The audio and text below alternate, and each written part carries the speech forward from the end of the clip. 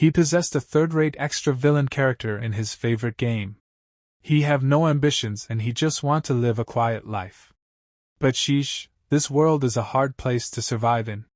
He will survive to the ending of this story, in a way the protagonist cannot. He will survive in the way of a third-rate villainous character. Back then, he could not even have imagined a future like this. As if it was not enough that he had to return to school at this age, he ended up fighting monsters. And who would have thought he would become friends with these little ones? This guy is the protagonist of this story, Taylor McClure. And he is a third-rate villain of this story. Originally, he was supposed to be a worthless nobody who did not even appear much in the story. But third-rate characters have their unique third-rate ways. He don't need anyone's understanding. In a way impossible for the protagonist, in the way of the third-rate villain. For the sake of reaching the end of this story, he must survive. And this manhwa name is the Extras Academy Survival Guide. So, then let's start the manhwa. In starting of this manhwa we see the ruffian son of a high-ranking noble family. Then we see the villain of this story, who is sitting in his room, and he is reading a letter. And now reigning over the academy like a king. And it is written in the letter, the sin of using imprudent profanity in the presence of the Honorable Princess Venia, the sin of wrongfully meddling in the Holy Sylvania Academy entrance exam, the sin of disregarding decency, and the sin of smearing the family name, blinded by jealousy, are all sins that cannot be taken lightly. And Rothstaylor is saying, in short, are they removing me from the family register? It feels like the god of fate is ridiculing me.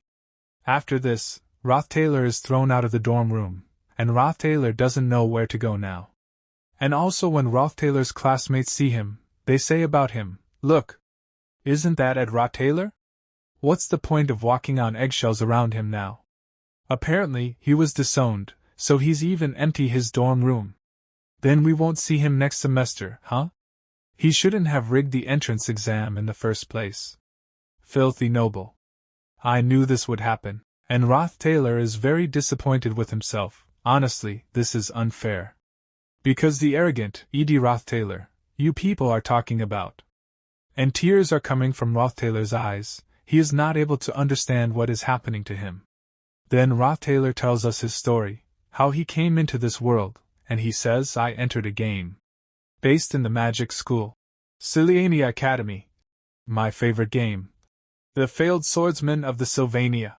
Usually, when you enter a game inside webtoons, you possess either the first son of a Chable, a genius ruffian young clan master, or a SSS rank hunter character who breaks the rules. Of all the possibilities, I'm a third-rate villain who gets kicked out of the dorms at the beginning of the game. I possess the worst of characters at the worst of timing. But nothing is going right with Rothstaylor. And in the middle of the way Rothstaylor is shouting, this isn't fair. You can't be serious. I've always lived a frugal and simple life without any greed. And Rothstaylor's classmates overhear his words, and one of them says, look at him. He's saying it's unfair after everything he has done. He's saying he's frugal and simple. That scumbag. And a girl says on Rothstaylor's face, shameless. And Rothstaylor becomes silent after listening to their words.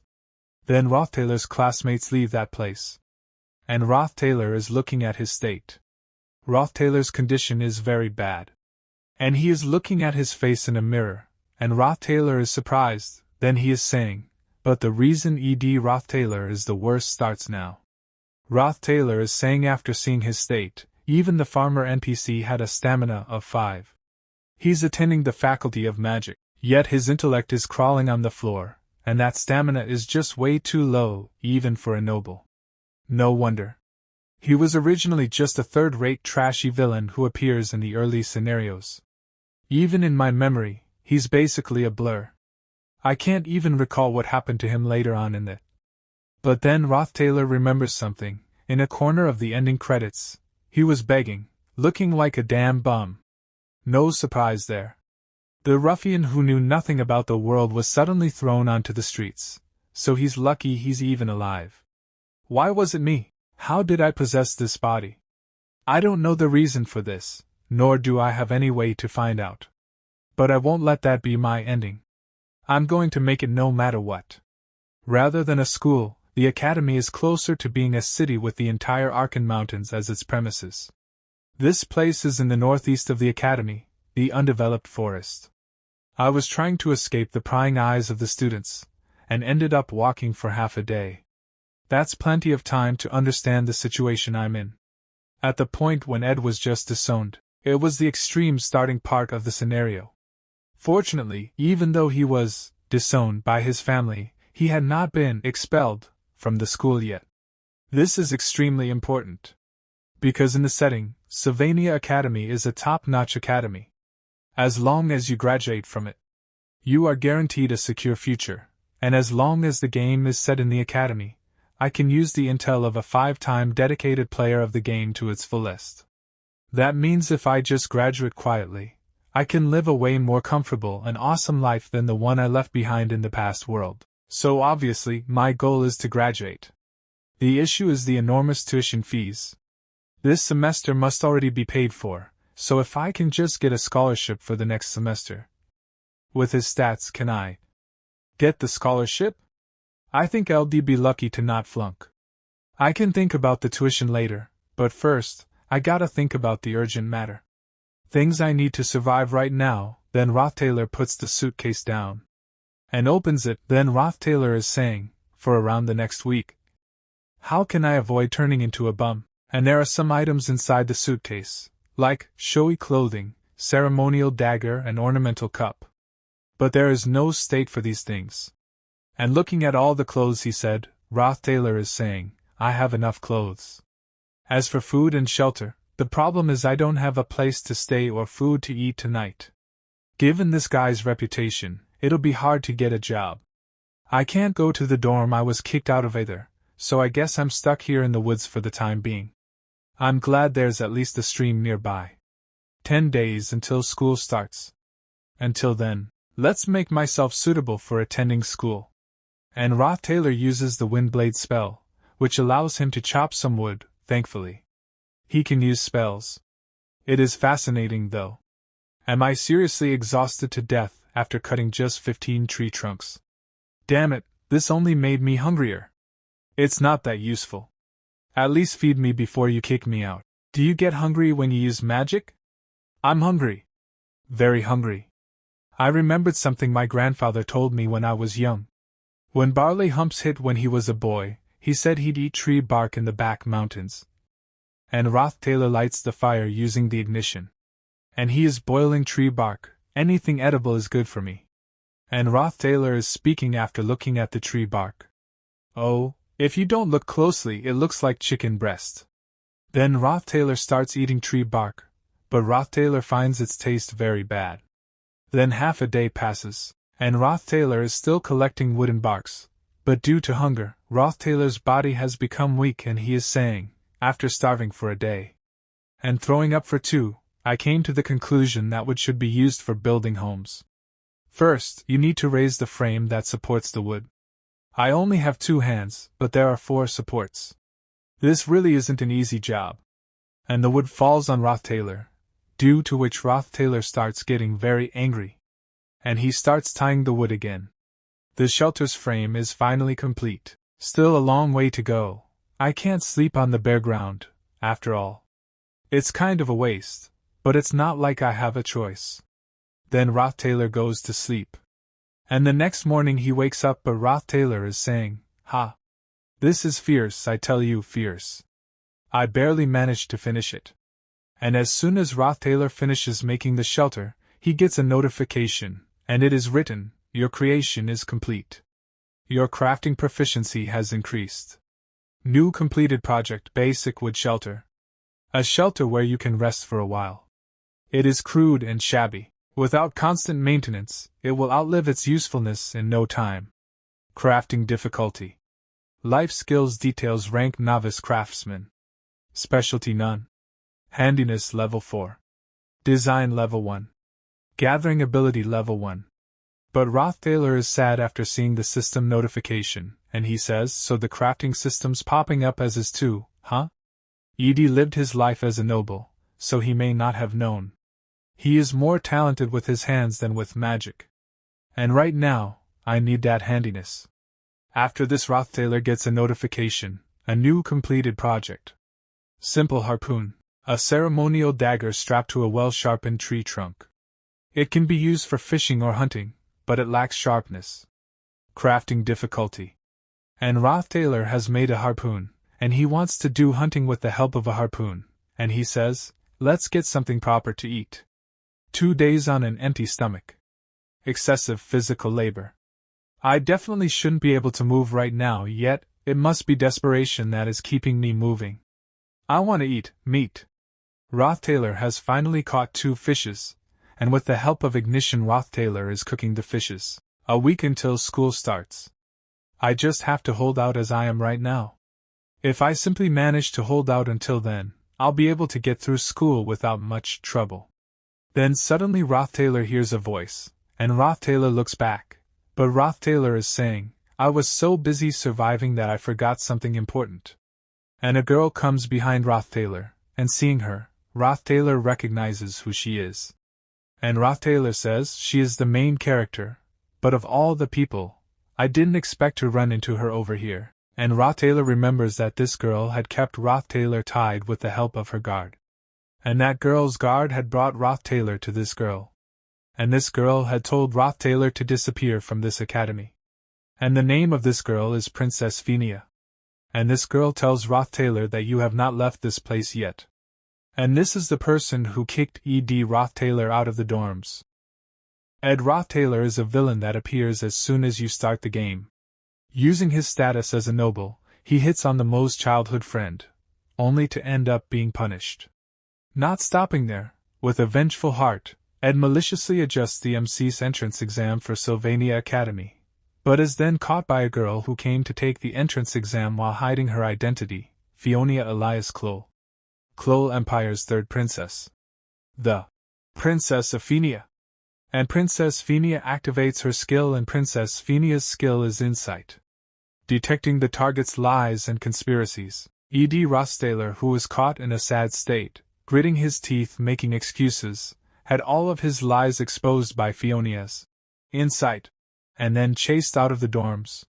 Everyone at the academy may hate Ed Rothstaylor, and Princess Phinia is saying to Rothstaylor, "What are you doing here?" But he met someone that you shouldn't meet the most. And Princess Phinia says, "You're saying that the academy isn't expelling you?" And Rothstaylor says, "It's just, I still am a student here. But I was still chased out of the dorms." And Princess Phinia says, "I'll keep my word short." Princess Phinia shouts at Rothstaylor asking him to leave this place, and she further says, "I can't stand to see a shameless person like you around this school. I will talk to them academic department and personally request your expulsion. For the crime of committing a dishonorable act as a student of the academy.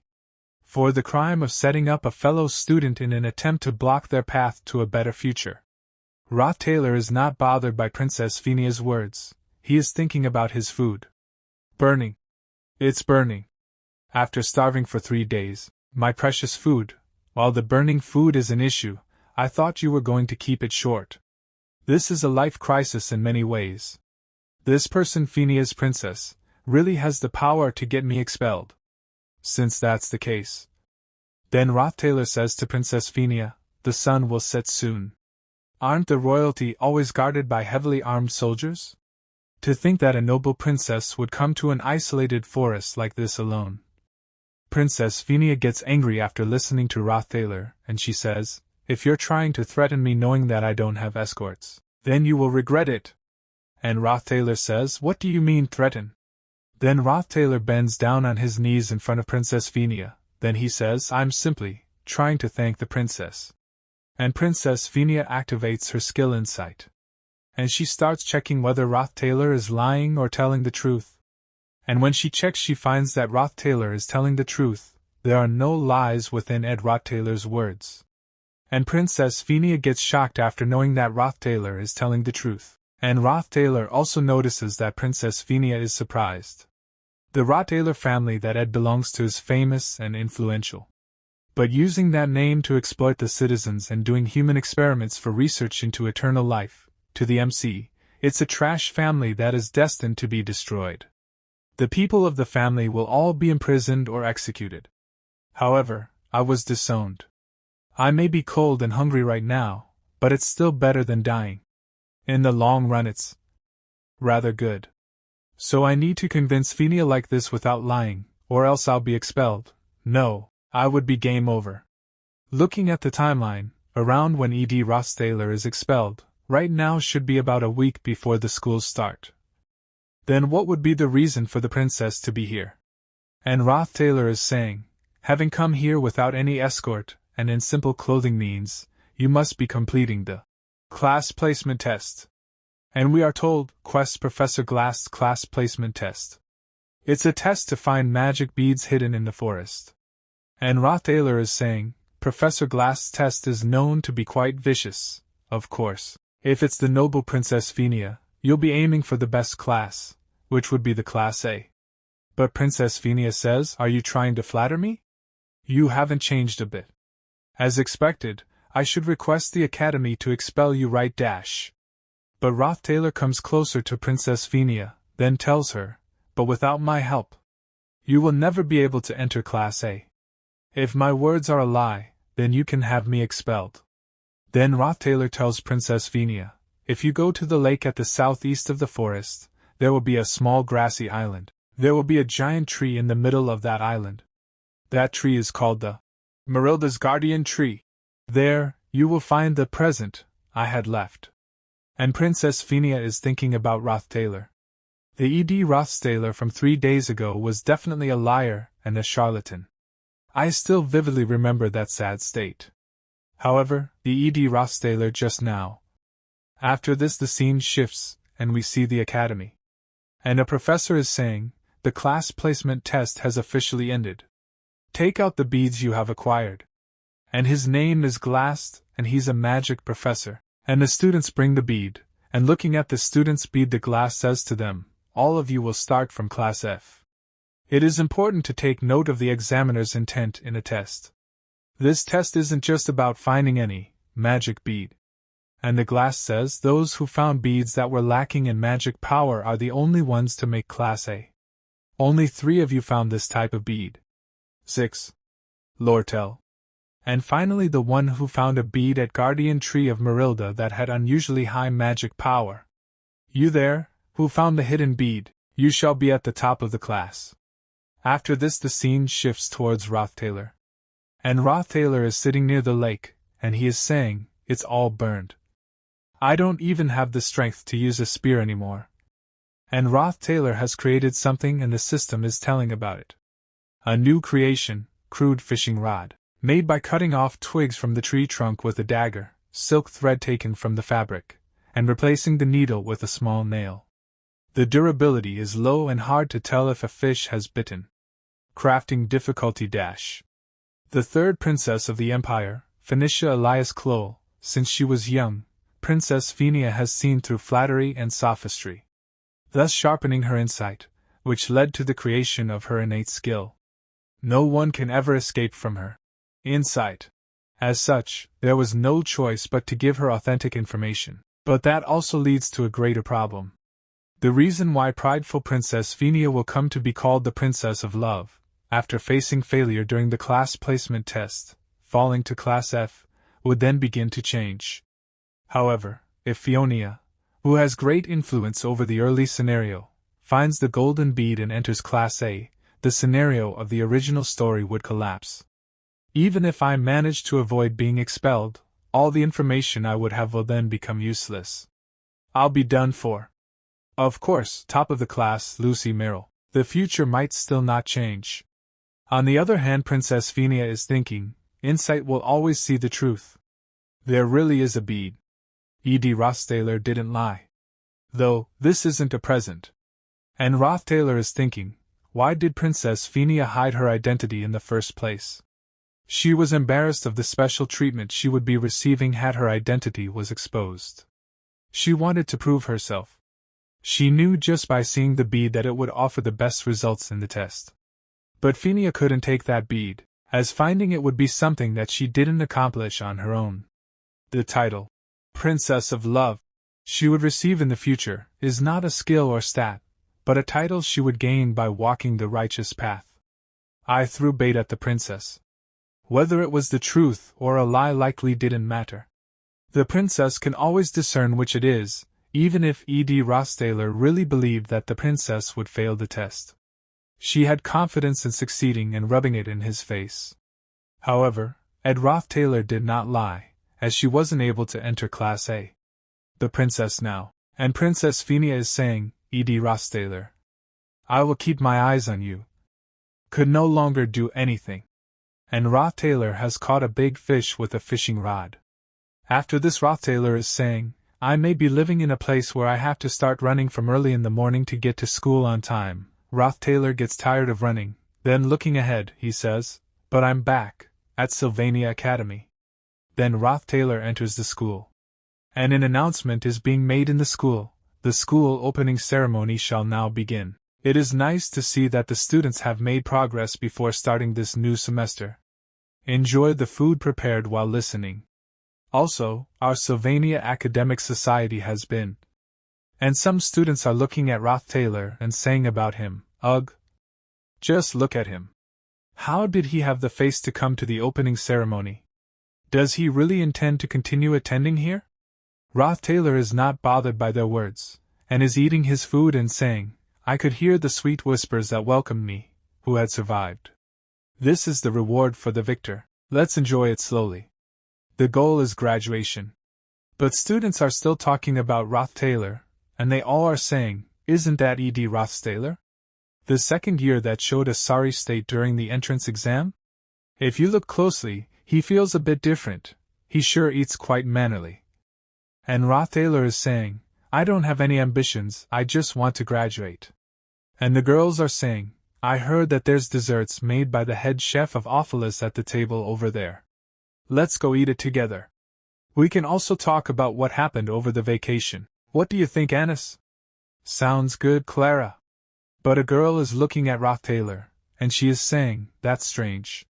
Somehow, he feels like a different person. And Rothstaylor is thinking, I wish for nothing to happen. After this, today's the first day of school at Sylvania. And in the class a professor is saying, it's a new semester, and I'm excited to see the students in a new, improved form and to see the work that has been done by Sylvania Academic Society. Rothstaylor is saying, however, on the very first day, I was almost expelled. I didn't expect Phinia to tell the dean about me. Though from the way that cranky old man is talking with a smile on his face, it doesn't look like she said anything bad.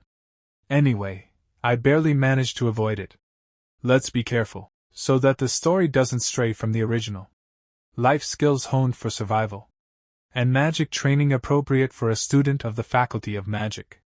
To get the best of the combination of the two, there's no better weapon than a bow. As my life skills become more proficient, and I become able to create good quality arrows, I'll be able to cast spirit or magic formulas to the arrows. Though of course, spirit formulas are outside the realm of my talent. And when Rothstaylor looks ahead, he gets surprised, because in front of him a girl is sitting under a tree, and the name of this girl is Janica Faylover. Second year, top of the class, genius spirit sorcerer. Then Janica also sees Rothstaylor, and Janica says to Rothstaylor, so you're the amusing guy Marilda was talking about. And Janica comes close to Rothstaylor, and starts asking him, Ed Rothstaylor, right? I'm Janica Faylover. I'm in my second year, same as you. You can call me Janica. And Rothstaylor is thinking, huh? When did she get all the way here? And Janica is smilingly saying to Rothstaylor, are you surprised? Because I know about you? You see, this forest is the territory of Marilda, a high-ranking spirit. I've heard a lot about you from her. Rothstaylor is surprised to hear Janica's words and he says, the master of this forest told you about me? Then Janica says to Rothstaylor, Marilda's kinda nosy. With her attention all over the place, it's obvious she'd know about an unwanted visitor, right? And Rothstaylor is thinking, unwanted visitor. I did kill a lot of them. I cut so many trees, too. And Janica starts coming closer to Rothstaylor, then she says, don't sweat the small stuff, it's the natural order of things for creatures in the forest to catch and eat each other. Marilda doesn't get bothered by something like that either. And Rothstaylor says, I guess even the huge wild wolf has a tender heart, huh? Rothstaylor turns his head to the other side, but Janica says smilingly, unexpected. Right. Janica further says, there's something I want to show you. Isn't it just cute and adorable? I signed a contract with him yesterday as soon as I saw him. Do you want to try touching him? And Janica moves her hand forward, and light is shining from her hand, seeing which Rothstaylor thinks, a contract? Is it a spirit? If I want to be friends with Janica, I just need to chime in at the right time, but… Rothstaylor tells Janica, I don't know what you mean. I don't see spirits. Or rather, I can't. And Janica gets shocked after hearing this, then she says, you can't see spirits? And Rothstaylor turns back, and starts leaving this place, and he says to Janica, yep. Anyway, I came here to get food, so I'll get going now. And Rothstaylor thinks, only by following the original storyline can I gain an informational advantage. Janica Failover, someone who holds significant importance in the original storyline, is someone I must never get close to. And Janica sees Rothstaylor going. She recalls Rothstaylor's words, then she says, it's just as you said, Marilda. He's a really fascinating guy. No matter how much I think about it, I think he really can see you. Who is he? Also, I tried so hard to be kind to him, but he just answers with yep. What's yep supposed to be? Well, it's not like we won't see each other again. I can just find out from now on, right? After this, Rothstaylor is telling, the distance between my shelter and the student area wasn't close at all. I barely make it in time, leaving at dawn and running at full speed. Just by commuting to school, I'm doing something ridiculous that increases my stats. If I want to win the scholarship, I'll have to study more diligently. I write on a stone slab using a burned stick and borrow books from the student library. On my way home, I wash my sweaty clothes for daily wear. You'd think I'm done for the day after that, but no. I have to check if I have enough firewood, drinking water, and jerky for tomorrow's lunch. I can only sleep for 4 hours because of this. But that's not what bothers me the most. Then Rothstaylor says to Janica, hey, how long are you going to keep following me? And Janica is surprised to hear this, and she says, huh? You knew? And Rothstaylor says, it'd be stranger if I didn't. Don't you know who I am? I'm Ed Rothstaylor. The worst hooligan to exist, Ed Rothstaylor. Why do you keep hanging around me? Then Janica tells Rothstaylor, well, that's other people's judgment of you, isn't it? I don't even know you yet. Rothstaylor gets a little surprised after hearing Janica's words, then he thinks, right. Janica Failover was this kind of character. She may look naive and dumb on the outside, but she's really independent-minded. However, knowing what's in store for her in the future, I just can't respond to her with a refreshing smile on my face. Because Janica Failover is the final boss of Act 1. She's the only character who smiles to Rothstaylor. I didn't want to go this far, but… And Rothstaylor is saying to himself, I'm a villain, I'm a villain. I'm a scumbag. Then Rothstaylor tells Janica, in that case, since destiny brought us together, can you do me a favor? Janica becomes happy after listening to Rothstaylor. Then Rothstaylor says to Janica, as you can see, I'm a mess. I've been disowned by my family, and I'm in a pinch. Can you give me some money? And when Janica hears this, she gets a huge shock. And Rothstaylor further says, I mean, it's not like I won't pay you back. That's what friends are for, right? I'm only borrowing it for a bit. How much do you have? Then Rothstaylor is telling, every year, Janica gets a scholarship for being the top of the class. But that doesn't just signify her excellence. Her background is so poor that without the scholarship, she can't enroll or advance to higher graduation in the school. The daughter in a small ranch, Janica. Her weakness is money. Janica is unable to say anything after listening to Rothstaylor, and so there is peace at this place for some time.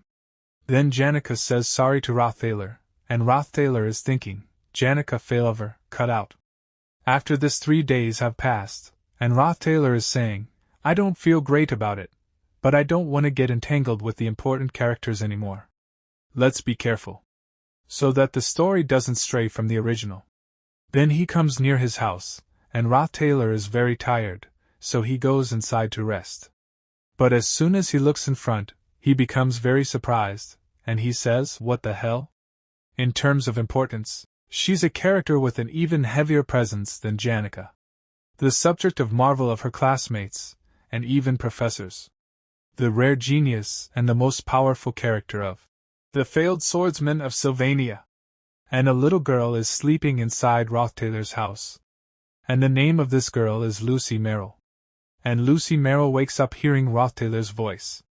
And Rothstaylor is thinking, why the hell is she sleeping here? What is she even doing in this mountain valley? Original storyline. Careful. Lucy Merrill says, "You're so loud that I can't sleep." And Rothstaylor is saying, "What should I do now?" And Lucy Merrill points a finger at Rothstaylor's back and says, "That wolf over there, which is as big as a house. It keeps talking to you." When Rothstaylor looks back, he is followed by a spirit wolf. And Lucy Merrill is telling Rothstaylor, "It's asking you to someday." And the spirit wolf says to Rothstaylor, "Save Janica at all costs." Then the next day, Rothstaylor is going towards the forest, and he is saying, "Lucy had only been at the camp for 2 days. Let's get to work. This won't lead to anything, right?" It didn't take me long to realize how complacent of a thought that was. After this the scene shifts, and we see that joint combat training is going on in the school. Joint combat training is literally a mock one-on-one combat exercise. To minimize the lethality as much as possible, the combat students mostly use fake weapons. Benevolent Princess Venia. Golden Daughter Lortel. Spirit Sorcerer Janica. Slothful Lucy. Wicked Clebius. All of them are doing joint combat training. And Rothstaylor continues saying, "I could go on, and the list wouldn't end." Even so, the most important person is the protagonist after all. Failing Swordsman Taylor. Is Taylor's match next? I already know the results, so I didn't pay much attention to the matches. Because the winners of the duels in the joint combat training episode were the first-year students, the same as the protagonist, Taylor. Except for exactly one person. Then suddenly Janica comes to Rothstaylor, and seeing her, Rothstaylor is thinking, "I can't believe she's running all happily to me after going through the pathetic experience of me asking her for money."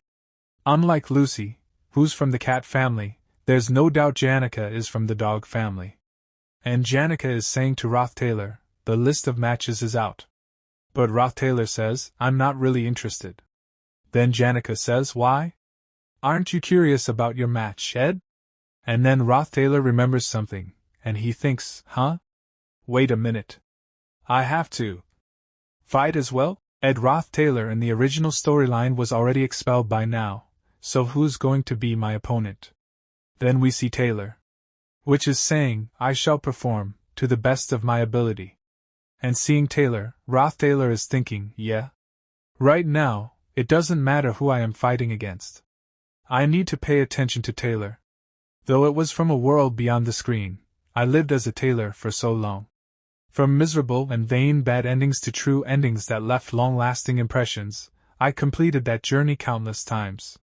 Among the countless routes, there wasn't a single route that wasn't arduous and difficult. I've already decided on taking care of my own life, but I'm cheering for you, Taylor. By the way. And then the announcement comes. I'm repeating the announcement. Lucy Merrill. Is there a student named Lucy Merrill? Please come up to the arena once you're ready for the practice match. Where did Lucy go? Then Lucy Merrill comes to the training ground, and seeing Lucy Merrill, Rothstaylor is thinking, ist year, top of the class. Lucy Merrill. Versus Taylor McClure. The protagonist of this world, born to be a swordsman, has never held a sword before in his life. Yet, with the first swing of his sword, he cuts through Lucy's lightning-quick magic. The spell she had thought would obviously hit was blocked, catching her off guard, as Taylor closed the distance. Surprised, Lucy hits him with a lightning strike, an intermediate-level lightning magic. Taylor is then completely overpowered by the reflexively cast magic spell, but Lucy is disqualified for using intermediate-level magic, earning Taylor the honor of being the first to defeat Lucy Merrill. It was a legendary scene. Then the referee starts the match. And Taylor goes ahead to attack first. And Lucy Merrill creates a shield to stop his attack. And she easily blocks his attack, and throws Taylor away with another attack. Due to which Taylor gets hurt a lot, and Janica is surprised to see this, but Rothstaylor already knows this. And Lucy Merrill is saying to Taylor, "Huh? It's already over? I guess you can't win against the top of the class, huh? No wonder. What's the point of running at a mage like her barehanded?"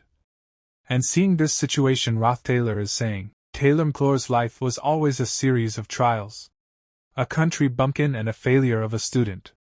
An underachiever who hadn't gotten a single decent grade since he started school. A failure that wasn't acknowledged by anyone. While everyone jumped to conclusions regarding the match, in an outright wicked situation where they pitted him, even in the midst of all this despair, Taylor never lost hope. "That's right, man. You can do it." And Taylor again goes ahead to attack Lucy Merrill. And Lucy Merrill is surprised that Taylor is coming again to attack her, while Taylor is injured. And Rothstaylor is smiling seeing this, and he is knowing what is going to happen now. And he says, and here, Lucy will use lightning magic. But Rothstaylor gets shocked, because Lucy Merrill has used wind magic to stop Taylor's attack.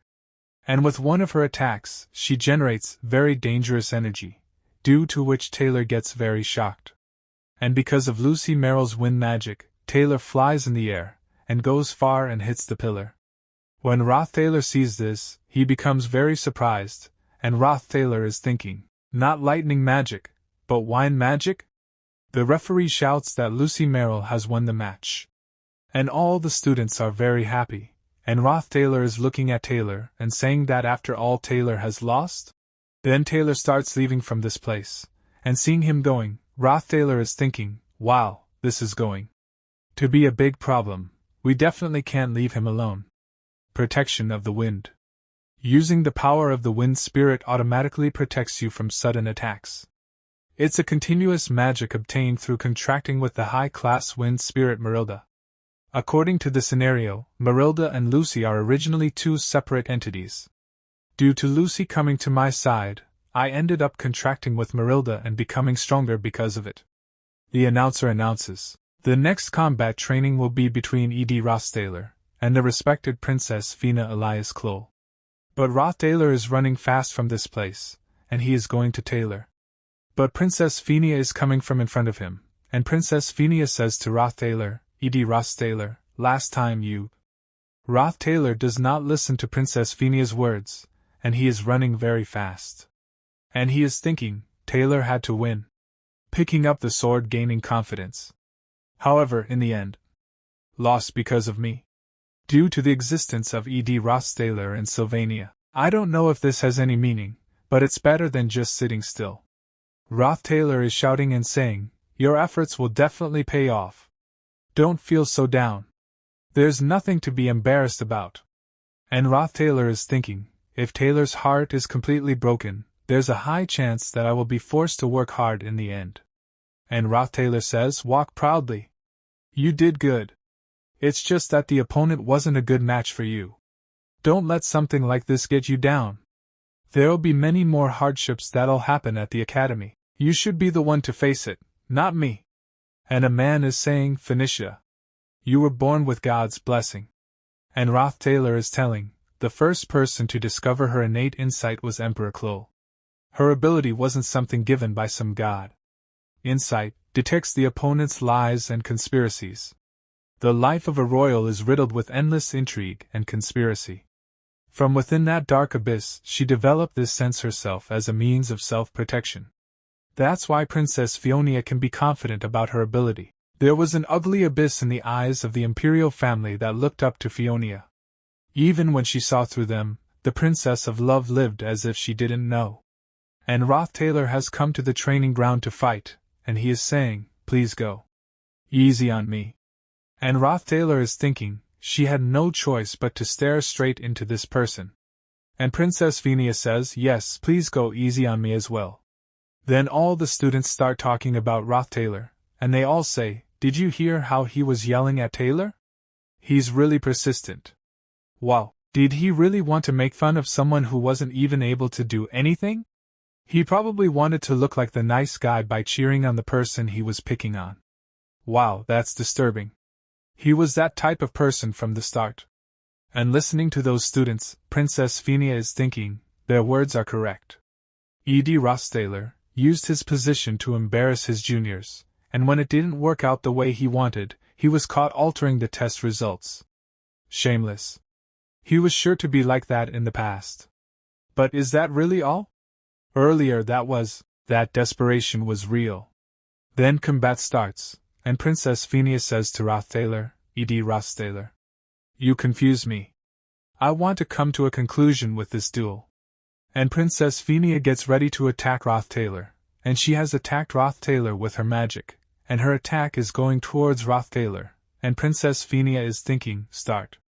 With 1. The magic that Rothstaylor can use is wind and fire. How will you react to this? Shaking off everything while exchanging moves, a dramatic battle as a finale, getting rid of that mysterious man from my heart. And Princess Phinia's attack hits Director Rothstaylor, and seeing this Princess Phinia gets very shocked, and Rothstaylor falls away, and he says that I give up. And hearing this, Princess Phinia becomes even more surprised that how can Rothstaylor accept defeat? And she's thinking, he didn't even block after seeing the trajectory of the water ball. Then because of Rothstaylor losing so quickly, all the students start saying, wow, what was that? He's worse than Taylor. He was acting all cool, but he got knocked out with just a hit. You were so cool, Princess Phinia. That was really refreshing. Then Rothstaylor tells Princess Phinia that it was a good fight. I learned a lot. And Princess Phinia is staring at Rothstaylor, and she is thinking, that man. Now that I think about it after coming to this stage, he hasn't made eye contact with me even once. He had no interest in this duel in the first place. After this, Rothstaylor is running fast, and he is thinking, is now really a time to be playing duel? When coming in contact with Princess Phinia, it's best to act carefully, not letting it affect the scenario, because Princess Phinia is an important person in this scenario. But the person more important than Princess Phinia is the MC of this world, Taylor. Where did that punk Taylor go? But then Princess Phinia comes running near Rothstaylor, and seeing her, Rothstaylor also gets surprised, and Rothstaylor says to Princess Phinia, what are you doing out here without any escorts? And Princess Phinia's face is sweating, but Princess Phinia is very angry at Rothstaylor, and Rothstaylor calms Princess Phinia down and says, I'm not sure what you're talking about. If you're talking about the duel, I learned a lot. But Princess Phinia gets very angry, and due to her anger Princess Phinia's face turns red. Then she says, what do you mean, I learned a lot? You didn't even intend to win in the first place. You were just thinking about how to quickly get off the stage. I'm already having a hard time keeping up with the class. But that fox-like merchant is only thinking about ways to take over the school, and Professor Glass's grumpiness isn't getting any better. All the while, the servants are always on about the ways of royalty.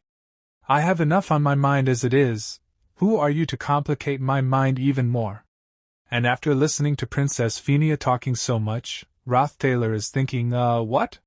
Did she really have this much pent-up frustration? Then Rothstaylor places his hands on Princess Phinia's shoulders, and Rothstaylor looks into Princess Phinia's eyes and says, Princess, take a deep breath and please calm down. There's no need for you to get so worked up. Breathe in and breathe out. And after some time Princess Phinia calms down, then she says, what happened just now, please forget about it. Then Rothstaylor says to Princess Phinia, I can go now. Right. And Princess Phinia is saying, that's right, I have a bad habit. I can just bluntly ask questions, but I feel like I'm constantly trying to guess and predict what's going on in their thoughts. It's probably due to living in the palace for so long. But Rothstaylor's ears start bleeding after listening to Princess Phinia's words. And he is thinking, first, let me go. I need to go find Taylor. And Princess Phinia further says, so I'll ask bluntly? You tried to cut off ties with your family because you know of their dark side, right? The reason you picked on Taylor is because you needed a reason to be expelled from the family. And listening to Princess Phinia, Rothstaylor is thinking, that's pretty sharp deduction, Although it's mostly wrong, the thought of the Rothstaylor family having a dark side was correct. Then Rothstaylor tells Princess Phinia, "No. I don't know what you're talking about." And Rothstaylor is thinking, that's something you will look into far off in the future. It's too early right now. But Princess Phinia is getting very angry, and she is saying, there's no way I'm wrong. It doesn't make sense logically. Then, just what were those words you yelled at Taylor? Why are you cheering on and supporting the person you were trying to get expelled? Did you never have a dislike for Taylor in the first place? And Rothstaylor thinks those are some sharp questions. So what?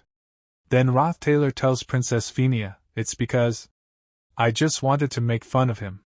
You know, since everyone hates me. If I cheer Taylor on, people might see me in a different light. Something like that. And Princess Phinia is getting angry, and she is saying, anyone can tell that you're lying. Look into my eyes and tell me straight. And Princess Phinia figures out, with the help of her insight skills, that Rothstaylor is lying, and Rothstaylor is saying that I am telling the truth. But this is false, due to which Princess Phinia becomes more angry. And Rothstaylor is thinking, she probably doesn't have evidence yet. And fire is coming out of Princess Phinia's mouth like a dragon. And Rothstaylor is thinking, above all, going with the original scenario is my only hope. And after some time Princess Phinia's anger calms down, then she says, phew. Fine. I can't say anything as of now since I don't have evidence. You can go. Rothstaylor is surprised to hear Princess Phinia's words. Then Princess Phinia asks Rothstaylor to leave and she says, you've been staring at the door from the start. You have something urgent to take care of, right? Then Rothstaylor thanks Princess Phinia and starts leaving this place, and he is thinking, this is the first time Phinia showed this side of hers. As someone who will affect the early scenario, she's already involved with so many people and events enough to give me a headache. It's probably my fault for being a new addition to the scenario. And Rothstaylor, while leaving, says to Princess Phinia, how could my burdens compare to the burden the princess carries? It might be a bit out offline, but you look really worn out.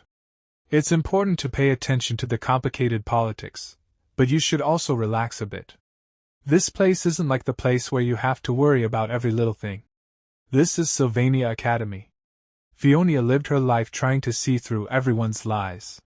But that was the first time someone else saw right through her.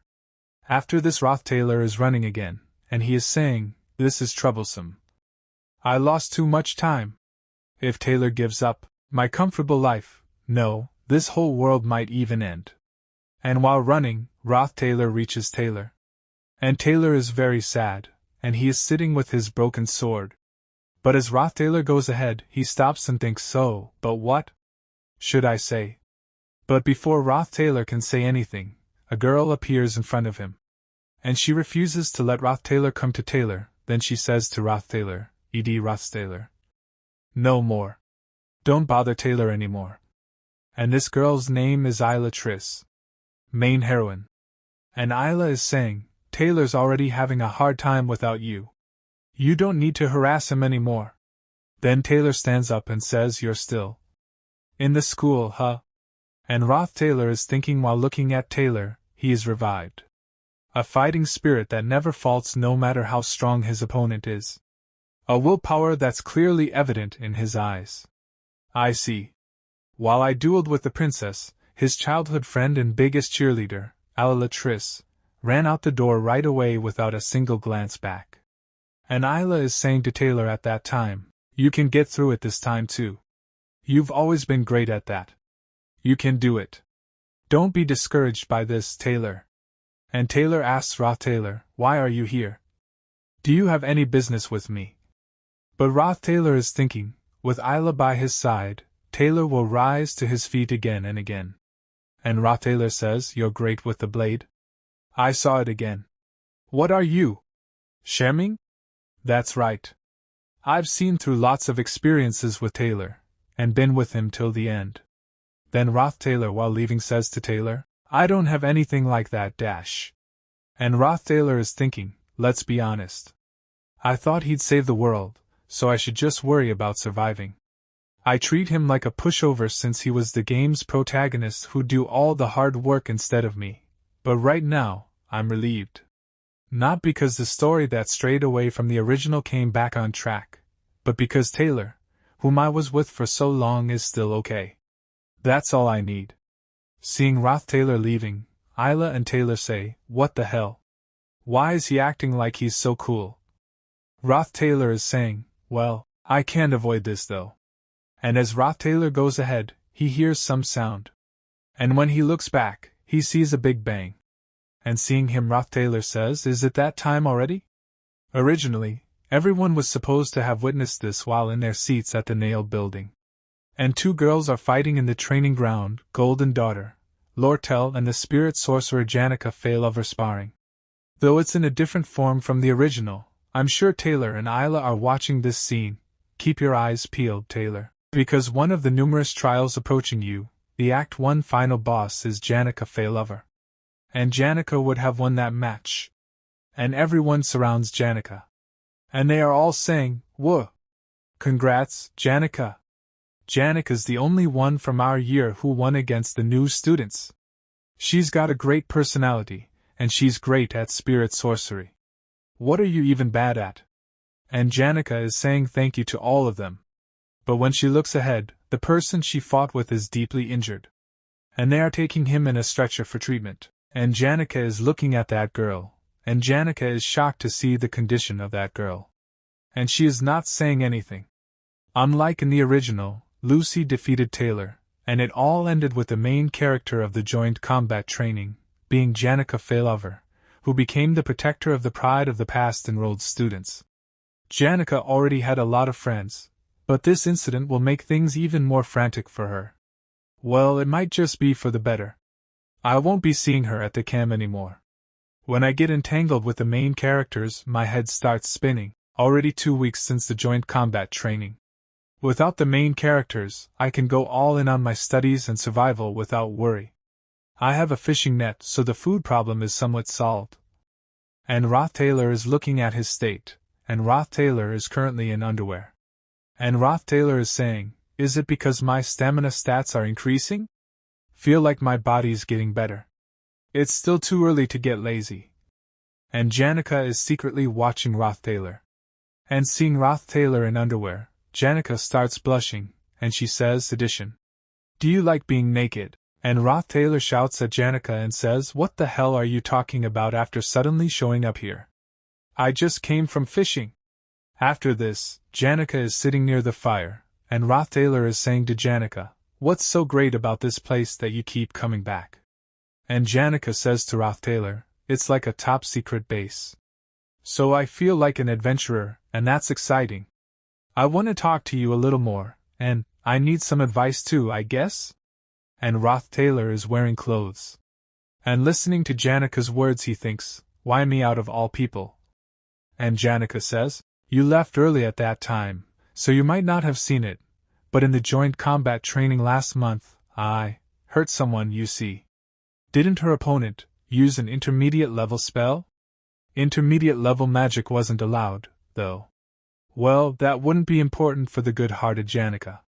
Then Janica says, "I keep trying to forget it, but maybe I did overdo it. I can't get rid of the thought that I overreacted. Should I apologize to her? Though my friends will stop me saying she did wrong first." And Rothstaylor tells Janica, "Then does that. If you think you're right." The lovely and bubbly second-year student, Janica, was a treasure to everyone, precious in every way. So if she ever felt guilty or self-critical, everyone would come forward to encourage her and take her side. But Janica knew that it's nice when someone has your back no matter what, but that doesn't erase the wrongs that were done. That's probably why she came to me. Then Janica says, "As expected of you, Addition. You never take my side unconditionally." And Rothstaylor says, "I can't help it if that offends you." And Janica says, "HM? No. You're misunderstanding. I don't feel offended at all." And Janica is thinking, that wasn't the type of guy he was last year. Janica may be the bubbly, smiley girl, but she was just as observant as the next person. Even when he asked for money during hard times, he didn't show the desperation that people usually have in such a predicament. This boy was indirectly telling her not to come close. But those sides of Ed, in fact, I find it reassuring. I wish everyone in the world was like you. Edition staying with me is a strange comfort. The next day. This is serious trouble. The Failed Swordsman of Sylvania is called a masterpiece, but very few people have seen its ending. Newbies especially encounter several bad endings early on. For example, if you save a girl during an ambush by kobolds in the class placement test, you will witness the secret of the Golden Daughter. She then sends someone to kidnap Taylor, and just like that, bad ending 3 Taylor has been assassinated. In the monster slaying practice episode, if you skip the childhood friend Isla and form a unit with the Golden Daughter, bad ending 7 Isla has fallen off a cliff to her death. That's because Taylor was supposed to rescue Isla, who had fallen off the cliff. If you protect the Golden Daughter from the fire spirit Tarkan, summoned by Janica, bad ending 3 Taylor has burned to death. Then someone says to Rothstaylor, Sr., can you not hear me? As soon as Rothstaylor hears this sound, he thinks, I must run. But that girl comes in front of Rothstaylor. And Rothstaylor looks at that girl and says, how long are you going to keep following me? Then the girl says, I didn't think you'd grit your teeth and ignore me for so long. And Rothstaylor is thinking, of course, I'm going to grit my teeth and ignore you. Isn't that obvious?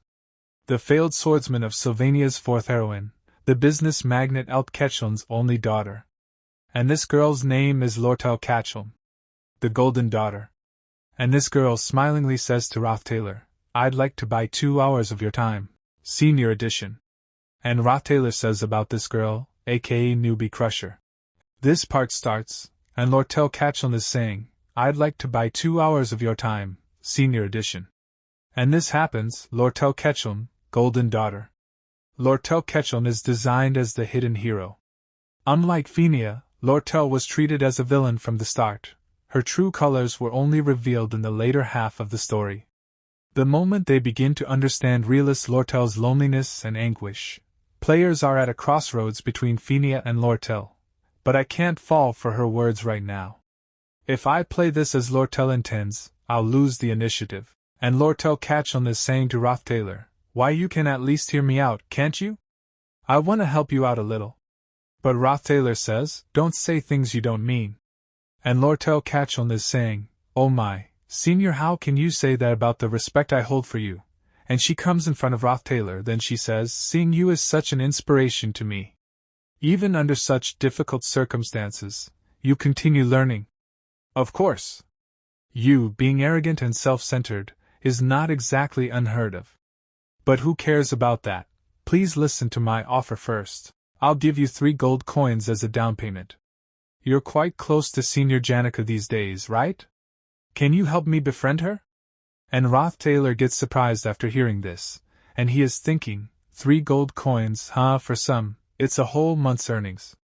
But then Rothstaylor asks Lortel Kachelm, does the great Golden Daughter buy connections with money as well? And Lortel Kachelm says, keep it for now. You see, I'm aware that, the more people on my side, the better.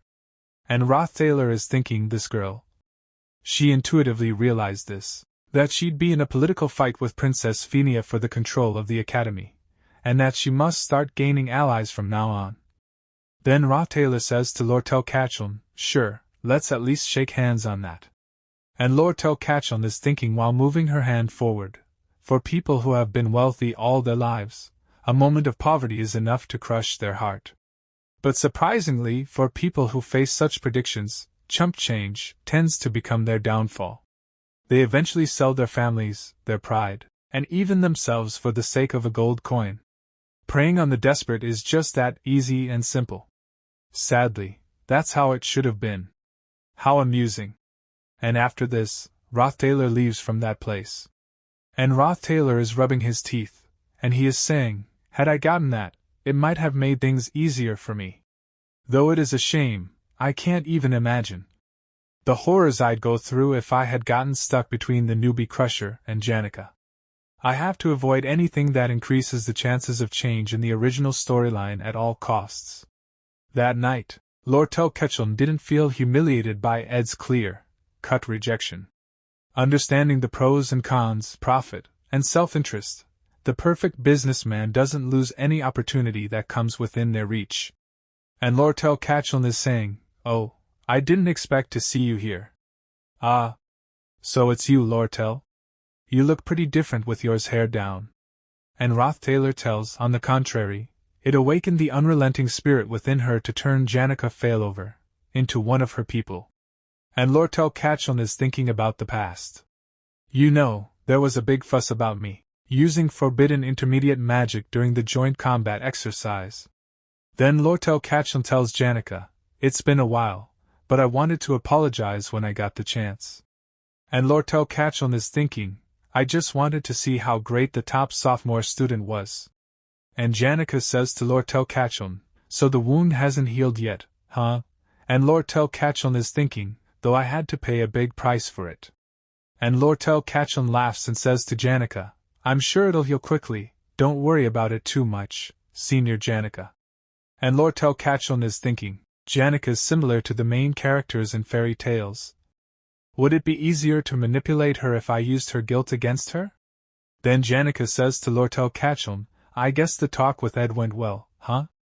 And Lortel Ketchum gets surprised after hearing this, then she says, "What are you suddenly talking about?" And Janica says smilingly, "I tell them to restrain themselves when it comes to personal matters, but the spirits sure love chatting.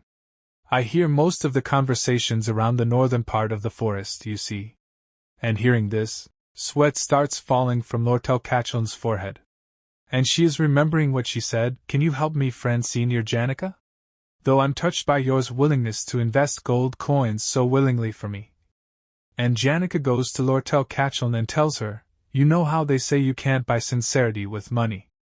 And Lortel Ketchum is remembering, "To me, Ed's approach is a bit more moving, you know?" Then Janica laughs and says, "Did I act too smug about myself? It's my first time being a senior, so I might have been boosted a little. This is embarrassing." And Janica is thinking, "I'm gonna need to modify my evaluation of her." Then Janica says while leaving, "I'll get going now. It takes a lot of preparation to form a contract with a high-ranked spirit, you see. I've been getting a lot more support lately, so I have to work even harder." And Lortel Ketchum is thinking, is Janica Failover similar to the main characters in fairy tales? I got that wrong. And Janica is saying, "All right, Lortel. A person who's oblivious about the ways of the world? Absolutely not." And Janica tells Lortel Ketchum, "I'm sorry about the other day. You were pretty hurt because of me, weren't you?" And she is thinking, despite being completely aware of the dark side of the world, then Janica says, "I hope you get better soon." And Lortel Ketchum thinks she's a person who maintains her cheerful personality. And Janica leaves from that place.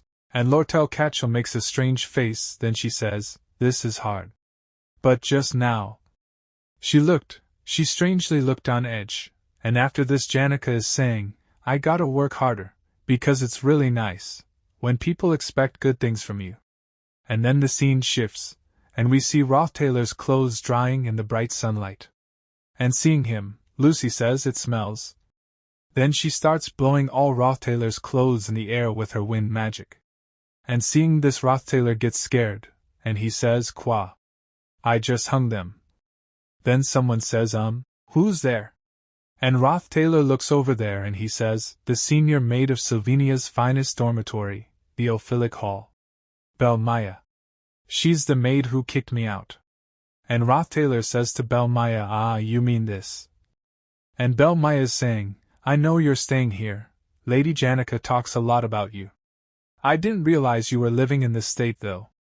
I'm glad to see it's been a good change for you." And Rothstaylor's face falls after listening to Belle Maya's words, then he says, "Belle's words fell on deaf ears, and my gaze kept going there. Opheli's Hall's maids are an elite group of women who perform all household chores to perfection, including the feeding the students. Inside the basket must be the finest ingredients that this elite maid gathered from the forest. That's high-grade information on foraging that I can't get from books. Let's see. The event where Belle Maya could impact the main plot." And Belle Maya tells Rothstaylor, "You don't need to be so respectful. You can talk down to me as you had while residing in Aalis. And Rothstaylor says, no thanks. And Maya gets surprised after hearing this. And Rothstaylor further says, how could I talk down to a maid who's always working so hard? And Rothstaylor is thinking, there isn't a single event where Maya had a direct impact on the main plot. And Rothstaylor makes a cute face and says about that. Basket. And Rothstaylor is thinking, then I guess there shouldn't be a problem with us, extras, becoming friends. And Rothstaylor gets a notification from the system, and it says, you heard about the explanation of various edible berries, mushrooms, and herbs from Maya. Your creation is complete. Your crafting proficiency has increased. Newly finished product, fish farming net, installation. You've tied the net properly, secured it to a branch, and set it up so that it won't collapse in the flowing stream. Your catch might be able to survive for a few days. Crafting difficulty. 2 stars. Then Rothstaylor is saying, I have plenty of meat and fish. My dietary needs are almost solved. Then Rothstaylor lights the fire with the help of ignition. Then Rothstaylor gets a notification, fire magic. Ignition, level 10. Wind magic wind blade, level 10. And looking at her, Rothstaylor is saying, I still have only 2 basic spells, but I used them so many damn times that I had reached my aimed proficiency of level IO without even knowing. Then Rothstaylor gets another notification by the system, a newly finished product. Herbal tea. Herbal tea made from the herbs Maya told you it smells good. Crafting difficulty. And Rothstaylor is saying, using it while chopping firewood or cooking increases your survival rate drastically.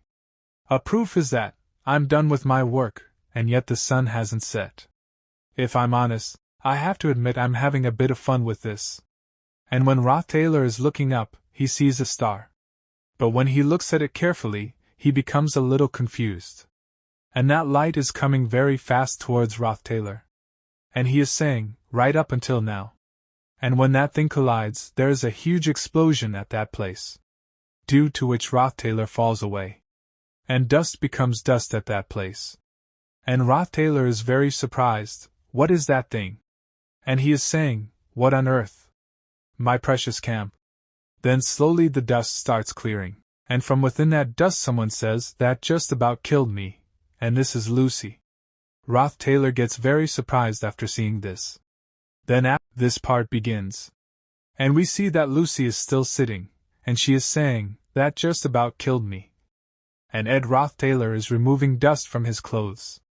And he is saying, just about killed you. And Rothstaylor is thinking, she's the world's most powerful mage. Who could have?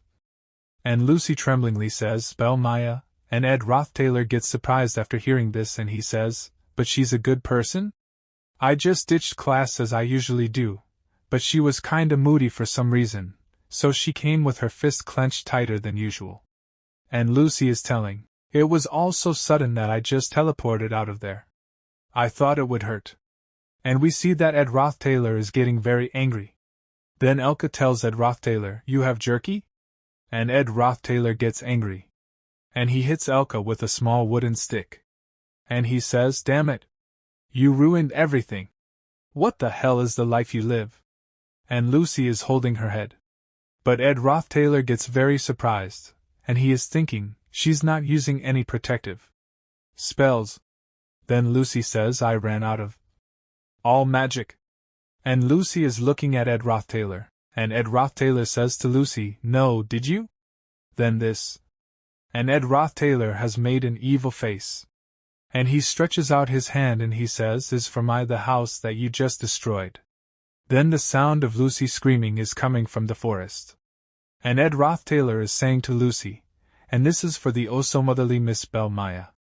After this, Rothstaylor is saying, I need a sturdier house. Let's build a house out of real wood. With my life as busy as it is, it's a huge plus for me to gain all the knowledge I want during my visits to the library. Materials for planning and other necessities.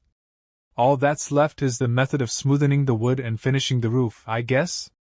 Then someone says to Rothstaylor, it's closing time. You're studying really hard.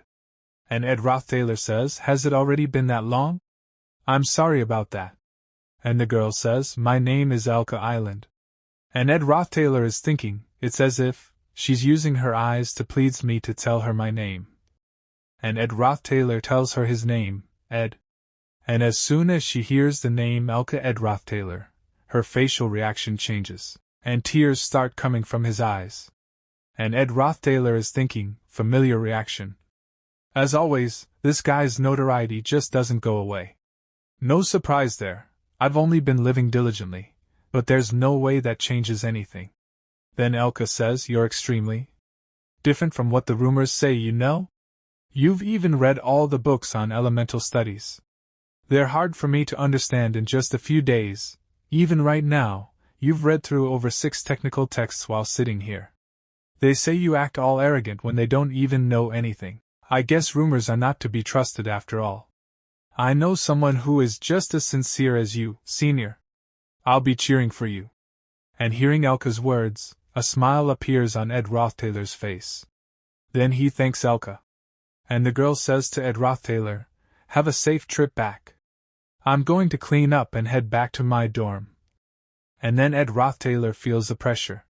And he is wondering, what is this thing? And we see that Elka is also feeling that pressure. And she too is very surprised. And many books are about to fall on him. Then we see that a magic circle has formed over the entire school. And from that magic circle an energy is spreading over the school. Then we see temporary camp in front of the student center. Thanks to the main character, Taylor, and his friends' efforts, many students gathered at the camp. It had been 2 hours since the unprecedented disaster. And a girl is saying, "I saw it in a book on spirit magic. That's a summoning rune to summon the highest ranked spirit of darkness, Glaskin." And the princess is saying, "That's bad news, because there's only one person with a high enough spirit connection level to summon that many spirits. It's highly likely our enemy is the one who went berserk due to the spirit of darkness, the year 2 top student." And everyone is surprised to hear the princess's words. And then someone says, "It's unfortunate, but this is not the time for this. If Aalis right, then the barrier around the students will merely buy some time. If Glaskin is summoned, there will be more casualties. We need to head inside the student center." Captain of the Royal Guard Claire says, "People outside the barrier will notice in no time. If the Imperial Guard and the professors deal with it, it'll soon." Faculty of Alchemy Year 1, Elvira Aniston says, "If it's the spirit of darkness, its barrier must be tough. We must solve this from the inside." Principal Abel is out of town as well. If everyone here joins hands, I bet we could even take down a high-rank spirit, don't you think? Then we see another boy who is very scared and he says, "I'm against it. We'll get through those intermediate-level spirits and subdue the spirit boss as well. You're going to enter the building and take down Janica?" But that's not all. There's high-rank spirits inside. 2 of them, at that. High-rank berserk fire spirit, Tarkan, and high-rank spirit of darkness, Velocipher. That's suicide. I'm not going.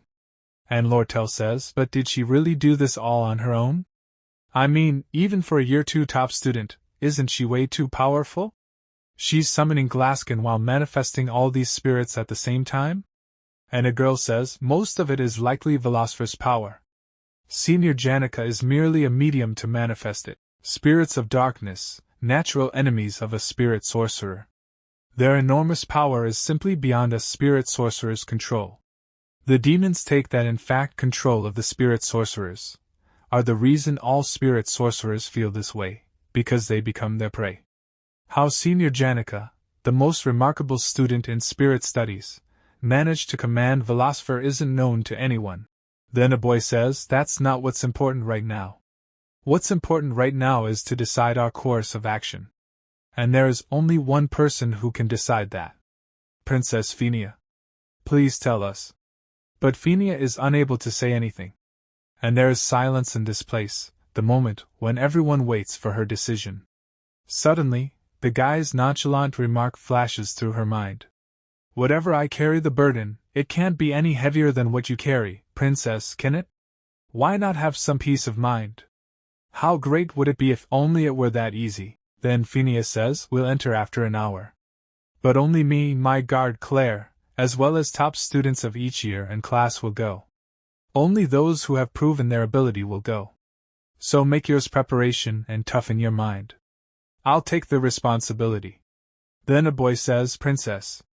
We're done assessing the resident employees of the teaching area. The Audrey Hall and Potion Archives are in the middle of a strike. It's unlikely they'll join us. And Phineas says, so we're the only ones who can take any proper action. And the boy says, there's no other students aside from that. But then someone says there is one. I'm on my way from the library. In the student library, there's a friend of mine, an apprentice librarian, and a sophomore student in there. And seeing that girl, Phineas says to her, apprentice? What's their name? And the girl says, Elka Island. And on hearing this, Jix becomes very angry. And he says to that girl, Elka? Did you just say Elka? And the girl says, we're in the apprentice librarian class together, learning how to manage grimoires. But Jix says, damn it. I have to rescue her right now. Elka's powerless to defend herself. But all Phineas and Lortel stop Jix. And Lortel says, calm down, Jix. The student library is really far away. Right now, subduing the cause of this problem, Senior Janica, comes first. And Phineas says, that's right, Jix. She also said there's a sophomore student in the student library, didn't she? How about we believe in that student for now? You definitely said there's another student there, right? But the girl is very scared and is unable to say anything. Then Jix catches the girl and says to her, what are you hiding? Tell me right now. And the girl fearfully tells Ed Rothstaylor's name, and Jix gets very angry after hearing Ed Rothstaylor's name. And his eyes start turning red. And the girl cries and says, I'm sorry. He was sitting there all the way till really late in the night. I was annoyed, so I left it to Elka. All of you know what kind of guy he is, don't you? And after listening to the girl's words, all of them start imagining Ed Rothstaylor. And the girl further explains Elka doesn't care about rumors like that, so. And a boy is saying, that shameless guy and the apprentice are stuck in the library all alone. Then we see Jix, who is getting very angry. And Phineas is trying to calm him down. Then she appears in front of him, asking him to stop. Then we see that energy is still coming out from that magic circle. Then Phineas says, how about you? Have some faith in him. And on hearing this they all become very shocked. And Lortel is also not saying anything. But Jix gets very angry and moves forward very fast. And we also see the spirits. And Jix is thinking, if he touches so much as a hair of Elka's, and Jix is moving forward, eliminating those spirits. And he's thinking, I'm going beat you to a pulp. Then Jix starts remembering about his past. The term rags to riches isn't nearly enough to describe how miraculous the existence of Jix, the spear of grass, is. Judging from its size, it's an adult male. Considering the state of the surrounding tree barks, it seems like it was just here. Got him. The grasslands in the north of the empire. A land of savagery, where not even the voice of an empire can reach. A world where, at the end of the day, you have to check your own neck to make sure it's still attached. Jix was a descendant of the nomadic people who roamed around that land. By the time he came of age, he'd already been separated from his family. He had no idea about when he was abandoned, why he was abandoned, or if he would ever be able to return to his herd. He learned how to behead a deer before learning how to read. Before learning how to buy goods, he mastered how to procure supplies from corpses on the roadside. Needless to say, that's the guy from the northern grasslands, right? He's a descendant of those barbarians? Rumor has it that they even eat human flesh. The life of a beast. And at that time someone had asked Jix his name. And that was Elka. And Jix had told Elka his name. And Elka was talking to him smilingly. And she was saying, you're like a wolf walking on two legs. That's when he realized. A life spent endlessly roaming the vast northern prairies. Scavenging for carcasses on the side of the road, sleeping with the moon as his roof, this boy was a wolf pup who was abandoned by his pack. The whole time, I lived such a lonely life. The day he met his first companion in life, Jix suddenly understood the feeling of loneliness. Elka and her father welcomed me into their family. Chasing after the fast-paced life of civilization, the savage life became a distant memory at some point, and the wolf pup became a man. But if it was for the sake of protecting her, I would gladly become a beast again. I've heard rumors about that Rothstaylor guy, so I know. He cheated on the test, insulted the princess, and harassed one of his juniors. And Jix is running towards Elka. And as soon as he looks ahead, there is Ed Rothstaylor in front of him. And Ed Rothstaylor is asking Jix, who is he? So Jix grabs Ed Rothstaylor's collar and says to her, Elka. Where's Elka? Why are you here right now? First, tell me where Elka is. And Ed Rothstaylor tells him. But Jix throws the milk at Ed Rothstaylor. And he is going running. And he opens the door and he says, Elka, are you okay? And he sees in front that Elka is lying on a table. And seeing her safe and sound, Jix takes a sigh of relief. He was very nervous. Then he is thinking, come to think of it, these are all bookcases that'd be hard for a fully grown man to lift. Yet they're placed around Elka as if they're trying to protect her. Blackout curtains to block the berserk spirit's vision, blackout curtains to block the berserk spirit's vision. Then when Jix looks at the board, a message is written on it. When you wake up, don't panic and stay here. Everything will probably be solved before dawn, so stay calm, block the entrance, and don't provoke the spirits. Think of your safety at all costs, don't act rashly. And after reading that message, Jix is thinking, someone protected Elka. Blood, this isn't Elka's. This, despite being wounded himself, didn't even care for his body, and went so far as to protect Elka. This belongs to Ed Rothstaylor. But why? On Earth. Then Ed Rothstaylor is saying, seriously. I was so close. 3 hours ago. And many books were falling on Elka, and the box was also about to fall. But Ed Rothstaylor had saved Elka. And he was thinking, thankfully I do little bit of strength training on a regular basis. And the episode's progressing faster than I expected, judging by the summoning rune. It's the start of the Glaskin showdown. I'm sure Taylor will take care of it. I shouldn't even be looking at a place like that which is full of the storyline's key characters. Because I can't let the future change. Even so, time is gold and I can't afford to sit idly. In a little while, the berserk low-rank spirits will come swarming.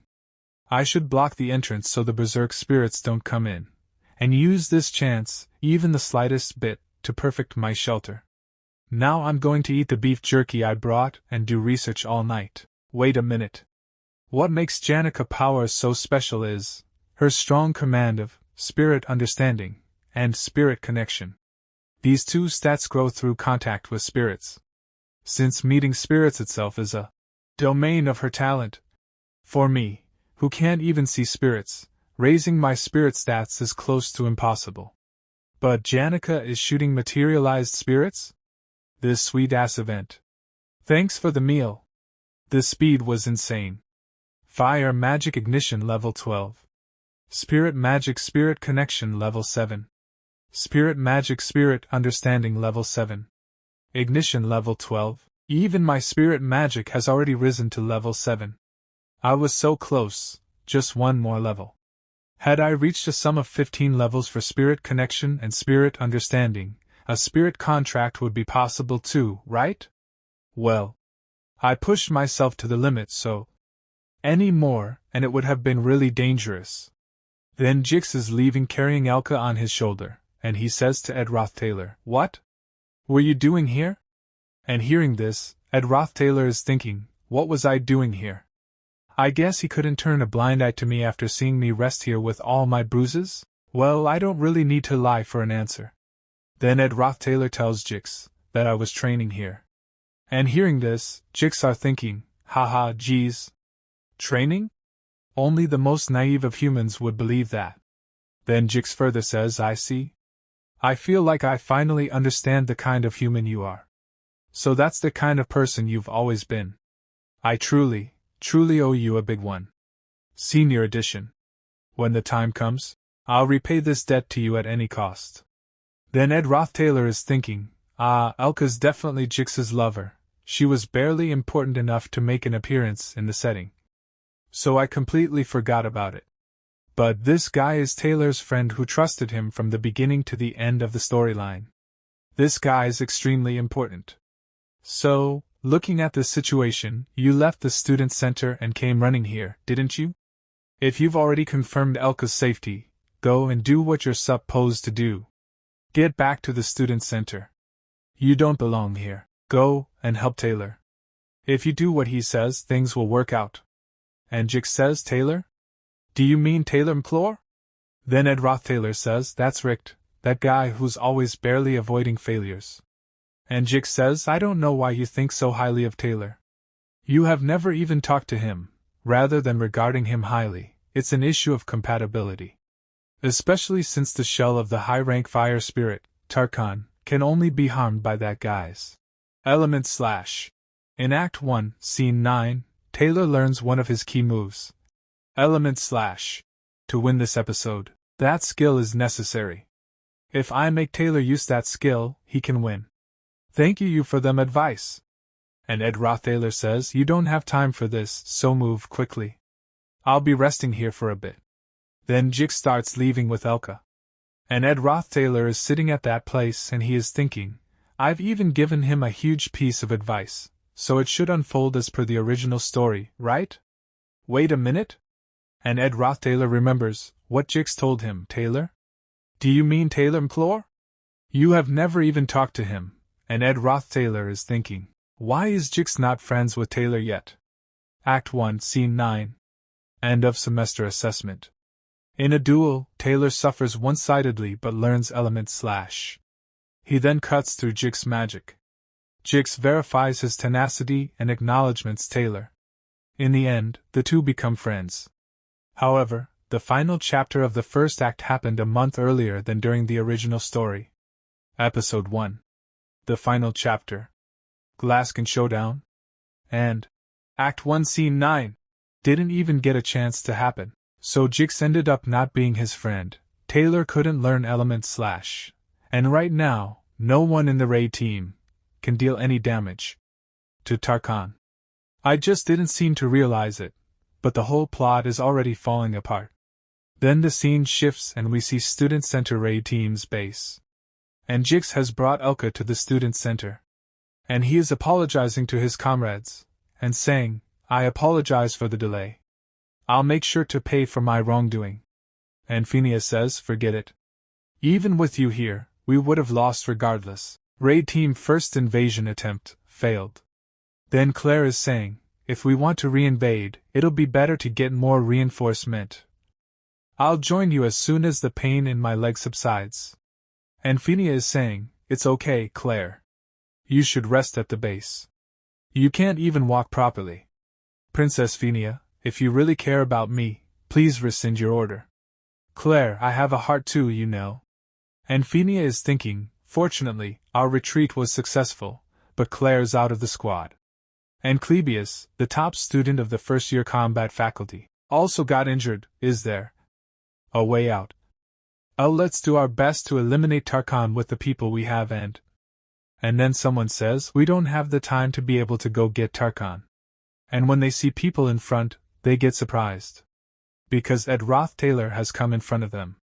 And he is saying, judging from the summoning ritual's progress, that thing will be complete in no time. This is the last thing I wanted to do, but I have no choice. Let's split the raid team in two. I'll take charge of one side. From now on, I'll intervene in the storyline.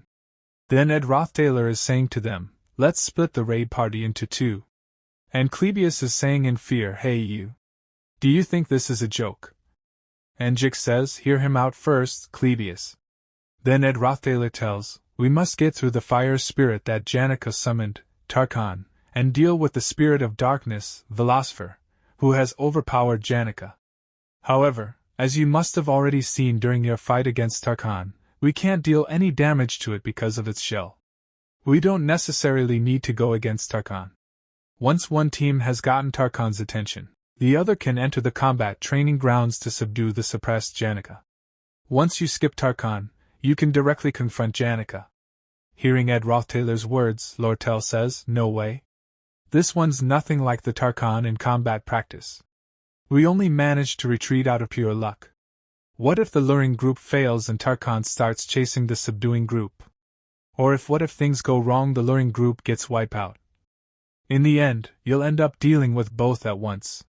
It's too big a risk. And Ed Rothstaylor tells him, you can only weigh the risks when you have other options, Lortel. The most important objective in the end is to take down Janica. That way, Tarkan will be powerless too. Then Jig says the problem is, who's going to be in the luring group? And Lortel says, isn't that just picking out people who want to commit suicide? And Taylor raises his hand and he says, I'll do it. But Ed Rothstaylor tells him, no. Don't act up and get back there. You're definitely going to be in the group that enters the combat training grounds. But Taylor is saying, I'm quick. I don't know how long I can run for, but if someone has to do it, it should be me. And Ed Rothstaylor is speaking to him, it seems you're mistaken. We're not picking out sacrificial lambs. We don't have to split exactly in half either. Clebius and Lortel are enough. With me included, we three will lure Tarkan. And hearing this, Clebius gets nervous and says, why me? I don't want to die. And Lortel says, I must respectfully decline. And Ed Rothstaylor is saying, believe me, there's a way. The way to bind Tarkan's feet is to.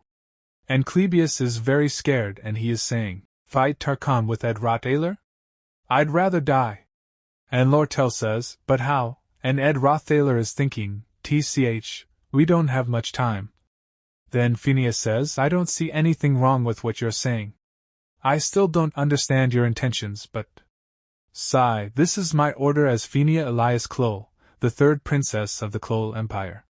We'll divide the raid party into two groups.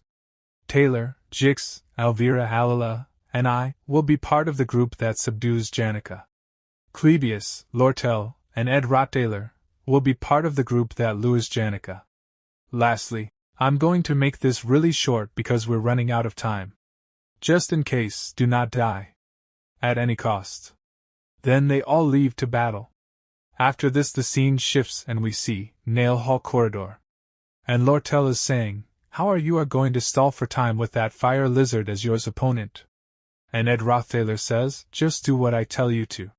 If things go according to plan, we'll definitely win. And Ed Rothstaylor says to Clebius, don't worry, Clebius.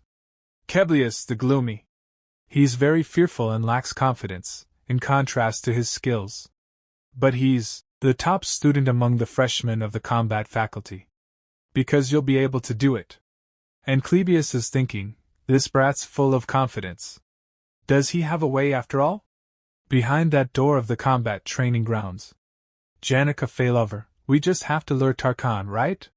I was convinced by the princess' firm attitude and came all the way here, but since I'm not alone, I might even be able to muster some courage. But as soon as he goes ahead, he becomes very nervous.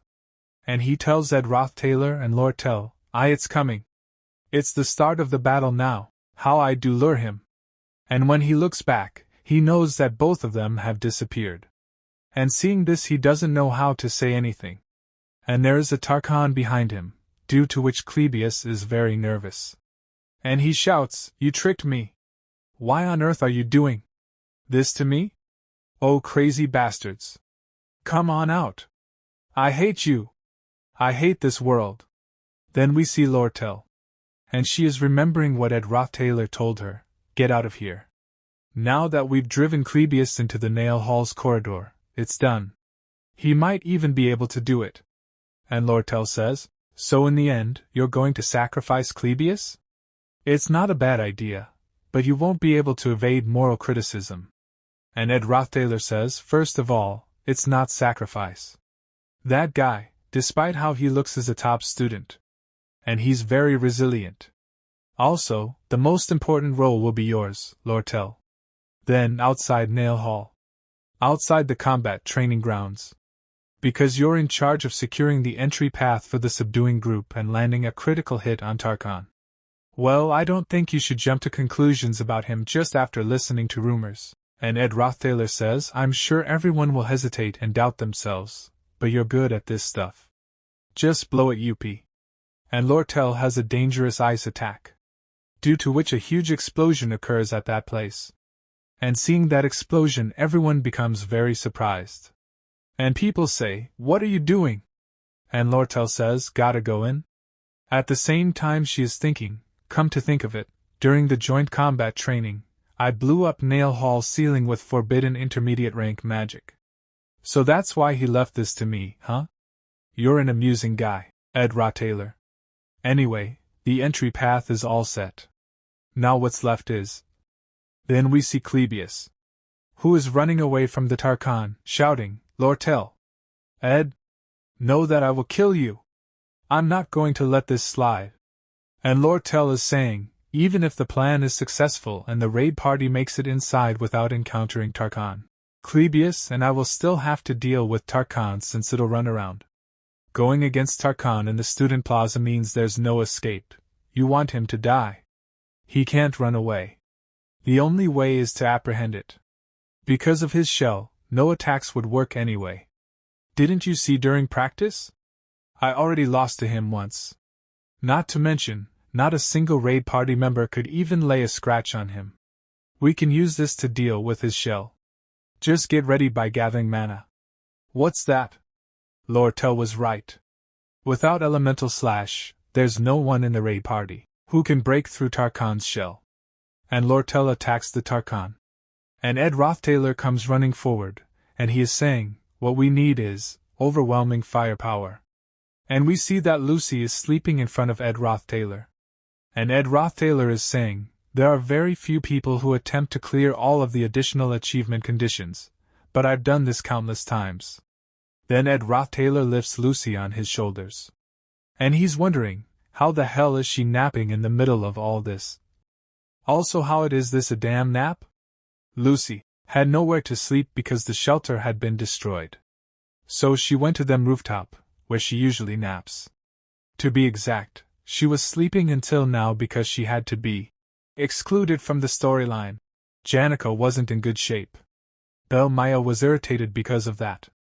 So Lucy runs away, uses up all her magic, and falls asleep. Though, it was probably a tool in the game to exclude this overpowered person from the scenario. And then Lucy's eyes open. She smells something, and she's like, beef jerky. I smell beef jerky, and Ed Rothstaylor has taken out beef jerky. Then Ed Rothstaylor puts beef jerky in Lucy's mouth. And Ed Rothstaylor is ready to throw Lucy away. And he is saying, right now, she doesn't have the privilege of being picky right now. The target's the flaming fire lizard. Will I get the distance right? There's no need to worry. I did this a lot in the military. And Ed Rothstaylor throws Lucy towards the Tarkan.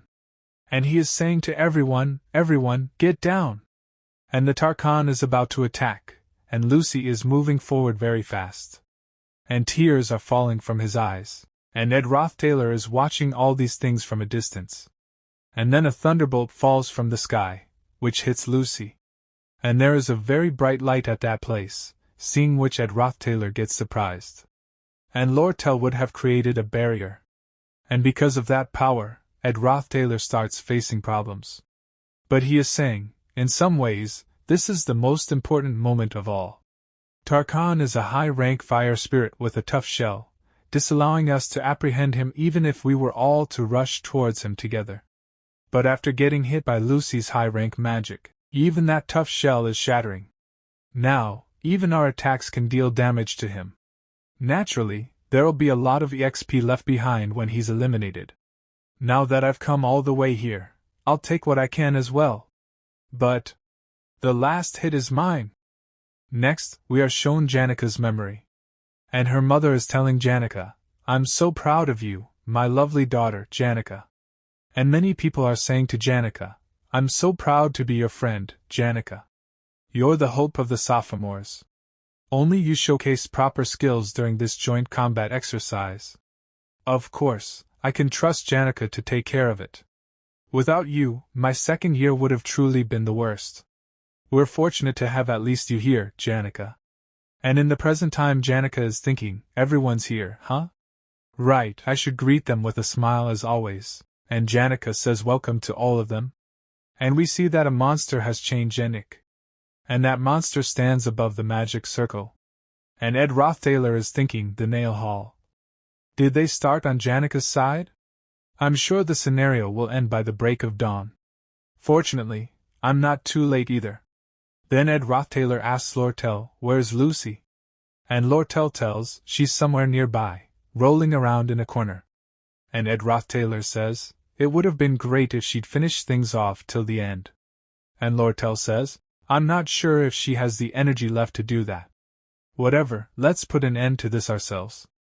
We were planning to do that as well, but I used all of my magic to propel 2 chasing ice spears at him, but he's still holding out.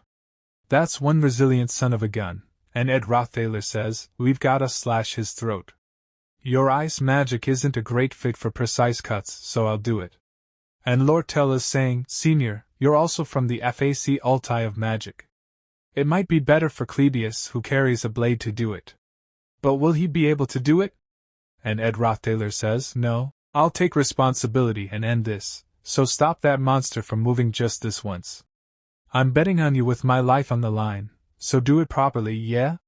And after listening to Ed Rothstaylor, Lortel says things like, I'll take responsibility so you do it. And, I'm betting on you with my life on the line. It's really easy for you to say stuff like that.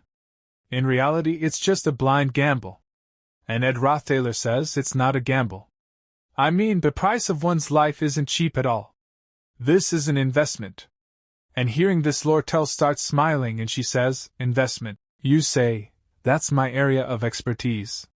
I like you more than that princess who's acting like a monarch all because she's of the royal bloodline. You put your life on the line for me, so I'll put mine on the line for you too. Here I go. Then Ed Rothstaylor moves forward towards the Tarkhan, and Clebius is very tired now, and he is saying, whatever. I can't do this anymore. And Ed Rothstaylor is saying, this guy and I are both at the end of our ropes. Despite that, T understand Clebius, who's completely friend. And Ed Rothstaylor goes closer to the Tarkhan to attack, and he is saying, not yet. I have to get even closer. But then there is a huge noise. And a huge hand starts coming out from the sky, seeing which everyone gets surprised. And Ed Rothstaylor is thinking that's Glaskin's right-hand man.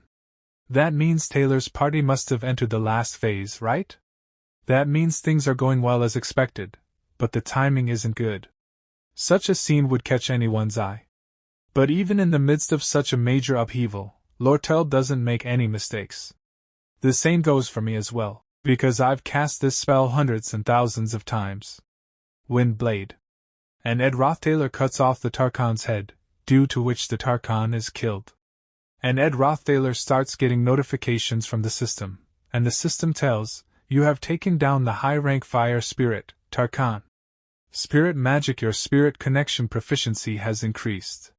Spirit magic, your spirit understanding proficiency has increased. Spirit magic, your spirit connection proficiency has increased.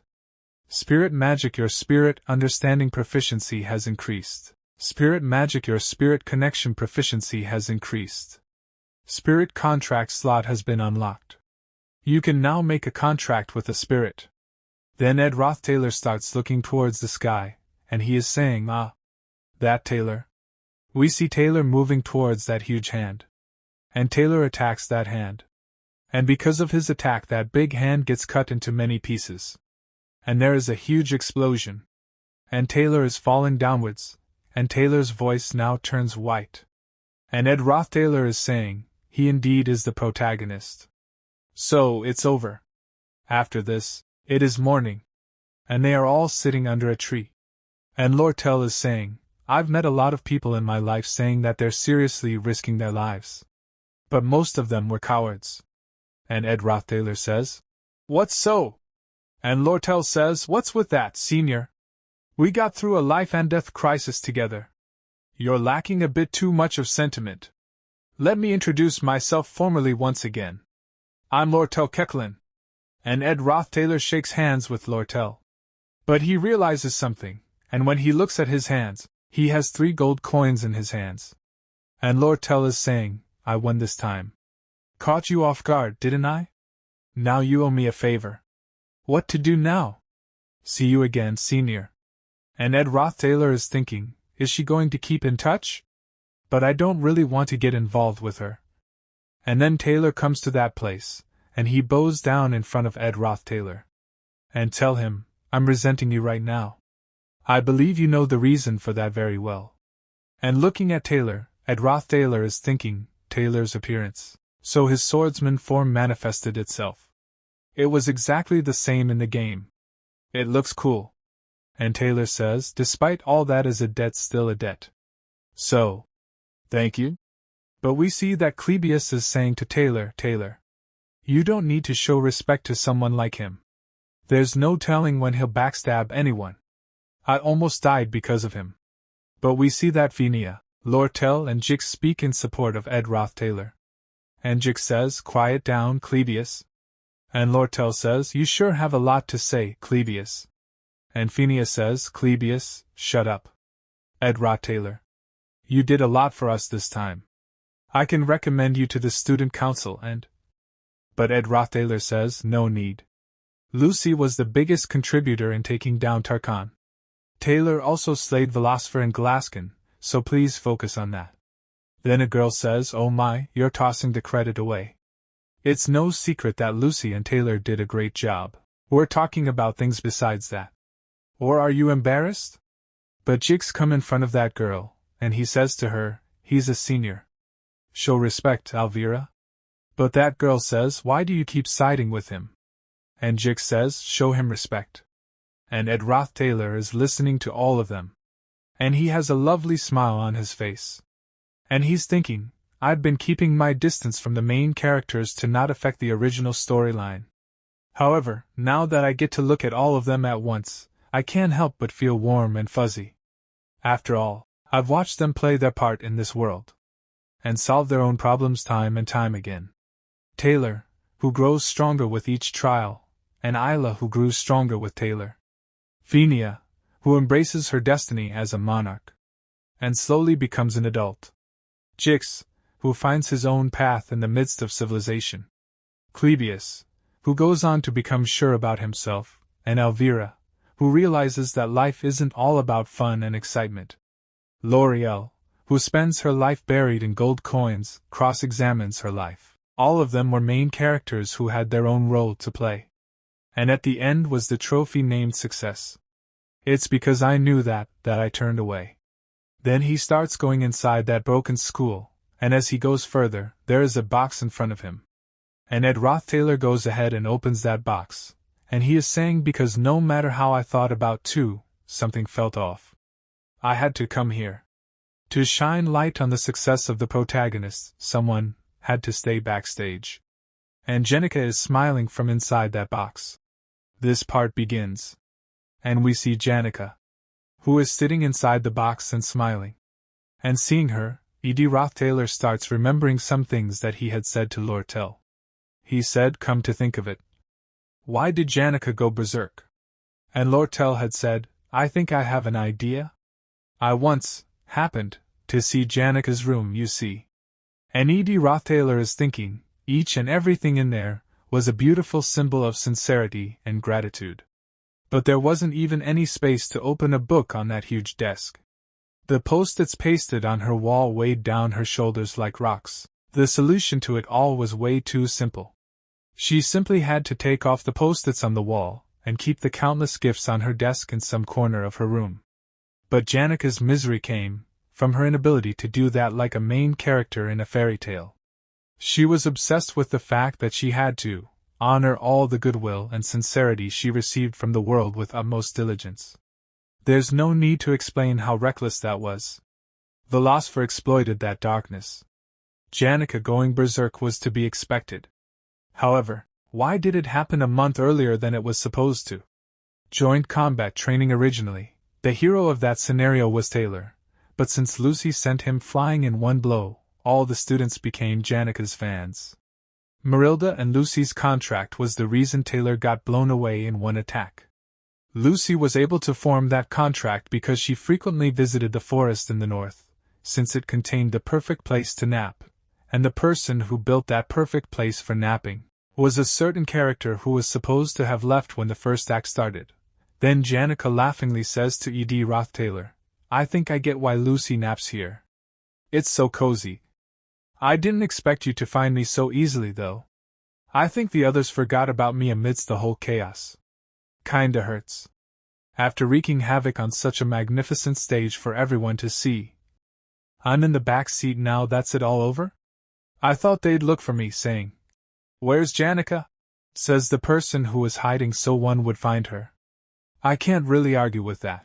I didn't expect you to find me right away. I wanted to just stay inside there a bit more." And Rothstaylor asks Janica, "Why?" So Janica says, "Because I'm about to ugly cry right now." And Rothstaylor doesn't know what to say after listening to Janica. Then he begins to remember what the spirit wolf told him. He said, "It's asking you to make sure you save Janica one day." And Rothstaylor starts remembering that wolf's message. It feels as though he asked me to save Janica from falling into a situation like this one. But that can't be. I'm the only one who knows the future. He must have thought that while everyone gave Janica attention and pressure, in fact, be someone Janica can rely on. In the end, Janica failed. She tried forming a contract with a high-ranking spirit, but her haste during the summoning ritual made her fall prey to the spirit of darkness, destroying the faculty building in the process. She studied and trained in magic till late at night every day. She always smiled at her family, friends, and teachers who genuinely cheered her on, but while seemingly living up to everyone's expectations, she must have had a really hard time in private. Since that process itself was so beautiful, paradoxically enough, the failure itself was also beautiful. I can't tell how comforting these words would be to her. And Rothstaylor says to Janica, "Hey, Janica. You've worked hard." And Rothstaylor is thinking, atop the stage, the parade of the proud main characters takes place, and applauses of price come rolling in. On the other hand, behind the stage, it's dark and quiet. The first act's villain exits the stage right as the main characters move forward, and then tears start falling from Janica's eyes. She starts crying. And Rothstaylor is saying, "I've witnessed the completion of the first act countless times. But it is only now." And as soon as Rothstaylor looks up, he gets very surprised. Because many spirits start coming around Janica. And Rothstaylor looks at them and says, "I couldn't see them before. That I feel like I've properly seen it to the end." Then Rothstaylor starts getting notifications through the system. Spirit Magic Spirit, Connection Level 10. Spirit Magic Spirit Understanding Level 10. Low Rank Fire Spirit Elgo is interested in you. Low Rank Wind Spirit Driss is interested in you. High Rank Wind Spirit Marilda is showing extreme interest in you. After this, 0 days have passed since the end of Janica's disciplinary committee trial. Janica acknowledged all her mistakes, and testified that she would willingly accept her punishment. However, during the first trial, all of Janica's professors and friends expressed utmost support. During the second trial, Phineas said that she wouldn't be trialed for the attempted murder of royalty. She testified that Janica, overpowered by Velocipher, didn't do that intentionally. Lortel came forward to address the loss incurred. Elb Merchant Association completely compensated the funds for restoration without asking for anything in return. Though they did add a conditional clause in the contract to reduce the custom fees on the school supplies that they distribute to half. In any case, the outcome of all this was the removal of any benefits given to yearly top students, the taking back of all prizes and decorations of glory, and disqualification from entering the Ophilis Hall from next semester, probation for 10 days, suspension for 20 days. It felt like they just shot a heart-touching montage in a coming-of-age drama. After this, 2 girls are talking. And one of the girls says, "But Janica's shoulders seem droopier than usual. She must be under a lot of stress. In that case, we gotta step up, huh? And those people are having tea party together." And a girl is saying, "Don't even hint at the Glaskin incident. Don't do anything that might bother her. Don't you ever ask her about how she feels and stuff. Make sure you keep the conversation strictly about personal affairs." That's it for the simulation. Are you ready, Aalis? Now come on. Janica. And Janica says to both of them, liking and loving someone. Why do you think there's such a difference between the two? Both of them are surprised to hear Janica's words and they say, why would you suddenly mention something like that? So Janica says, this is about me, friend. That friend had a dream, you see. Then Janica starts thinking that she is sitting in one place, and she is very happy. And then someone calls her name, and when she looks back, she sees that Rothstaylor has come sitting on a horse. And he is looking at her with great love. Then Janica goes to him, and makes Rothstaylor wear the flower crown. And tells him, I prepared this for you, Ed. And they both have a lot of fun together. Janica is thinking about all this. And she is saying to both those girls, that same dream over and over. And my friends, I mean. And after listening to Janica's words, both of them get very surprised, and both of them are thinking, Janica, you were on probation for 10 days. You couldn't even meet any of your friends. And Janica's friend says, I see. What else did that friend say? Then she starts running away from this place, and she is saying, she said she'd be in her room blankly staring somewhere, and suddenly that person's face comes to her mind. Oh my! Silly me! I was supposed to help the assistant professor. By now! And her other friend is trying to stop her, and Janica is lost in her thoughts. And then Janica says bye to him. And her other friend is thinking, I need to approach this slowly and carefully to avoid hurting Janica's extremely delicate heart. If things go wrong, the whole student body will find out. The love story of the Janica Fae lover? I can't believe this. Then she says to Janica, Janica, shouldn't you think of this simply without much complications? Whether you like or hate someone is kind of a mystery, don't you think? Isn't it better for you to just be honest about your emotions right now? I mean, for you, friend. Then Janica says, you're right. I think you hit the nail on the head. As expected of you, Clara. And the girl says, also, from now on, try to be careful when you're talking about such sensitive topics. It won't be great for your friend's reputation. And hearing this, Janica says, gasp. Oh, you're right, Clara. This could have been bad. I prevented the rumors for now. Thanks for giving me genuine advice. I gotta get back to the Ophilic Hall now to report my suspension. And the girl says, yeah, I'll be there for a bit. I have to sort out my thoughts. Then she says goodbye to Janica. But that is very disappointing. After this we see Rothstaylor. Who is thinking? Before this, I relentlessly saved money, but thanks to Phinea's petition, I was waived from next semester's fees. And with the gold coins I got, I bought a few tools. And as he goes ahead, he sees Janica. And looking at her he is thinking, I avoided her all this time, but now that the first act where Janica was the main character is over now. Then Rothstaylor says to Janica, hello, Janica. I guess your probation is over now, huh? And Rothstaylor is thinking, it'd be good if I take the first step and say hello, right? But as soon as Janica sees Rothstaylor, she gets scared and hides behind a tree. And she is thinking, be honest about your feelings. But Janica starts running away from that place. And she is saying, I have stuff to do at the Ophilic Hall, so I'll see you later. Bye. And Rothstaylor is thinking, for Janica, the difficulty level was too high. And Ed Rothstaylor, who made the kind Janica be truthful, was kinda amazing in a way. Right, let's not be too clingy. I'm about to be busy too after all. Finally, it's time to make the hut. Day 1. I chose the location to build the hut. I chose a wide area under the shade that didn't stand out too much and started working peacefully. Day 3. I started gathering wood. I had become quite proficient at wind blades, so that went smoothly. Day 6. I paused gathering wood for the time being, since the semester end results were out. I got pretty high scores for my practicals and my results for the theory exams were higher than the average freshman. Special incidents. Janica continued to ignore me.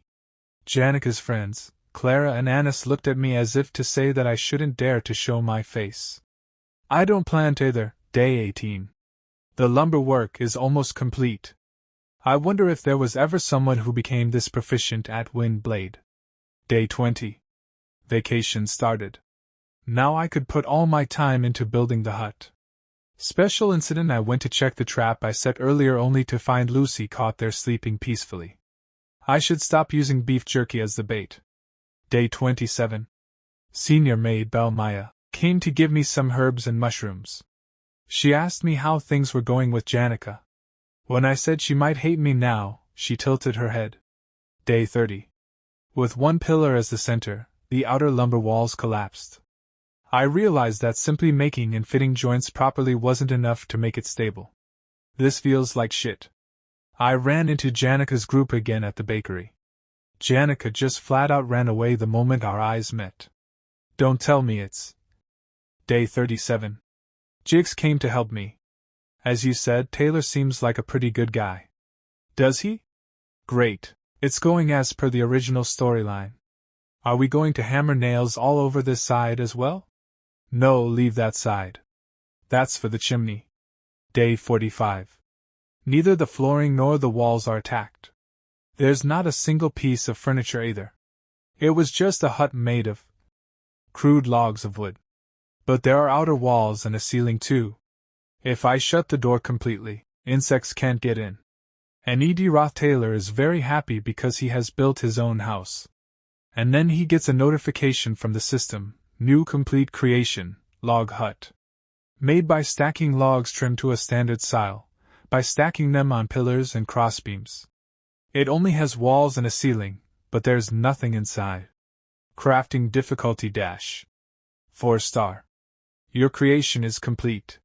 Your proficiency in creation has increased. And Rothstaylor is sitting in his house saying, I have a home now. And Janica is secretly looking at Rothstaylor. And Rothstaylor is saying, I'm done with the walls, flooring and the fireplace. It'd be good to put up a fence as well. A storage for the firewood and a few other stuff would be great too. And then Rothstaylor hears the sound of something falling on the roof of his house. Then when he came out of the house and looked at his terrace, he came to know that Lucy was sleeping on top of his terrace. And seeing him, Rothstaylor says, this isn't a damn nap tower. And then Janica calls Rothstaylor and says hi to him. And Rothstaylor is a little surprised to see Janica. And Rothstaylor asks Janica, how come you're all the way out here? Then we are shown the scene of some time ago, when Belle Maya is combing Janica's hair. And she is saying to Janica, while I was in the forest last time, I went to young Master Ed's campsite and I found the sight there truly shocking. And Janica says, and you mean the hut? Then Belle Maya is asking, how'd you know? So Janica says, I saw it while I was passing by. And Belle Maya says, I see. Anyhow, he said he built it himself, but it was way more remarkable and well built than I expected. I was quite taken aback. After all, I didn't know he was talented at such things. I also wanted to look in there. You know, roam around to take a look, see how firm it is. Janica says, I see. So you're curious about stuff like that too, huh, Belle? And Belle Maya further says, of course, I'm human too. Anyone who saw a hut like that in their way would be curious about who built it, how they did it, and how it is from the inside, wouldn't they? It's an extremely expected and natural phenomenon. I tell you, expected and natural.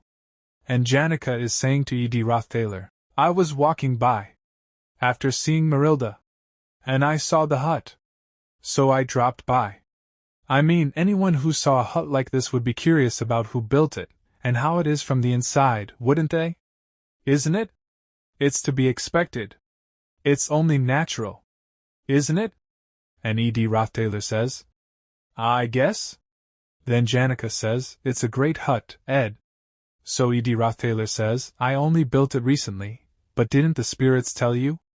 And Janica says, I mean, they told me a little bit, more like what they say passing by. Just mentioning it like, there's also the hut, and nothing much. You can see his fine muscles when he has his top off. His arm muscles were a bit thicker. The fine veins near his collarbone compared to the back of his hand are, just a little bit. I don't talk a lot with the spirits, you see. I don't really know how exactly you live, you see. and Janica's nose is bleeding.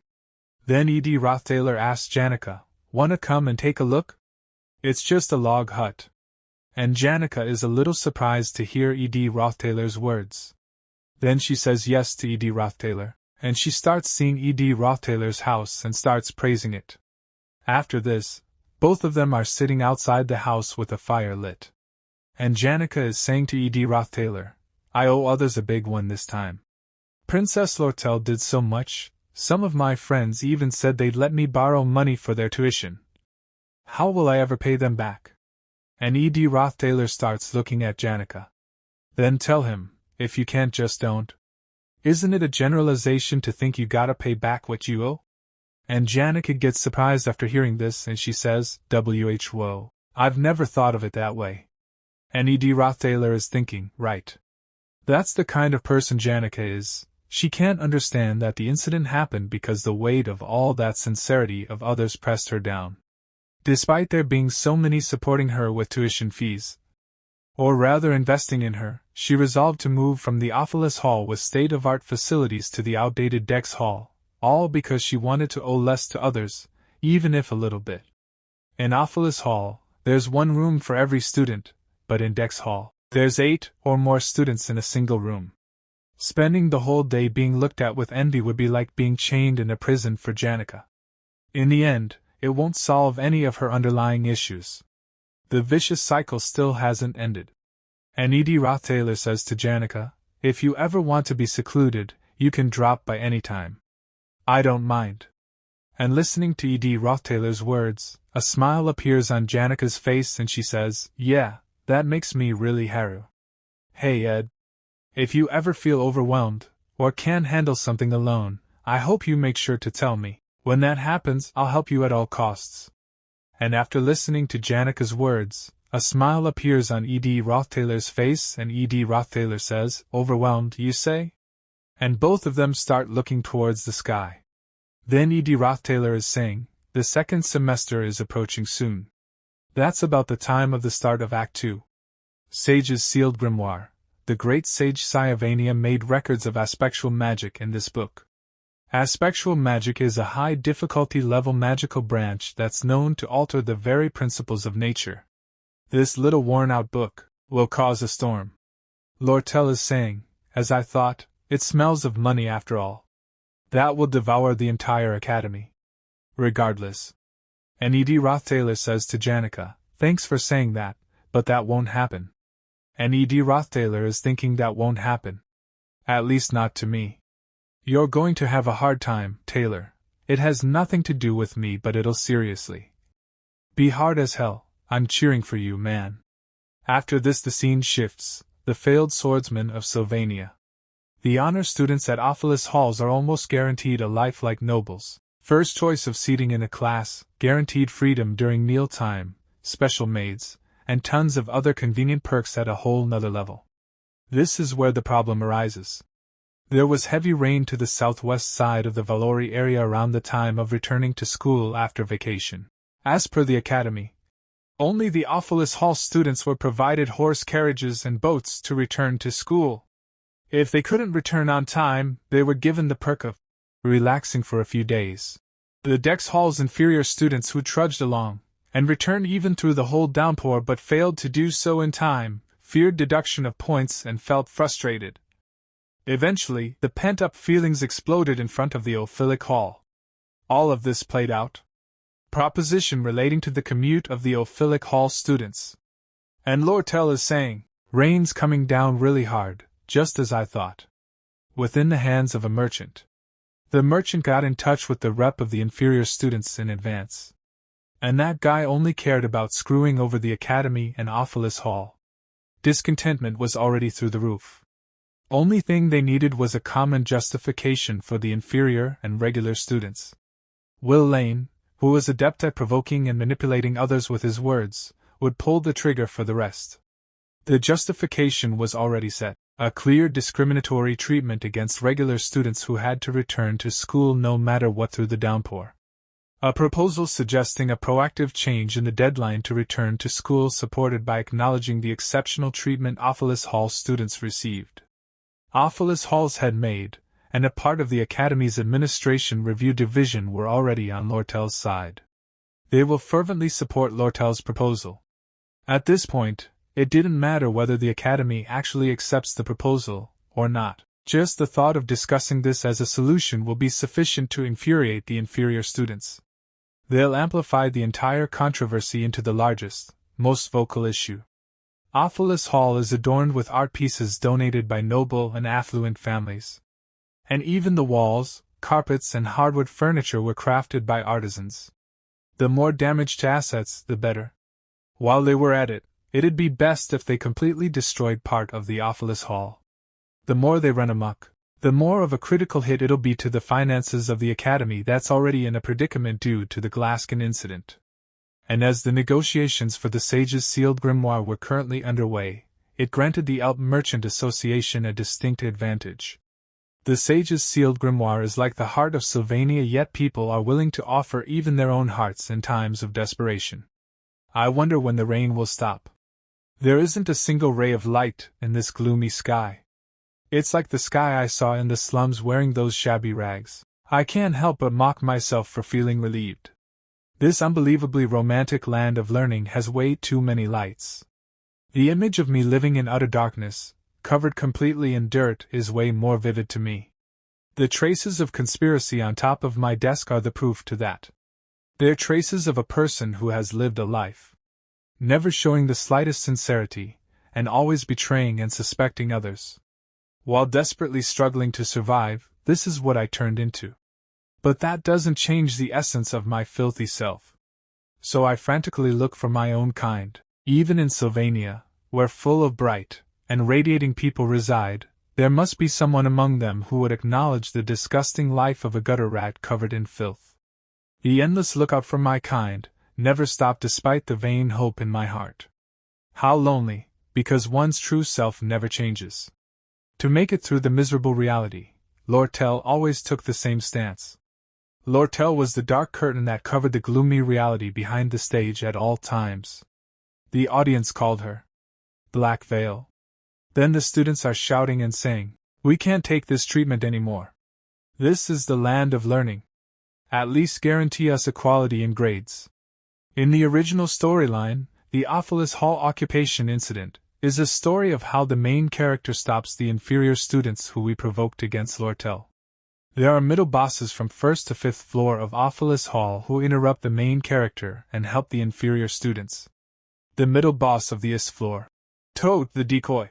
Toad mocked by Taylor calling him a loser, and got beaten up by Taylor's friends, so he held a grudge against them and was bought off by Lortel.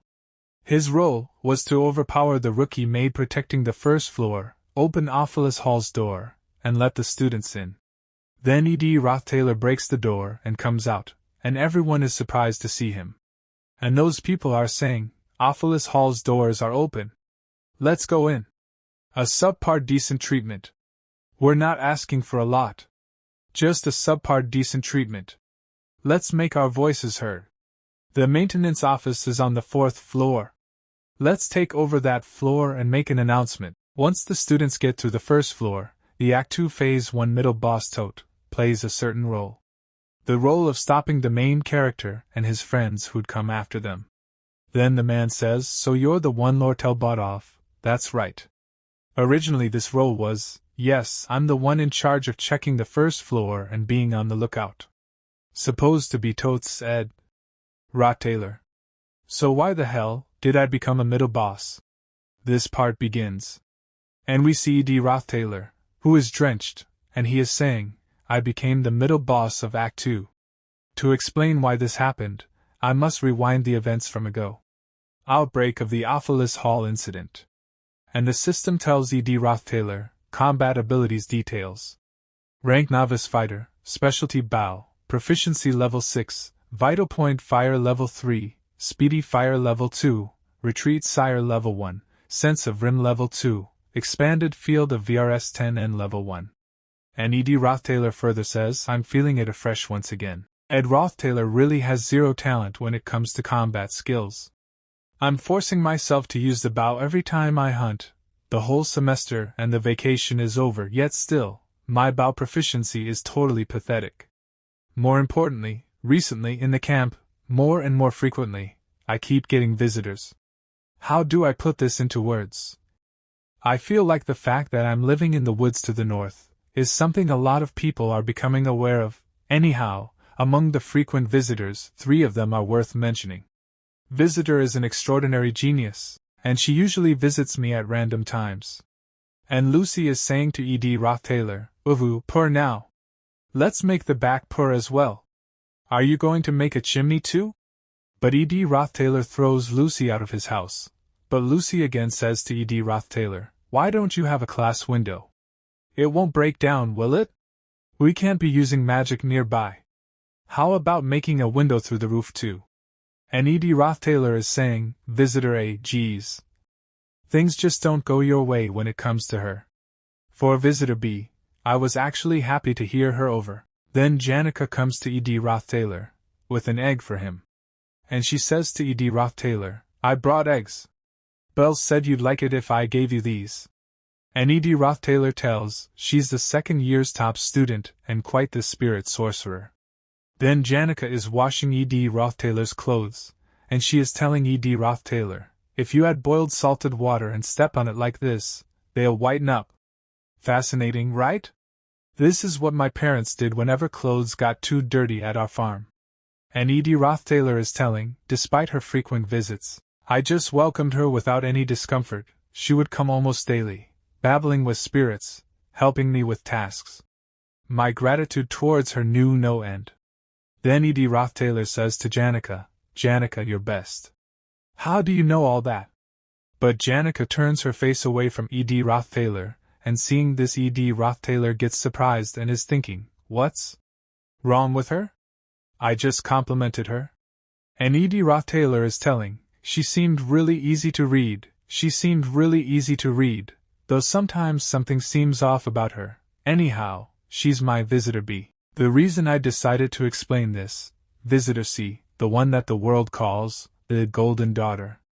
And we see Lortel, who is saying to E.D. Rothstaylor, "Oh my, edition looks like you're busy. I was waiting for you. Needed your help, you see."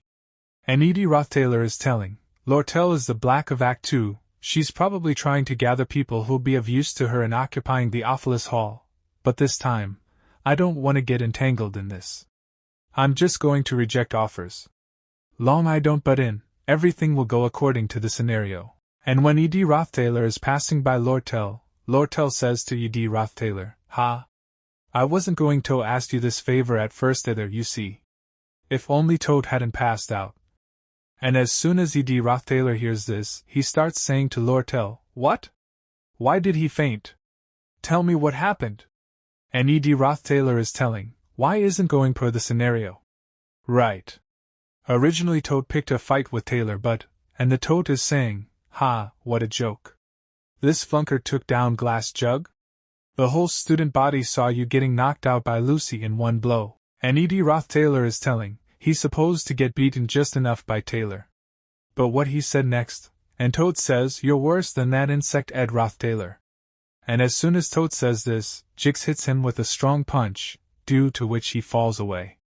And Jix is very angry over the Toad, and Lortel is saying, "I don't know if it was because of Taylor or you." Alvi said it was her first time Jix so angry.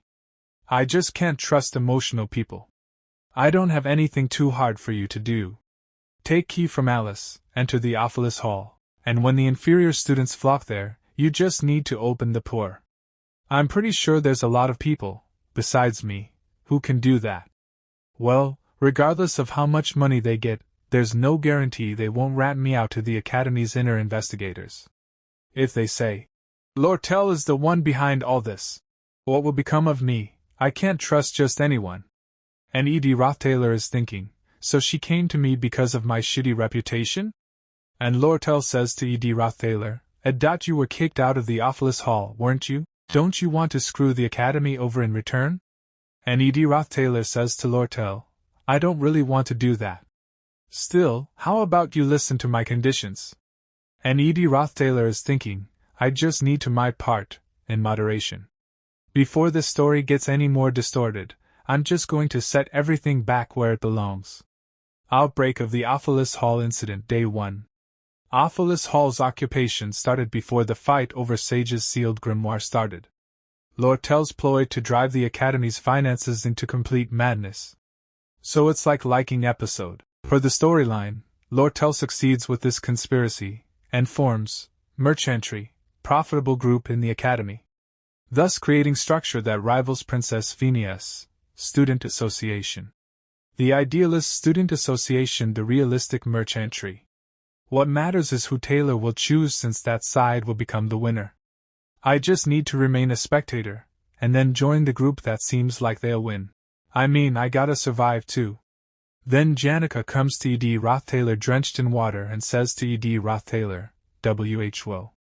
I gotta get back to the dorms. I thought the rain would stop today."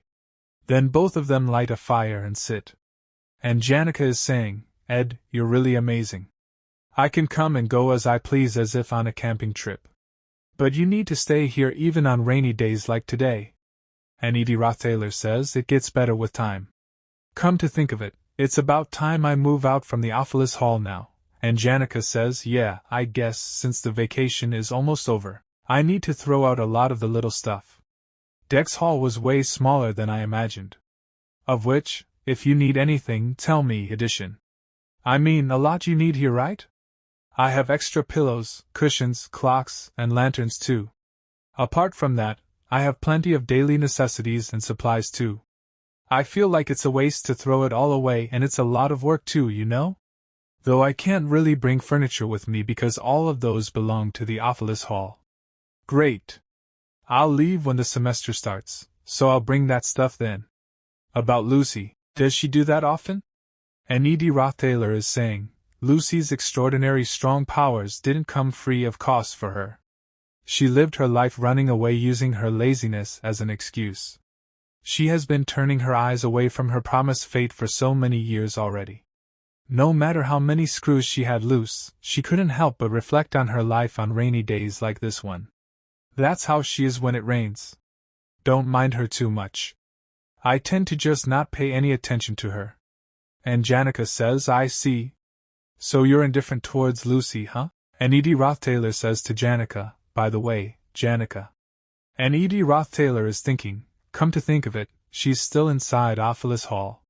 When the Aalis Hall gets occupied, protection runes will activate on a large scale, and lock all students inside their rooms. Janica would not have trouble escaping from there on her own, but... And E.D. Rothstaylor says to Janica, "I have a favor to ask of you. Tomorrow, around 9 p.m., could you come out to the rose garden in front of the Aalis Hall? I'll tell you the reason. Tomorrow." And as soon as Janica hears this, she gets extremely shocked and starts blushing. And E.D. Rothstaylor is thinking, I can't really come up with the words to explain it to her right now. I should just get her out of there in case something unexpected happens. Someplace not too far away, where she can avoid the rain, and Janica agrees to it. But she starts leaving this place feeling shy. And E.D. Rothstaylor is surprised to see this, and he is not able to understand anything. Then E.D. Rothstaylor takes a sigh of relief and says, around the start of the semester, the UN will stop too. I can finally enjoy the bright, sunny sky that day after a long time. After that, even these woods will give off the typical fall scent. The long vacation is also ending now. Outbreak of the Aalis Hall incident day 0. 9 p.m. And Jix is saying, phew, my execution is lacking. I should also avoid reacting emotionally as much as possible. I didn't expect Elka to get that angry. Then Jix stands straight and he starts looking through the window. Then he sees that someone is coming running, and when Jix looks carefully, it is E.D. Rothstaylor. Then E.D. Rothstaylor says to a maid, what about the other maids? So the maid says, other than the essential personnel, most of them are in the meeting room. The chief map asks them to assemble to discuss an important agenda. And E.D. Rothstaylor is thinking, so they're planning to block the entrance after gathering them there. The person command has been bought off, so things are working out quickly. And the maid adds, I've also prepared the goops that were asked for in advance. And E.D. Rothstaylor thanks the maid, then he says, I'll just keep it in a corner. And E.D. Rothstaylor is thinking, the preparation's all done. Aalis Hall's occupation. Here it goes. And we see that many students gather at this place, and they are saying, "We can't take this treatment, Anwar. This is the land of learning. At least guarantee us equality in grapes. Answer to our pleas." Then all the students start moving towards the door, and as soon as the door opens, all the students are surprised, because Rothstaylor has opened the door. And he has lifted the maid on his shoulder. Also when Will Lane looks at Rothstaylor, he says, "Thanks. So you're the one Lortel bought off, Ed Rothstaylor?" Then Rothstaylor starts coughing and says to Will Lane, "Have always agreed with all the thing you shout out. Of course, I lived well off in the Aalis Hall, but only when I was kicked out did I realize the special privileges enjoyed." And Will Lane says, "I am a fool. I judged you on those rumors. I didn't even know you're such a great person. You just did so much today." And Rothstaylor says to Will Lane, "You're the one who pulled all this off. You're the one who created this mess. Quickly, to the upper floor. Stop your nonsense, and just go upstairs quickly." And Will Lane says, "Oh, okay. I'll leave this place to you. Will Lane is the one who'll take the blame for all this. I'm sorry." Toughen up, Will Lane. There's not really any need to stop the maid who's running away. After all, any superiors she has to report to are inside the meeting hall. The chief maid, Aalis, who controls the protection runes, is in Lortel's hands, and the protection runes that are supposed to protect the students will end up detaining them. Everything's going as per the scenario, and Black Veil, who set this all up. Then someone says to Rothstaylor, "Oh my, your start is way flashier than I expected." As expected of you, Edition. It was a good idea to leave this to you. We'll come up to the stage. Weck, even my socks are soaking wet now. This is why I hate rainy days. And Rothstaylor says, "So you were watching, huh?" And Lortel says, "The Academy employees will repress them in no time once they're here, so we need to finish things before then." And Rothstaylor says, "Yeah? Do your best." Then Lortel says, "Edition? I know this is kinda out of the blue, but have you ever killed someone?" So Rothstaylor remains silent for some time after hearing this, then he says to Lortel, "I haven't." And Lortel laughingly says, "Either do I. But you see, I have done similar things, because I needed to survive. To survive, I crushed other people's lives, and to avoid being betrayed, I stabbed others in the back first. I lived my life forgiving myself for my sins, believing I didn't have a choice, but in all honesty, I was just making excuses for myself. That is how Lortel got the name Golden Daughter. She knows it better than anyone, that she doesn't deserve any sympathy. So, she ends up looking for it from other people." And Lortel says, "Edition? Could you ever sympathize with a person like me?" And Rothstaylor is thinking, almost as if she's possessed, loneliness finds its way to people regardless of whether they're good or evil. And to escape it, people have no choice but to look for people similar to themselves, rolling around in dirt filth. Only after they find someone who'll sink to the bottom of the marsh with them do they find a sliver of redemption. And Rothstaylor says to Lortel, "You gotta take responsibility for your decisions, Lortel. But of course, that person is not me." And Lortel calms down a bit, then she is smiling. And said to Rothstaylor, "I said something useless that was quite unlike myself. I should go do what I'm for. After all, there isn't much time." Then Lortel leaves. And Rothstaylor sits there, and takes a sigh of relief. And he's thinking, now, Lortel will talk to Aalis about their plan going forward. Once they make the defense magic of Aalis Hall go berserk, and hand over the command of the runes to Will Lane, the leader of the inferior students, the story will unfold with the current events intensifying. Then Will Lane, packed with the dense protection of Aalis Hall's defense spells, will transform into the fourth stage boss. This scenario is about defeating Will Lane, who's going to lose his mind in the middle of defense runes endlessly going berserk. Now I just need to sit my ass down and wait for Taylor to storm in here. Just gotta do a job to dig some time, then lose. Taylor will then go up to the second floor and handle the rest. I might take a few hits in the process of fighting others, but it's a necessary sacrifice. After this the scene shifts, and we see Rose Garden. Then we see a horse-drawn carriage coming in heavy rain, and Janica, looking at it, says, "Why is there a horse carriage this late at night? Looks like it's someone important. Ed wouldn't know yet, right? I mean, he left after leaving me this note. Did he prepare something special?" The golden horse carriage wasn't of any importance to her.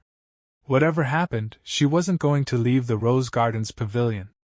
That's because for the past 3 days she kept thinking deeply about what Ed wanted to talk to her about, and was unable to sleep at night. Because despite the guilt she felt, she kept tucks on what us up through Marilda. She learned that it wasn't just Lucy who visited Ed's camp. Even Princess Phinia, Belle Jims, and even Lortel were seen by Maya, coming out of there. The coincidence that most of them were fellow female students made it even more heartbreaking for her. That's why she was going to wait for him no matter how long. But was this permission flower hairpin a bad choice? Cosmos would have been prettier. If I managed to hurry my way back, it might be okay. She would still wait. After she returns with her new hairpin, that is. She headed for the Ophelis Hall. Then we see some people, and one of them is saying, "Are you sure going in there is the right decision?" And a girl says, "Do you know how much the herbs in my room are worth? But it might be better to wait for the academy workers to handle the situation. The herbs will lose their properties if I don't use preservation magic in time. Do you know how much that little detail affects the result? Do you even get how profound that is, Taylor?" "Huh."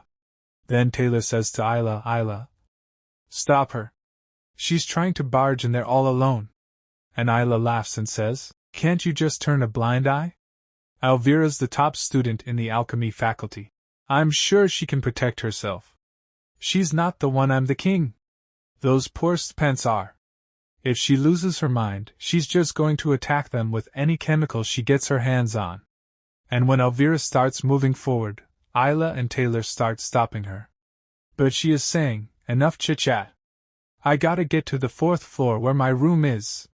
And Isla says then, "You just need to get to your room, right? If you get there, you won't be doing anything else, right?" And Elvira says, "Of course. I just need my herbs to be safe and sound. If anyone gets in my way, I'll force my way through. Got it?" And Elvira breaks the door, but when she looks in front, she is very surprised, because Rothstaylor is sitting in front of her. And all three are surprised to see Rothstaylor. And Rothstaylor is sitting very quietly. Then Taylor asks Rothstaylor, "What are you doing here?" And Elvira is thinking, there's footsteps of students who've already swarmed in here, the display cabinets are mad, Ed's planted here with his back to the stairs. And Elvira says, "This is interesting. I didn't expect this. You're going to stop us?" "I'm sorry, but you can't go in there." And as soon as Elvira hears this, she starts smiling, and she is saying, "This is fun. And what if I want to? Are you sure you can stop me? I heard from Jix your magic proficiency is pretty high, but what's the point? You're just a rook who can only use basic spells. A little second-year student. We've got a swordsman who can hold his own on my side, and a mage who's skilled with the average first-year level spells. And me, an alchemist with the best of abilities in my year. That's an overwhelming power differential." Then Taylor says, "Why are you doing this, Ed Rothstaylor? Tell me right now, what's happening up there?" But Rothstaylor is silent, and then Taylor moves forward to attack Rothstaylor, and he is saying, "I guess I have no choice but to force you to speak up." And Rothstaylor also attacks Taylor, which Taylor stops. And Elvira is surprised to see this, and she is thinking, that magic. It looks like a basic spell. He's a mace. So he'll probably target Taylor since he's the best at close-range scuffle, right? And Rothstaylor is preparing his spell, which is Wind Blade, and as soon as Rothstaylor gets his Wind Blade ready, he attacks upwards and cuts the chandelier installed above, which is about to fall on the direct light. Taylor is shocked to see this, and he is able to escape from that chandelier with great difficulty.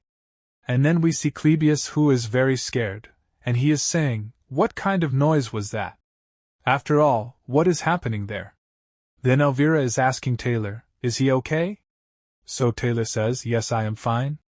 But then Rothstaylor attacks Elvira with the wind blade, due to which Elvira's hair gets cut. And seeing this, she gets surprised. Also, her bag falls down, and there are lots of magic potions in her bag. And now Elvira has become very angry, and she is saying to Rothstaylor, "So, you're serious about this? That means there's really something going on the floor above after all, huh?" And when Elvira looks ahead, all she sees is dust. She then looks at her potions, trying to pick one of them up. But then Rothstaylor uses the ignition illusion, due to which fire spreads all around. And fire starts burning everywhere. And Rothstaylor is saying, the battlefield was set up, so naturally almost like water flowing. Rothstaylor's judgment was quick and precise. "Jix, you can't leave out information like that. This isn't just high magic proficiency." And Elvira is thinking, as the alchemy faculty's top student, I represent our side's main forces. The alchemy faculty's biggest flaw is that, without relying on magic tools, our raw combat power is close to zero. Most alchemy students carry a magic ring or necklace with them, but I always thought a genius like me wouldn't need that. I thought it was too much of a hassle. Didn't this guy think this out as well? He caused the chandelier to drop, used the opening he got to cast a firewall, also he could target my bag. No. If that were the case, he would have gone for the bag, not its strap.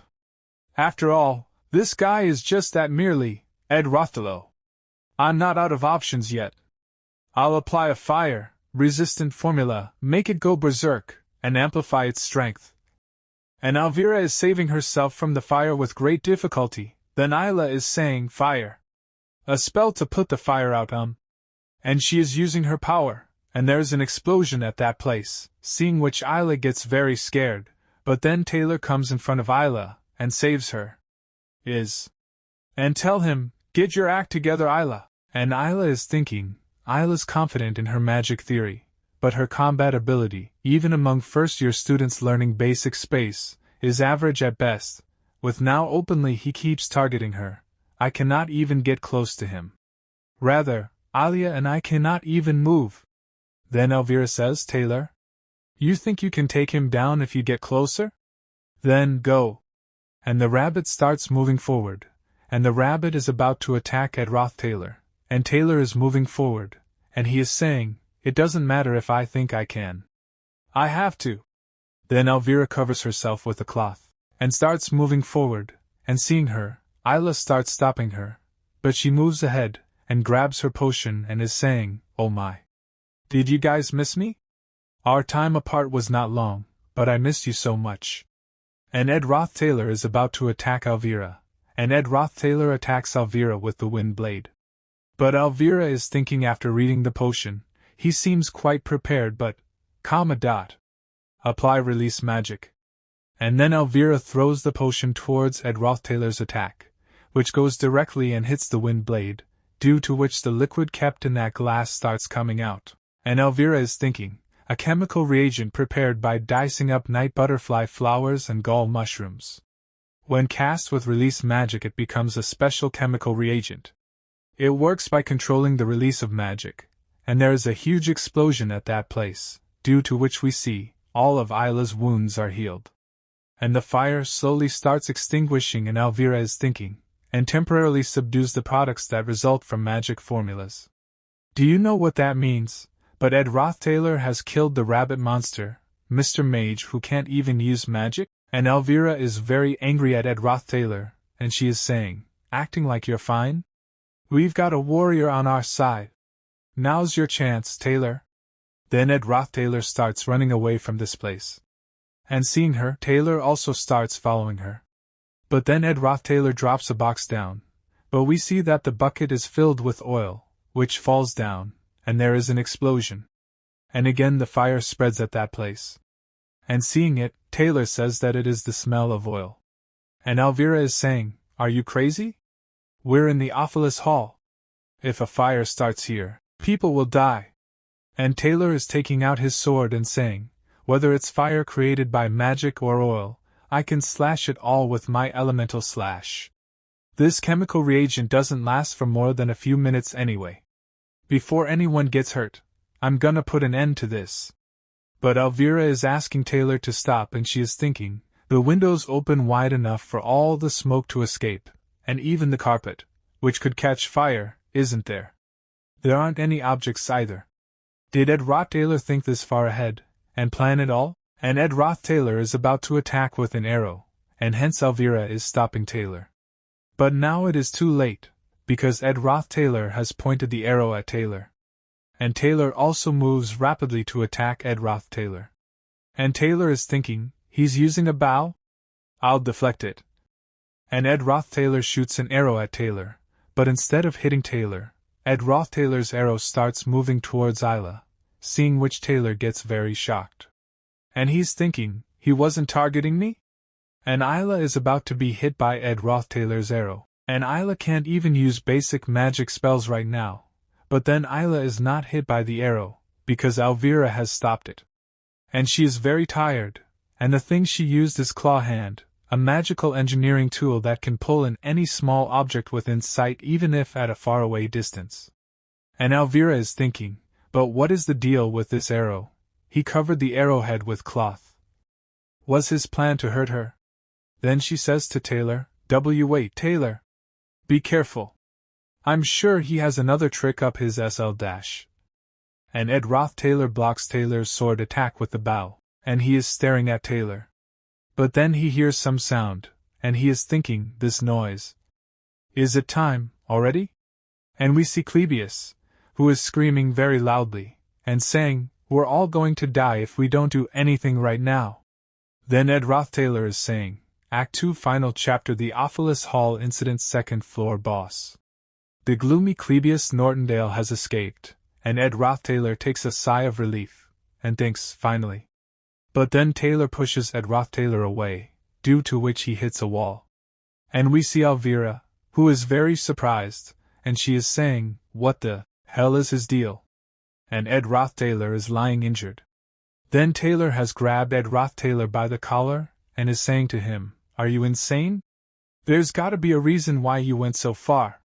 And Elvira is thinking, I feel icky. I feel like he was playing us this whole fight. If he really wanted to overpower us, he wouldn't have shown himself at all and attacked us after the chandelier fell on us. Yet he stood there right in front of us to stop us. Even during the fight, he wasn't lax for a single moment. Something's off after all. Then Ed Rothstaylor says to Taylor, are you done now? If you're done, go up now. Stop yapping at me. And Taylor is surprised to hear this, and he says, what? You stopped us from going up for so long. Then why now? And Isla says to Ed Rothstaylor, why did you let us win? What do you mean by that, Elvira? And Taylor says, go easy on us? On us? This guy. But Elvira shouts at Ed Rothstaylor and says, I'm not leaving this place without knowing why. Answer me. Why did you let us win? But Ed Rothstaylor is staring at Elvira. And Elvira is brushing her teeth. But then someone starts coming to that place, and Ed Rothstaylor is saying, the permission flower pin was her choice after thinking it over for the whole night restlessly. Could someone humiliate her pure love by calling it naive? It might have been delusional, but imagining happy thoughts is up to a person's freedom. But the difference between imagination and reality can be cruel at times. The boy she thought would be at the pavilion, all dressed up, was on the ground, covered in blood, after being attacked by a suspicious group of people. And then Janica comes to that place, and when she sees Ed Rothstaylor's condition, she starts getting very angry. And she is saying to them, all of you, what have you done? Was on the ground, covered in blood, after being attacked by a suspicious group of people. He may have been caught up in some unexpected trouble. However, from his simple life to the way he showed himself during the subjugation of Glasgow, no matter how big or small the job is, Ed Rothstaylor was someone who had created a certain expectation around himself that he could somehow solve any problem. Only after being stabbed in one's blind spot, hidden in their complacency, is someone able to truly reflect on themselves. And Janica had asked Ed Rothstaylor long ago, at that time, I will definitely help you. But Ed Rothstaylor never asked her for help. He made sure that she was outside of Aalis Hall and left her a letter that was so unusual, He also fight here to the point that he was bleeding, because Janica had already been given various disciplinary actions due to the Glaskin incident, so he made sure to push Janica away from the battlefield. And Janica is getting very angry and she is thinking, I didn't know what was happening. He took care of me so that I wouldn't get caught up in anything, while I was worrying about my clothes. And Janica is very angrily asking them, what are you all doing?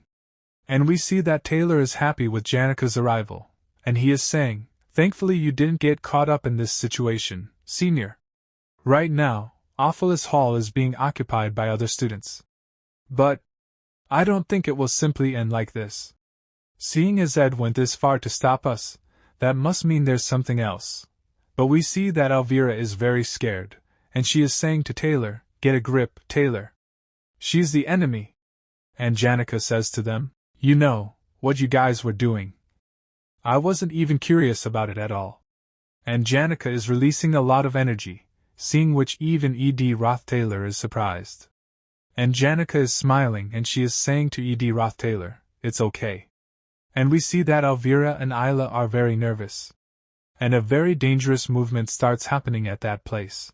Everything starts flying in the air. And Janica has called her spirits, and there are a lot of spirits at that place. And Janica is smilingly saying to Rothstaylor, just wait 1 minute.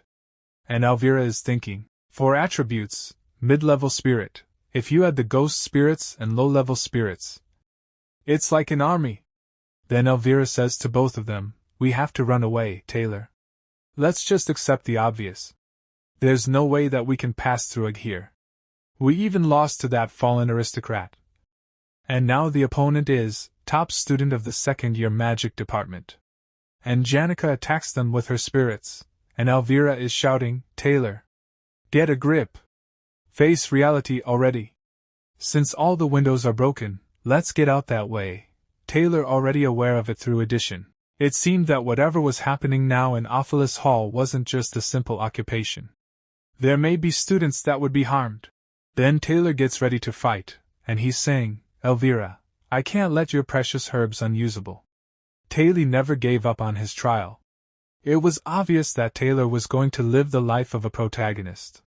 But then Rothstaylor grabs Taylor from behind, and pushes him back. And tells him to go away from here.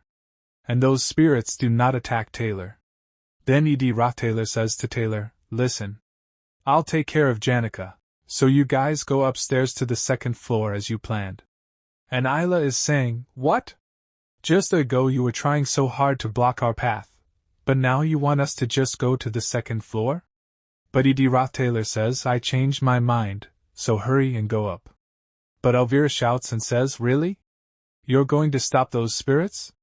Your body is completely covered in injuries right now. But Rothstaylor hits Isla on the head with his fist, and is staring at her, then tells her, take your reagents. I'm sorry that I tore up your bag.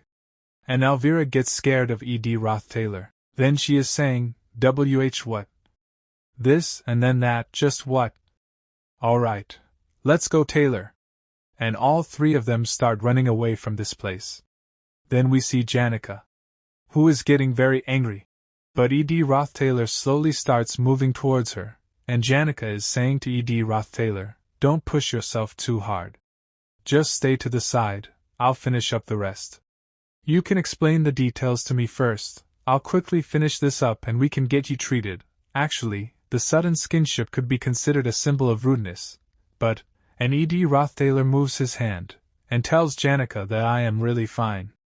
And Rothstaylor puts his hand on Janica's shoulder and tells her, so you don't have to go overboard. And as soon as Rothstaylor tells this to Janica, she becomes very surprised. And his cheeks start turning red. And she gets shy. Then she says to Rothstaylor, Ed, your hand. Your hand is on my shoulder. And Rothstaylor says to Janica, first, get rid of the spirits. The wind is too strong, so I'm having a hard time standing. And Janica says, yeah? Of course. It must be hard for you to stand up. I'm sorry. What did I do? I'm such an idiot. Then Janica calls back all her spirits, due to which everything becomes normal. And when all three of them see that Rothstaylor has calmed down Janica, all three of them get very shocked. And Rothstaylor is telling them to leave quickly. But we see that Rothstaylor is very tired and he is also injured. And so he falls unconscious on the floor. After some time, Janica makes Rothstaylor sit at a place, and says to him, "Why do you never say anything and get hurt? I told you to come talk to me if there was something going on. There was a reason for it this time. Next time, I'll tell you everything." They really went too far. There shouldn't ever be a reason to attack someone to this extent. I don't know exactly what happened, but next time we meet, I'm going to get really angry at them. Anyway, Ed, don't go around getting hurt, okay? You got it? Promise me. And Rothstaylor says to Janica, "All right. Thanks for worrying about me."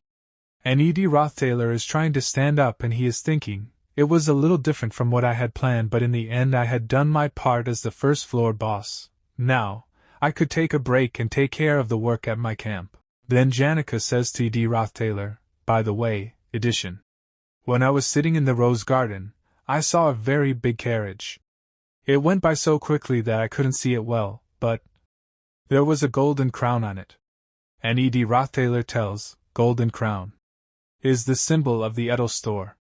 Lordal's adoptive father, and the enemy who killed her biological father. The fake boss who would leave the stage after being stabbed in the back by Lordal in the event that took place after the occupation of Aalis Hall, the battle for the Sage's Seal.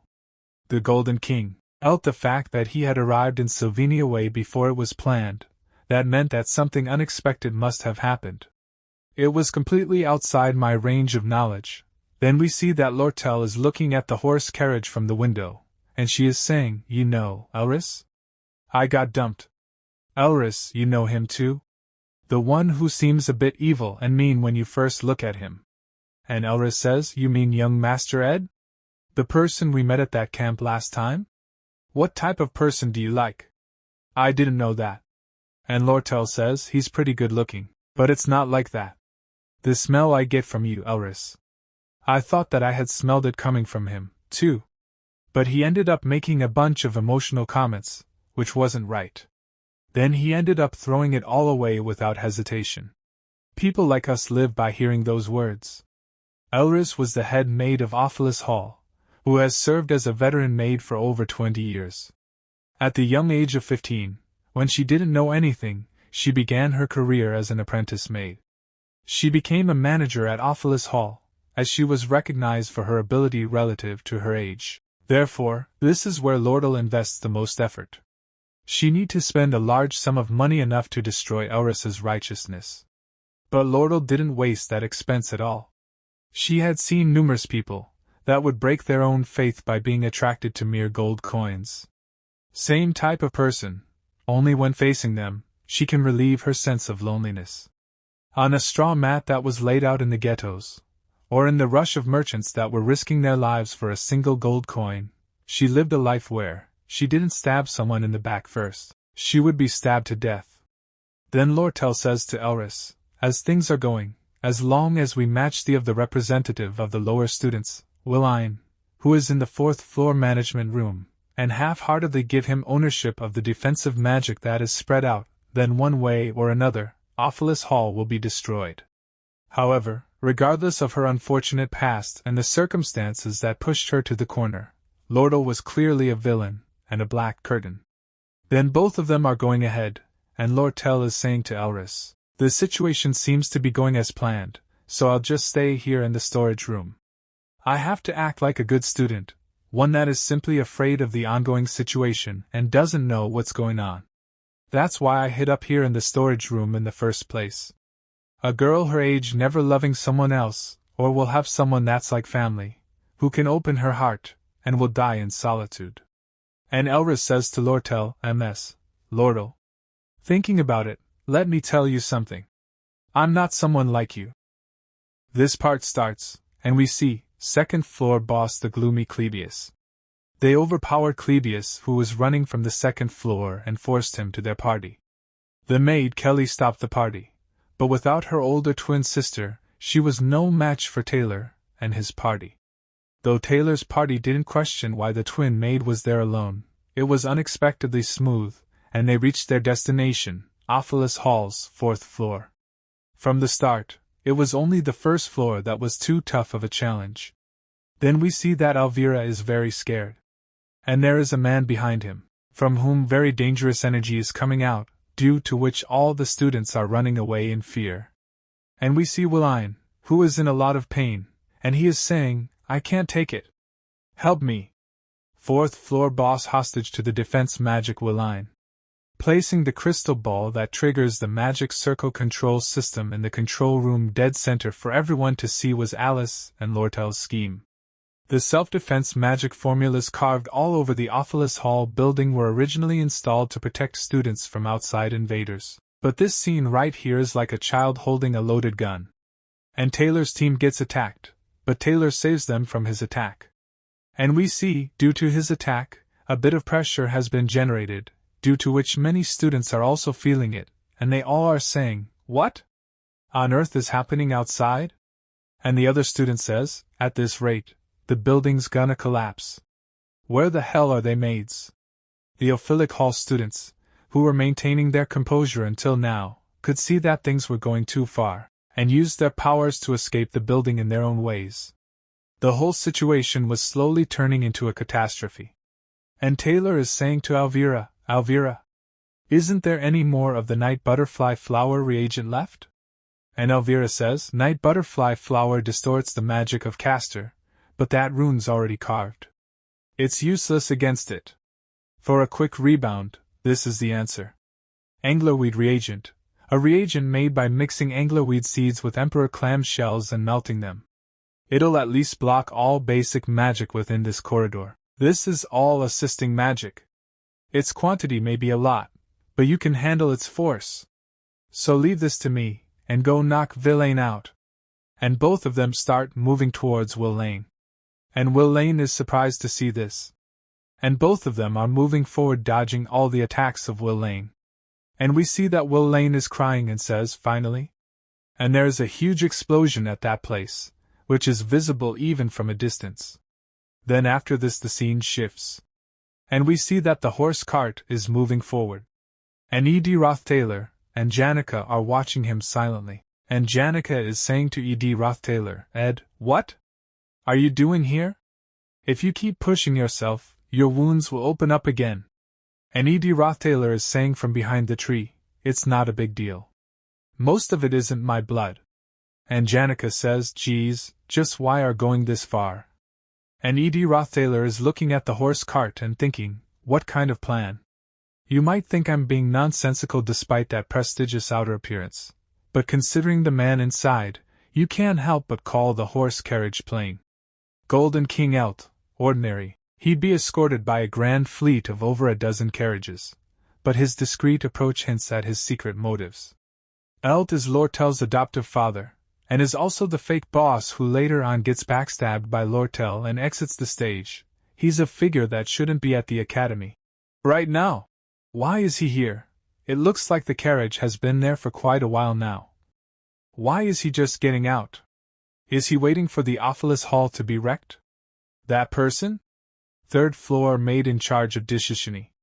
Shini is one of the orphans the chief maid Aalis raised. Aalis was originally bought off by Lortel, and Shini was originally supposed to be the 3rd floor boss. But the fact that she's with Elt, who's Lortel's enemy, is definitely strange. There's no way Shini would betray Aalis. Lortel bought Aalis off, but what if it was the other way around? Would Aalis be on Elt's side? There's only possible future. L'Oreal's downfall. Lortel is the one who gets into a political fight with Fenia in Act 3, as well as the main character's biggest ally in the fight against the Rothstaylor family in Act 4. I already had such a hard time taking Toad's place as the middle boss, but now I have to play Lortel's role as well? I say not to this insanity. Then Rothstaylor says to Janica, "I have a favor to ask. It's urgent, so I can't handle it on my own." And Rothstaylor is thinking, how do I explain this to her? But Janica gets ready to accept what Rothstaylor says without asking anything. And she says, "What do I need to do?" "Greetings, Elt Ketchum, the Golden King and honorable president of the merchantry. Unlike the outer appearance of Lady Lortel following your orders, as the adoptive daughter of the merchantry, in fact, she is plotting to betray you and take over the merchantry. Lady Lortel knows that you killed her biological parents, and is coaxing the business magnates and directors of the merchantry to oust you.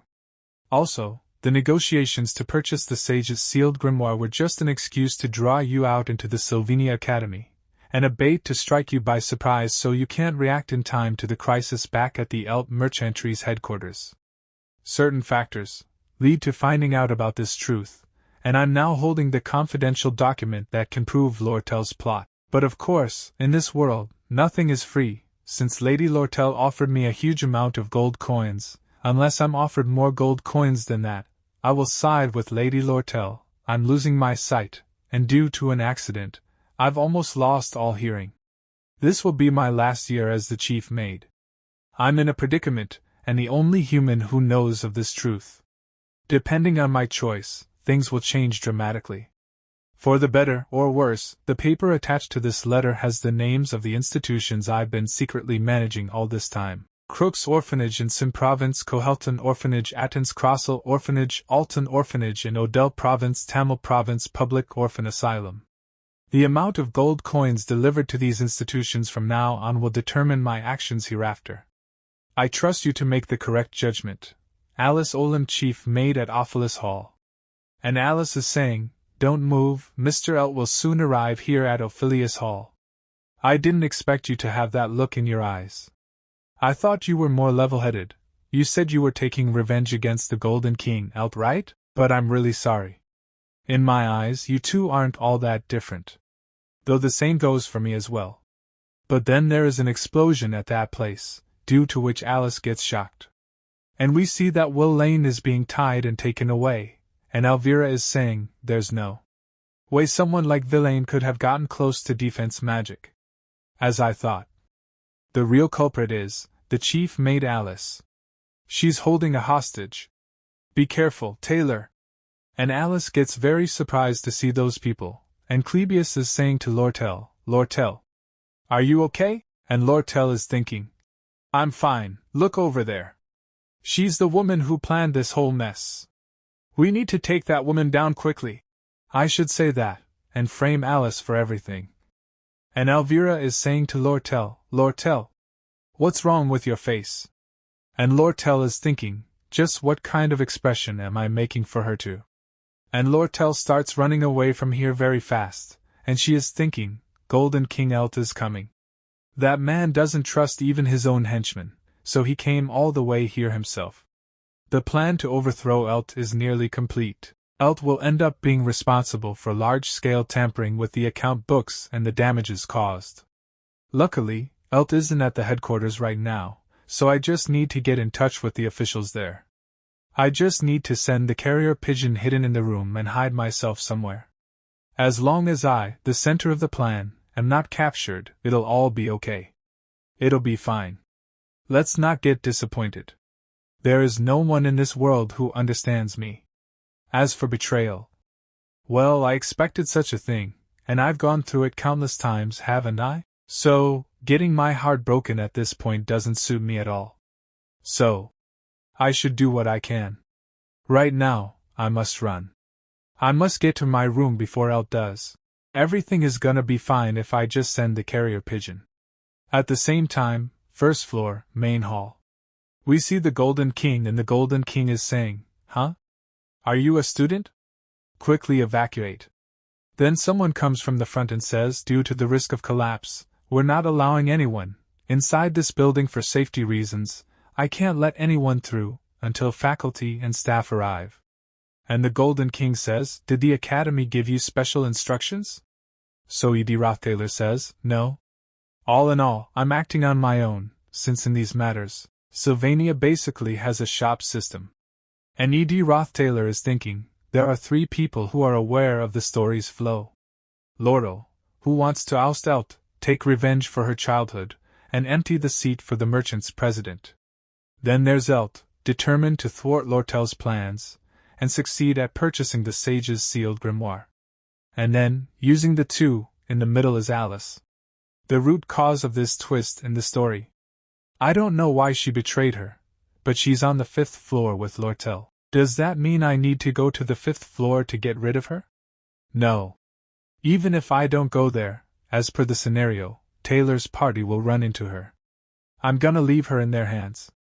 I can trust them. Because I've already confirmed his abilities. Meaning I have to handle the matter here. Whatever else has been planned for the Ophilis Hall, as long as I just keep them out, events in the Ophilis Hall will continue as they should. Then Rothstaylor says to the Golden King, I can't believe it. Aren't you Eld Kecklin, the president of the Eld Merchantry? I'm sure there's a reason for someone of your stature to be here.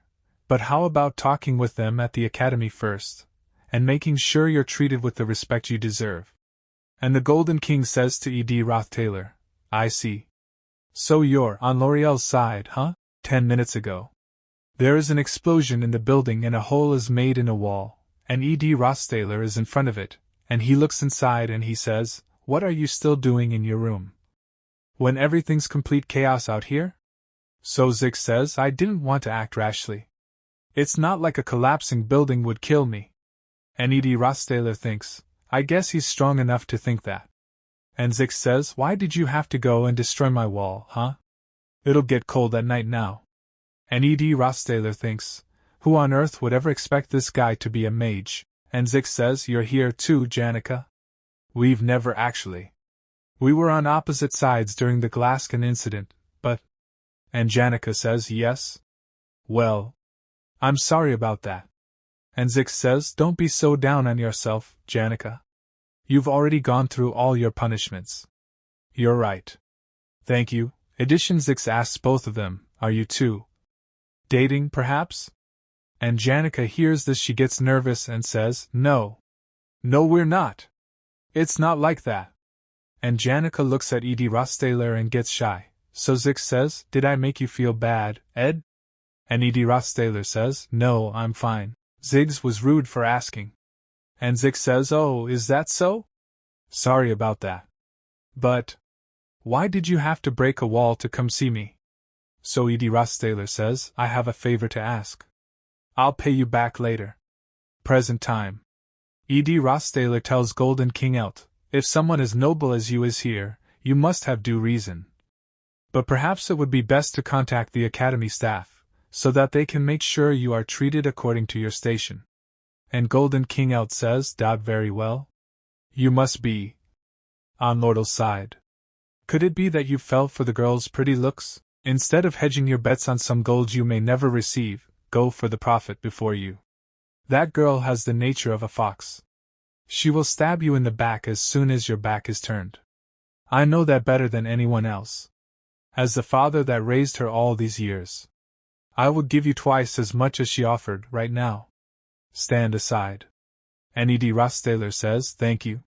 But I wasn't promised any gold. So twice as much as nothing is still nothing. And Golden King Elt says, I see, so words aren't enough for you. Get rid of him, quietly. And Rothstaylor starts running fast, but two people from the front stop Rothstaylor and say, You think you can get away? But then someone attacks both of them and throws them away. And we see Zix and Janica come to save Rothstaylor. And Zix asks, Are you all right, Ed? And Rothstaylor says, I'll check out the situation, so please buy me some time. I'll pay you back later. And Zix says, K. I'm the one who owes you to begin with. And Golden King Elt gets angry and he says, They are students, but not to be underestimated.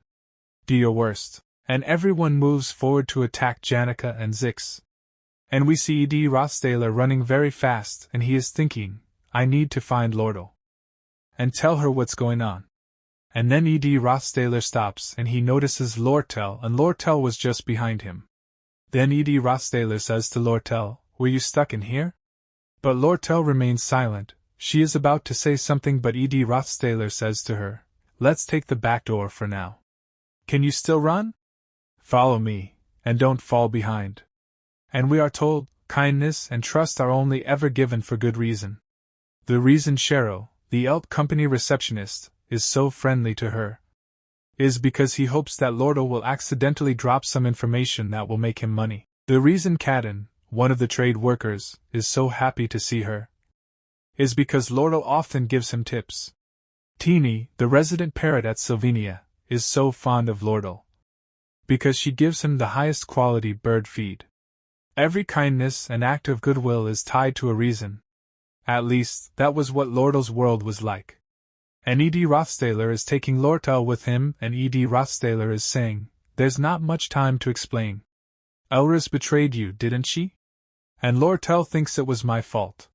What a foolish and naive mistakes. I am different from Janica Pale Rover, who grew up with love and kindness, and treats the world as such in return."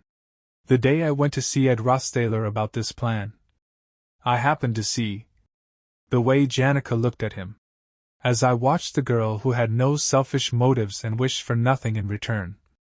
I fooled myself into thinking I, too, could have such a confidant, and ended up telling Elris all of my plans, failing to realize that the way I had lived all of my life, never trusting anyone completely, was the only reason I had survived this far. Instead of fooling myself, I should have remembered just how dirty I had become. That I could never be someone so pure and full of idealistic hope. I bought off 5 people for this Aalis Hall occupation plan. Elris, the head maid, Shani and Kelly, the twin maids, Willine, the representative of the underachieving students, and Ed, the fallen noble. Elris, Shani, and Kelly have gone over to Elt's side. Willine won't stay on my side either. He's more likely to assist Elt. And this person, too. Then Lortel stops right there, and she says to Rothstaylor, "I'm sorry, Ed." And Lortel thinks, why am I telling him this? Why would I tell an ally? And Lortel says, I can't guarantee whether I'll be able to pay you the 20 gold coins I promised. As you can see, my situation is a bit unstable. And Lortel thinks, that he has no more reason to stay on my side? Why would I say something so foolish? But Rothstaylor says, I didn't ask. We're running out of time. Why are you standing around? If you get captured by Elt now, your life is over. We'll talk about this later. For now, we have to run. But Rothstaylor holds Lortel's hand and starts taking her with him. And Lortel becomes very surprised. She is not able to understand anything. And Rothstaylor says, tell me what's going on. And Lortel thinks kindness and trust are only ever given for good reason. If you can't see what that reason is, you mustn't trust that kindness.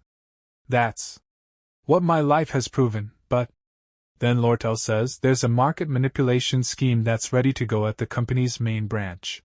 My father must be behind it. After the large-scale eradication of monsters in the eastern mountains last summer, the price of armor and equipment dropped drastically. He plans to buy them all up and establish a monopoly before repeatedly trading them within the company. So it's insider trading. You can keep it simple. What? Oh, yes. And father is in need of funds for this plan. He said he found someone who would pay a hefty price for the sage's sealed tome, so he sent me to Sylvania to find a way to seize that tome.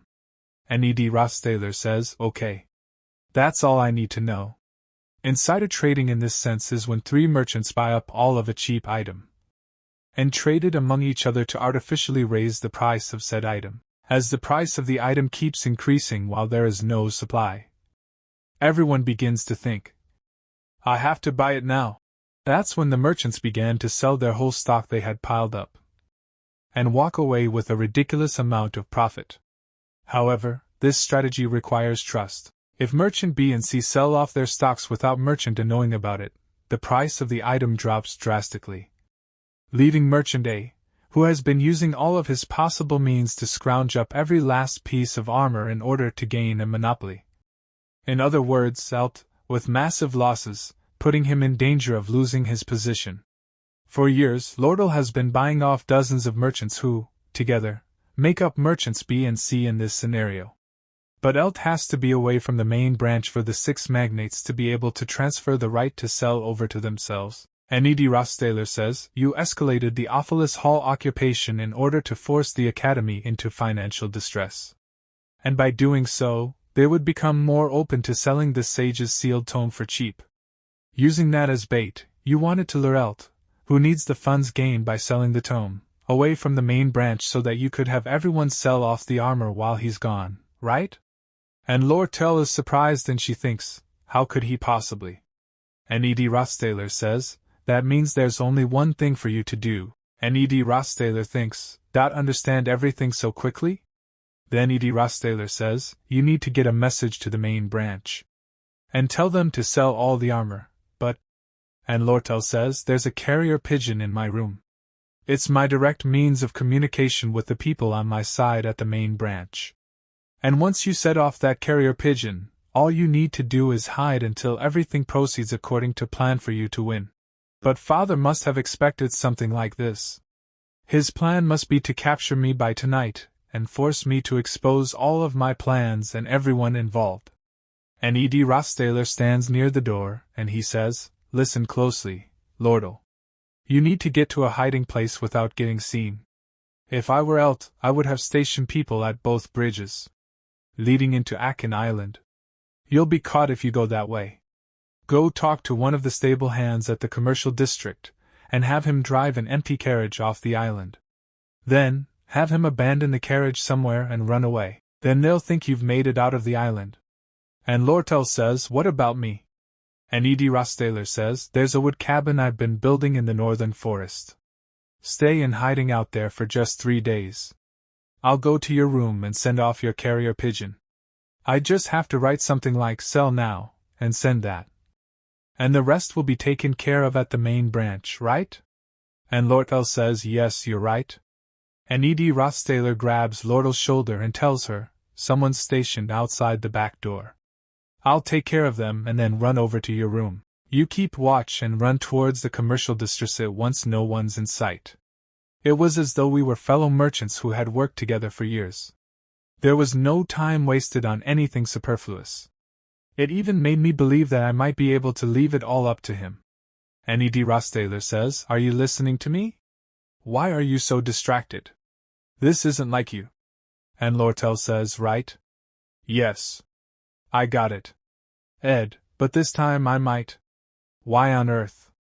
Are you going so far to help me? And Rothstaylor says, you can't ask that all of a sudden. On reason. I feel like I should. Then Rothstaylor opens the door, and goes inside, and he closes the door. Then Lortel sits there dejectedly, and she thinks, a loud noise. Is this the sound of Elris's fight against Haley and the others? No, it's closer. Is it from the fight on the first floor? No. It's closer than that. I can't believe it, but... it's the sound of my heart. Then we see Shani, and she has a sword in her hand, and she says, I didn't expect you to come out of that door, Master Edition. How strange. And she is, Shani, maid in charge of dishes, and Rothstaylor says, well, I guess it's a bit anticlimactic for a final hurdle. This hellish occupation incident is finally coming to a close. The warding spells guarding Ophelis Hall are returning to their original wielder. Sword fighting skills able to rival those of the combat department students. And enough magic skill to wield intermediate spells without a hair out of place. Her name is Head Maid Elris. And yet, she is unable to defeat Talinclor. He is the protagonist. Act 2 Chapter 3 The final battle against Head Maid Elris begins. And we see Shani standing in front of Rothstaylor with a sword in her hands.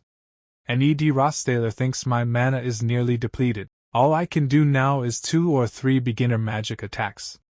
Then Shani moves forward to attack Rothstaylor, but Rothstaylor dodges Shani's attack, and seeing this Shani is surprised.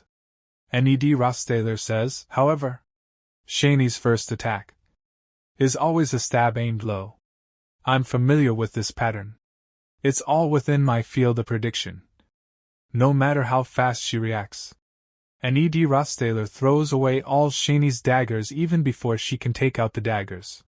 And Shani is very surprised. As twins, the sisters are given one special skill they share. Skill shared once a day, each twin is able to use the other's ability. Low-level telekinesis. And then some daggers come towards Rothstaylor, and some get embedded inside his body. And seeing this, Shani starts smiling, but her smile turns into worry because Rothstaylor is not in much pain due to this. Then Rothstaylor takes out a dagger and says, "But the borrowed skill isn't very strong. The blades didn't go very deep." But Rothstaylor throws the daggers and starts pressing Shani with his feet, due to which Shani feels a lot of pain and she starts shouting. And Rothstaylor says, "All of this took 1 minute." And Shani shouts and says, "I can't disappoint Miss Elris. Get off. Get off of me." And Rothstaylor says, "Elris will lose." And Shani says, "You know nothing about Miss Elris. How much pain she's gone through. The struggle she's endured. Do you have any idea how many orphans she's saved? I was one of them, too." And Rothstaylor thinks, to be honest, "I have no idea." Sylvania's failed sword master didn't go deep into Elris's motivation at all, and Shani tells, "If it weren't for Miss Elris, I wouldn't be able to have a proper job like this. Or make money on my own. I wouldn't have had any way to survive. You know nothing." But even after hearing that, to be honest, that has nothing to do with me. My view hasn't changed. And Shani is in a lot of pain and she says, "I'll never forgive you for taking Lordle's side." Edition Ed Roths. Then Shani is killed. And Rothstaylor says, "Unfortunately, I know nothing about the lives of the side characters. But it's not like that's my fault. In this world, there are countless stories that never get the spotlight. Are able to consider all of this destruction, all of the good work Elris has done in secret. Try to separate right from wrong. And wax philosophical are the kind of people who don't have to worry about where their next meal will come from. But the motivation behind my actions, and my ultimate goal hasn't changed even once ever since I woke up in this body. I just want to survive." And the system tells Rothstaylor, "You have defeated Shani, the maid in charge of dishes. You have acquired a new skill. Pain endurance. You are able to ignore any pain and fatigue temporarily, and leave it until later." And Rothstaylor says that it took long enough to learn. And Rothstaylor is sitting near a window and he is looking ahead. The luxurious hardwood furniture and expensive decorations are all arranged strategically. The desk is covered in documents. The books are lined up perfectly. It suits her. Rothstaylor opens a door, and inside it is a pigeon in a cage, and on that pigeon is a letter, and it is written, "Elt is in Sylvania. It will take him at least 3 days to return to the main branch. Sell all acquired stocks of armor." The carrier pigeon that soared up into the rainy night sky would return with Elt's head. And Rothstaylor is going towards the jungle, towards his home. But he is very much injured, but still he is moving forward and he is saying, "The stab wound should heal as soon as the skin mends, so I'll be fine, right? If it weren't for Zig's and Janica's help, as well as for some quick thinking, Lordle would have been captured by Elt and faced her downfall. By now, the carriage was sent out by Lordle. We'll be racing to leave Akin Island. Elt will have no choice but to chase after it, even if he captures the carriage driver and makes him confess that Lordle is still on the island. By that time, the carrier pigeon I send out will have arrived, and Elt's downfall will already be in progress. If everything went according to plan, Lordle will be waiting at the cabin. But when Rothstaylor looks ahead, someone is coming from the front and seeing him. Rothstaylor says, "You came out to greet me? How nice." All right. I have to admit that I was complacent. This is Lordle, the golden daughter we're talking about. The only people who know who was behind this incident are the 5 Lordle bought off. Once Elt is ruined, Elris will have to rely on Lordle. Shani and Kelly will follow Elris's lead. Villains can easily be bought off with money once again. But from Lordle's perspective, Ed Rothstaylor is a variable that can't be bought with money. If she just gets rid of me out here in the middle of the forest, with no witnesses, she will succeed at her perfect crime. Lordle Cahelland is first and foremost a mastermind. She will use people and discard them without a second thought. She's a villain. I need to use my brain if I want to live. But my body dash. And Lortel uses the dagger. And Rothstaylor gets very shocked, but Lortel cuts her clothes with the dagger, and starts bandaging Rothstaylor's wounds. And she says to Rothstaylor, Did you really have to get so injured? And Rothstaylor is very surprised when he sees that Lortel is bandaging his wounds instead of attacking him. After some time, Lortel brings Rothstaylor near his house and she tells him, I'll help you walk. The rain stopped, so I started a fire. For now, let's just sit and warm up. After some time, both of them are sitting near the fire. And Rothstaylor asks Lortel, So, did everything go according to plan? So Lortel says, Who do you think I am? This is Lord O'Cahelland you're talking to. I had the steady hand promise to help me. He said that he would risk his life to buy time and distract them. And Rothstaylor says he was that willing to help. What did you do? At the same time he thinks, Don't tell me she has his family hostage or something, or does she? Then Lortel says, Did you know, Ed? If everything goes well, I'll be one of the candidates for the next head of the Eld Company. It's a big deal for you to have me in your debt. Don't you feel like you have a really great ally backing you? Are you impressed with me? Humph, what a boring response, Edition. Thank you, Edition. And Rothstaylor says, I'll never forget this. Just pay me that 20 gold you promised. So Lortel says, Of course. That's a given. There was something I wanted to ask you, Edition. And Rothstaylor asks, Is there something left to take care of? Is this about Elris? And Lortel says, No, nothing like that. I'll take care of all that. This is about Janica. You're really close to her, right? So Rothstaylor says, I guess so. She's a good person. And Lortel says, Yes, she's definitely a kind person and a good upperclassman, so I really respect her. She's always looking out for others and so generous. And Rothstaylor says, So, what about her? So Lortel says, It's just that I'm not that nice. Meanwhile, in Aalis Hall, Eld received a report midway through the fight and suddenly hurried off. It was as if he had lost all interest in Aalis Hall. These many mercenaries were a challenge, even for Ziggs. However, he found himself having to stop his ally rather than fight the mercenaries. Janica had simply looked concerned at first. But at some point, the spirits she wielded started going out of control. He needed to stop her before anyone was killed. And Ziggs says to Janica, Janica, did something happen? Are you angry about something? And we see that the sprite bird whispers in Janica's ears, and tells her something.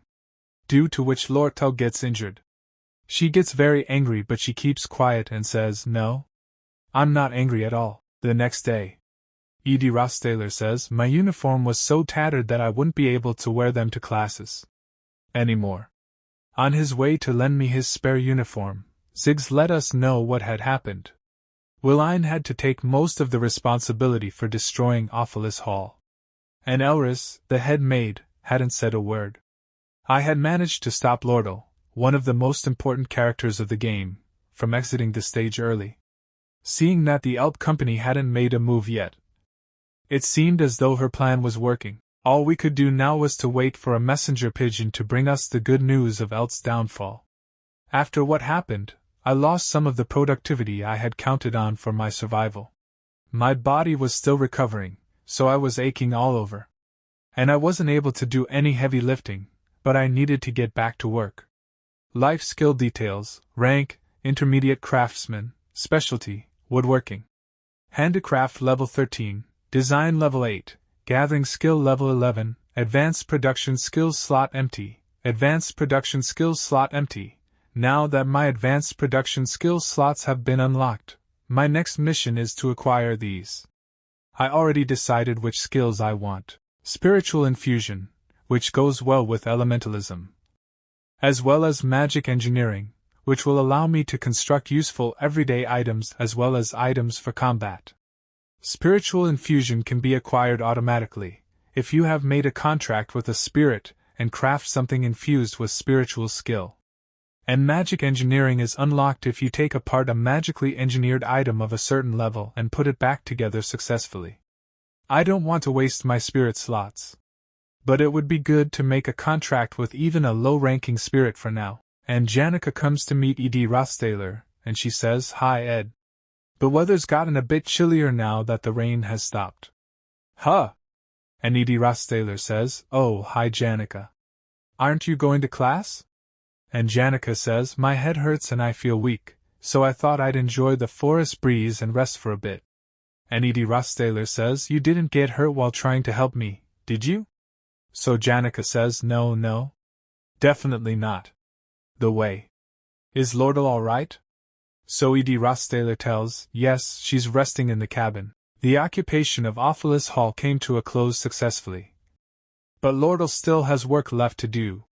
She must appease Aalis, the head maid, and make sure the negotiations for purchasing the sage's sealed tome go through.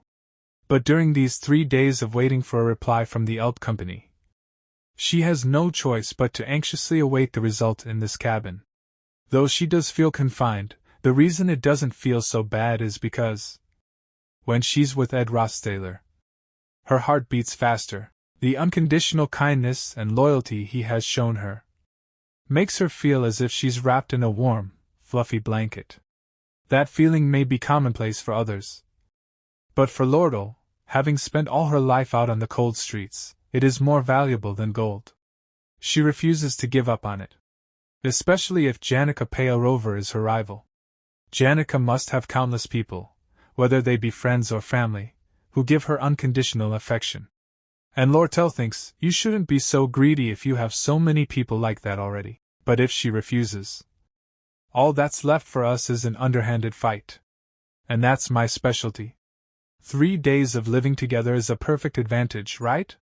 If I do things my way, and shower this whole cabin with gold, no, that might come off as pity, and I don't have the cash right now. But I could pay for his tuition, right? I'll be casual about it. It's not like I'm doing this for you. Don't take this the wrong way, okay? That's so embarrassing. Lordle Kehelen dating experience 0. And then someone says to Lortel, "Would you step aside? That's my spot." And Lucy enters the cabin. She is feeling sleepy, and she is coming to sleep. She has brought her own bed sheet also. Then she finds a nice place, and falls asleep comfortably. And Lortel asks Lucy, "Huh? Lucy, what are you?" And Lucy says, "This is the best napping spot."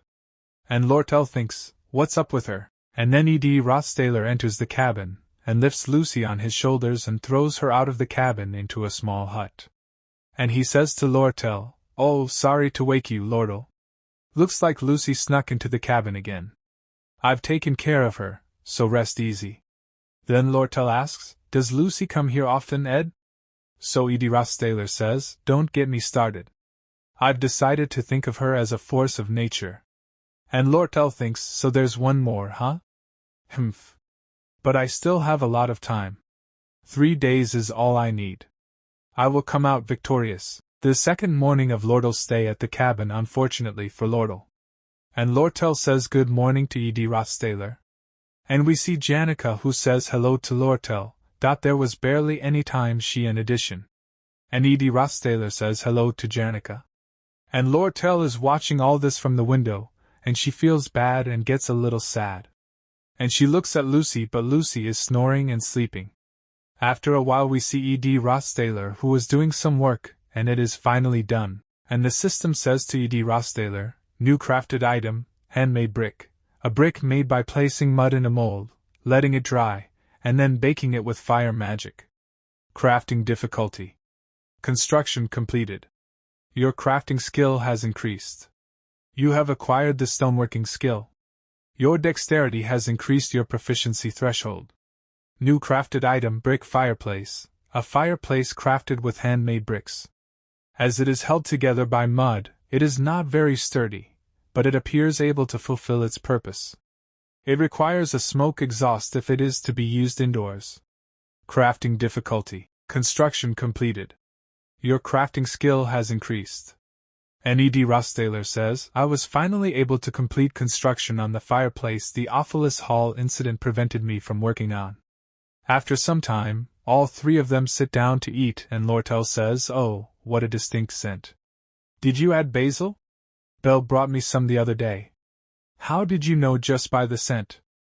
I'm quite confident in my sense of smell. Considering that nothing much has happened yet, I think it's safe to say that the plan is going just as intended. And Rothstaylor says, that's good, but we shouldn't let our guards down just yet. And Lortel says, of course not. There's still a lot to take care of.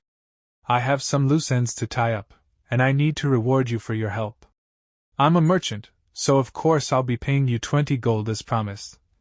But is there anything else you might want, Ed? Besides gold? I mean. So Rothstaylor says, all that comes to mind right now would be construction material, or… Oh, that's right. Do you have any spare magically engineered items? So Lortel says, magically engineered items? Take a look at your stock later and let me know. And Lortel says, no, I just need a moment. I've got most of it memorized. You see. Then Rothstaylor says to Lortel, by the way, Janica, I've got a favor to ask you. And Janica gets a little surprised, and Rothstaylor asks, I've been trying to learn more about elementalism and to make a contract with a low-ranking spirit. Do you think you could help me with that? So Janica says, that would make me your teacher, huh? I can even help you make contracts with mid-ranking spirits in no time. Let's check out your spiritual resonance first. Concentrate on this. Edition Karis. Try talking to Ed. And Karis says, Lady Janica. This can't, yet. And Rothstaylor can hear Karis's voice and he says, ooh. I can hear its voice a little, and Karis says, he has to raise his resonance level more to be able to hear us properly. And Janica says, you think so? But Ed learns really quick. And Karis says, just think about his daily routine. How much time would he have to practice his magic? You know what I mean, Lady Janica. According to the weekly report we presented to you at Dex Hall, the amount of food he has stored is running out, and he's so focused on working on his cabin that there's no time for him to pay attention to anything else. And Janica asks Rothstaylor, did you hear that? And Rothstaylor says, vaguely, something about a weekly report. But Janica gets a little nervous, and she doesn't say anything. Then Lortel says, oh, are you done here? To get back to the magically engineered items you mentioned, I actually have quite a lot of stock left, so I can provide you with as much as you'd like. So Rothstaylor says, great.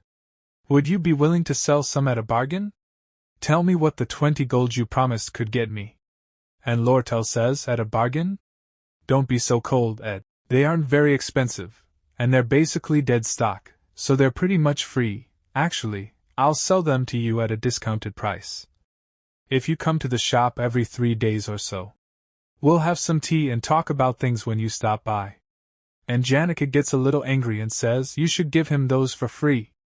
Ed helped you out so much. But Lortel says, I'm still a merchant, you know. This is about professional ethics. And Janica says, liar. You're just trying to make excuses. And Lortel says, excuses? Excuses for what? And Rothstaylor is sitting comfortably eating his food and listening to their argument, so that's magic engineering and elementalism taken care of. But then somebody comes into place and she says, there you are, Lady Lordle. I apologize for my sudden visit. Considering that the situation is so chaotic.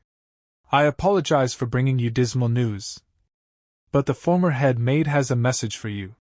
And she is, Belle Maya, newly appointed head maid. Some time ago a girl had come to talk to Belle Maya. And Belle Maya asks that girl, what is this matter you wish to discuss? So the girl whispers, well, don't let this surprise you too much. It's a huge secret. Word of this must not get out, and you mustn't react too much, either. I think Janica likes addition. You know, the Ed Rothstaylor. And Belle Maya thinks, should I act surprised just to be polite? And Belle Maya says, I see. You must be very worried, Lady Clara. So the girl says, I don't know how she ended up falling for that good-for-nothing, but his reputation seems to be improving, and as her friend, I am on Janica's side. But that's not the issue. There's someone else Janica has been focused on lately. Lord O'Cahelland. She was missing along with Ed during the opening ceremony of the semester, and they both missed their first day of classes, too. When it comes to relationships, it's all about playing hard to get, but I feel like Janica just doesn't stand a chance on that front. And I don't understand either. It's ridiculous how he doesn't seem to notice her at all when Janica has been making eyes at him this whole time.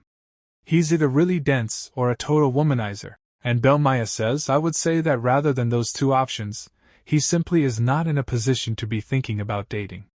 But the girl says there's no way. I'm sure he's grinning from ear to ear because of the girls vying for his attention. Just thinking about it makes me shudder. And Belmaya thinks, girls vying for his attention? A mischievous cat ready to pounce. An innocent kitten trembling before a tiger. And a regular cat. Then Rothstaylor asks Belmaya, what's wrong? So Belmaya says, I apologize. I'm getting a headache just by thinking about everyone involved. And Lortel says, what was it you wanted to say? So Belmaya says, I have a message for you, Lady Lordel. It is from the former head maid, Miss Aalis. The flickering campfire drove away the darkness of the night. Janica returned to her dorm. And Belle took Lucy with her as well. Considering Lordel's current position, it's unfortunate that someone related to Ophelis Hall has located her. And Lortel says, doesn't it look a bit worn out despite being altered? And Rothstaylor says, I can wear it just fine. A carrier pigeon already sent word of Lordel's victory. We'll have to get ready to get back to our school life now. Lortel reads the letter, and it is written in the letter, leader replacement proposition considered. Elt's power is mostly limited now. His downfall all but confirmed. Opinions have been swayed. Send news of your safety. Then Lortel starts burning the letter and she says, if things have progressed this far, my father must be putting up one last fight at the headquarters around now. It'll be a futile endeavor, but at least he won't be able to pay attention to Sylvania now. And Rothstaylor says, any chances Elt has any hidden aces up his sleeve? So Lortel says, he is just as shrewd as I am, so the chances aren't zero. But Slog, who wishes to be the next leader of the Elt Company, is helping me, so I guess I'll have to trust him. My biggest concern was Miss Aalis. But that seems to have taken care of itself. And Rothstaylor says, you're saying that Aalis won't reveal that you were behind all this? So Lortel says, of course. She has no choice. She's paying me in advance. I'm sure she planned to side with whoever would win, either me or Elt. The letter delivered by Belmaya included a list of orphanages, a year's worth of maintenance fees, and various ways to sponsor them. While Aaris's workload only increased. Her health kept going downhill, and yet the academy didn't listen. When she realized she would end up unable to work and unable to continue funding the orphanages, she gambled with the life she had left. She showed little emotion and was always stoic. So that few people realized what she was going through. Of course, those who were dedicated to Aalis seemed to have been aware of at least part of her situation and motivation. Then Lortel says she simply seeks to side with me now that it's become clear I'm winning. It'll be difficult to regain my trust, but that she'd send something like this instead of blackmail. And Rothstaylor thinks there's no such thing as pity in the world of merchants. A mistake like that would only make a fool out of you. She had to be aware of this better than anyone. And Rothstaylor says, well, seeing that nothing good will come of my involvement being revealed. And Lortel says, I suppose I'll play along? Both enemies and allies are never forever, after all. And Rothstaylor thinks, and yet, it looked like a burden had been taken off of her shoulders. Then Lortel says I should get going. You'll stop by the shop sometime next week to write up our contract. Right. So Rothstaylor says, right. Take this. It'll last for a while. But Lortel is staring at Rothstaylor, and Rothstaylor gets a little surprised and asks, what are you waiting for? So Lortel says, it just occurred to me that you're taller than I thought. And Rothstaylor says, that's sudden. So Lortel starts feeling shy and she says, I feel like maybe I'm going too fast, but if I want to catch up, I feel like I should go all out. Hey Ed, did you know that when it comes to relationships, it all comes down to pushing and pulling? Just like this tie. See? It's crooked. So Rothstaylor says, no one's even here to notice. Did my loose tie bother you that much? And Lortel says, well, there's nothing wrong with looking nice and presentable at all times. We are students of Sylvania Academy, after all. And Rothstaylor says, what are you But then Lortel kisses Rothstaylor and tells him, the raspberries we had at dinner were really good. How nice to taste them again. But Rothstaylor says, there are lines you shouldn't cross, you know. So Lortel says, how mean? You'll lose popularity points if you play too hard to get. You know. You should pull a little more next time. I'll have to practice my pushing. Then Lortel starts leaving from here. And after going some distance, her foot stumbles and she falls there. And Rothstaylor says, I meant to avoid getting too involved with the main characters. But as with all things in life, nothing goes the way you want it to. The stars and moon in the night sky were as beautiful and bright as always from the forest. The thrill of the grasshoppers was just the same. And so was the crackling of the campfire. But I felt like the storyline of the game I was in was continuing to twist and turn. I had a strange feeling that I was getting sucked into the main plot, despite my best efforts. My resolve to put my own survival above everything else, and to try and watch the main plot unfold from the sidelines hadn't changed. I had no ambition. All I needed was that diploma and good stats.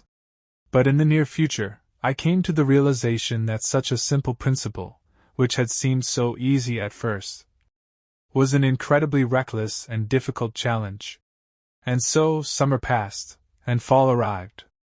Next day we see Janica, who is with her sprite beasts. And Karis is telling Janica about last night, and how Lortel kissed Rothstaylor. And she says yes, apparently, that vixen locked lips with Master Edition. You cannot simply stand back and watch, Lady Janica. If we don't do something.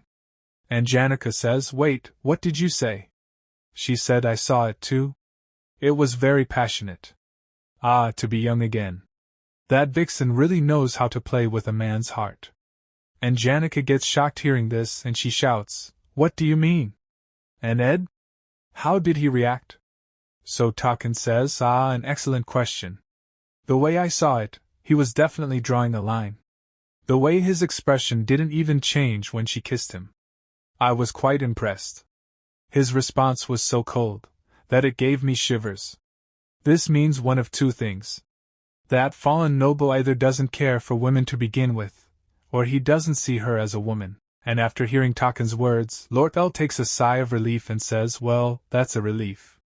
But Taken says, but regardless, males have always been weaker at defending than attacking.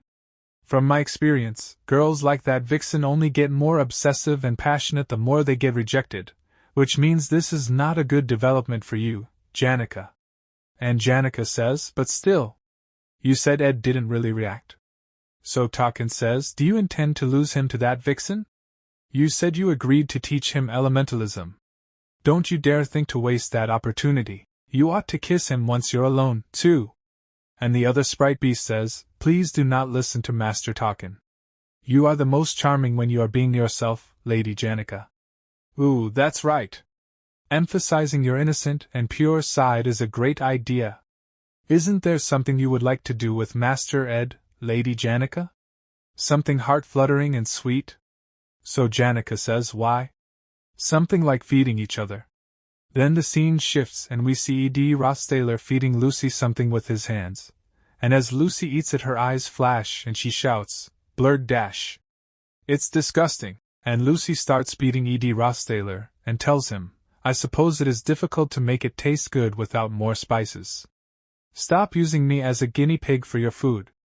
And Rothstaylor is making some notes. I guess I'll have to put off raising my cooking skill proficiency until I have more ingredients. Life skill details. Rank intermediate craftsman specialty woodworking.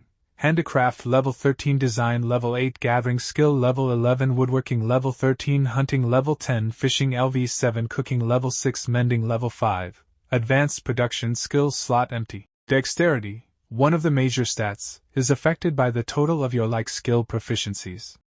Which means that raising just one stat is less efficient, and it's best to raise several at once. The problem was that I was too busy. Now that classes have started again, The amount of time I was able to dedicate to my survival was only about 5 or 6 hours, even if I were to sleep less. You'd think I would have gotten used to it by now, but the reason I was trying to be more efficient was because I needed time to make sure the storyline was progressing well. I kept an eye on Taylor and the 4 female main characters during my daily routine at the academy. Because Taylor was in the combat department, I didn't get to see him often, but he seemed to be doing well. Isla, his best friend, seemed to be doing her part to support Taylor too. Pina, the princess of benevolence, seemed to be doing all right as well. But as it was nearly time for her and Lordle to start their feud, I needed to keep a close eye on her. Clarice wouldn't be here until next year, so I didn't need to pay any mind to her for now. I'd been carefully observing Lordle, the golden daughter. I wasn't sure what effect Eld's early downfall would have on her, after all, but despite being out of the picture, her plan to purchase the sealed tomes seemed to be progressing all the same. The other reason I needed more time was because I needed to start observing the education district as well. The final boss of Act 2 would be Professor Glass, after all. And Professor Glass says, I see, so there was a mastermind behind the occupation of Aalis Hall. I suppose it could be true if you think so. You have very good intuition, after all. And she is Assistant Professor Cleo Elpin. And Professor Glass says, but take care not to miss the most important thing. Such as the thesis on celestial magic I asked you to find. And Cleo Elpin says, I'll have it on your desk by tomorrow morning. Then the scene shifts to Aalis Hall Education District, Assistant Professor Cleo Elpin's office, and Anise says, I've gathered more information on the occupation of Aalis Hall, Professor Cleo. And Anise thanks Cleo Elpin.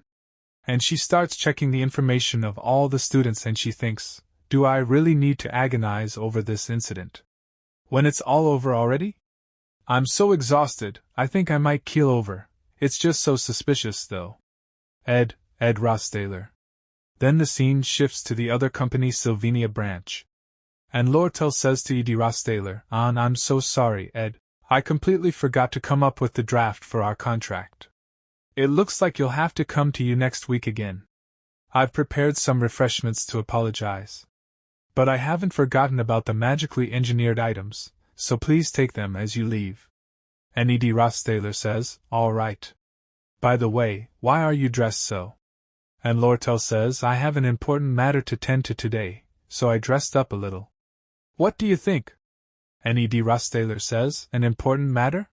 And Lortel remains silent for a while and she says with a smile, oh, you know. Lots to do. Is your cabin finished yet? So Ed Rothstaylor says, it's in the final stages. And Lortel says, so you'll need furniture, right? And Ed Rothstaylor says, I do, but the things you sell at this company are all too high quality and expensive for me to afford. And Lortel says, well, I can't give them to you for free, of course. Giving merchandise away for free would be unethical of me as a merchant. Your specialty is woodworking, right? That item has no sale value anymore, so I'll get rid of it tomorrow. And Ed Rothstaylor says, I told you, it's too high quality. Thank you. And Ed Rothstaylor looks at Lortel and asks her, how could you look so indifferent? And Lortel sits on the table close to Ed Rothstaylor, and starts looking at him lovingly and says to him, I was shooting my best shot, you know. You don't even see me as a woman, do you? But I see you as a man addition. And that means exactly what you think it means. I'm only helping you out like this out of my own selfish reasons, too. And Ed Rothstaylor says, I understand what answer you want from me, but... And Lortel says, you don't expect an answer from you. As you know, I tend not to get into a fight I have little chance of winning. For now you are still very much indifferent, but... one day, I won't be the only one fretting over what the other feels. And Ed Rothstaylor thinks that coquettish smile remained the same, whether her victory was assured or she was cornered. Using her skills as a merchant, she never revealed her true feelings. After some time Ed Rothstaylor is with Janica and Janica says to Ed Rothstaylor, shall we begin our lesson? And Ed Rothstaylor says, all right. And Janica is teaching magic to Ed Rothstaylor and tells him, try focusing your magic and sensing this. And Rothstaylor is listening carefully to all that Janica is saying, and then a sprite beast appears from Janica's hand and she says, "Nice to meet you, Master Ed." This sprite beast's name is Mug, a low-ranking fire spirit. And Sonu says, "It is my honor to make a contract with you. I am Mug, a low-ranking fire spirit, based on the agenda of electing a spirit for you to make a contract with, raised during last week's weekly report. And after passing the application, interview, spirit meeting discussion, and qualification verification process, I have been chosen. I am proud to say that I have scored the highest during our magic efficiency training in the Northern Forest. And I assure you that I have the best communication ability among all the other low-ranking spirits. I am already burning up with passion, but I shall assist you with an even more intense passion, until I have been burned to a crisp." And Rothstaylor thinks, while playing Sylvania's failed swordmaster, "I guess I did raise my spirit skills once. Having a spirit at your side was like having another friend, who would joke around with you and encourage you during combat, but it definitely wasn't. This is intense." And Rothstaylor says, "Why does he remind me of a soldier?" And Janica says, "You asked me to recommend a good spirit for you, so I narrowed it down to the spirits with the best magic efficiency among the ones I made a contract with." Apparently, the spirits put in a tiny little bit of extra effort to decide who would be the best choice. Who decided on that selection process? It was Talkin. Anyway, try holding him. And when Rothstaylor takes Sonu in his hands, he feels very good and says he's warm. And Janica says, "You can sense his warmth, right? If you're connected to a spirit you made a contract with, you can sense their presence and magical energy even without them having a physical form. If you concentrate too hard, it'll be too hot for you, so be careful." And Rothstaylor says, "So his firepower increases according to how hard I concentrate?" And Janica says, "Firepower? That makes him sound like a machine." And Sonu says, "Please command me." And Rothstaylor says, "A portable heater, spirit slot, low-ranking fire spirit mug, resonance rank, 2, spiritual efficiency, good, innate skills, blessing of fire fortune temporarily increases fire resistance, explosion low-ranking explosive magic, increased fire-type magic ability. Spirit slot empty.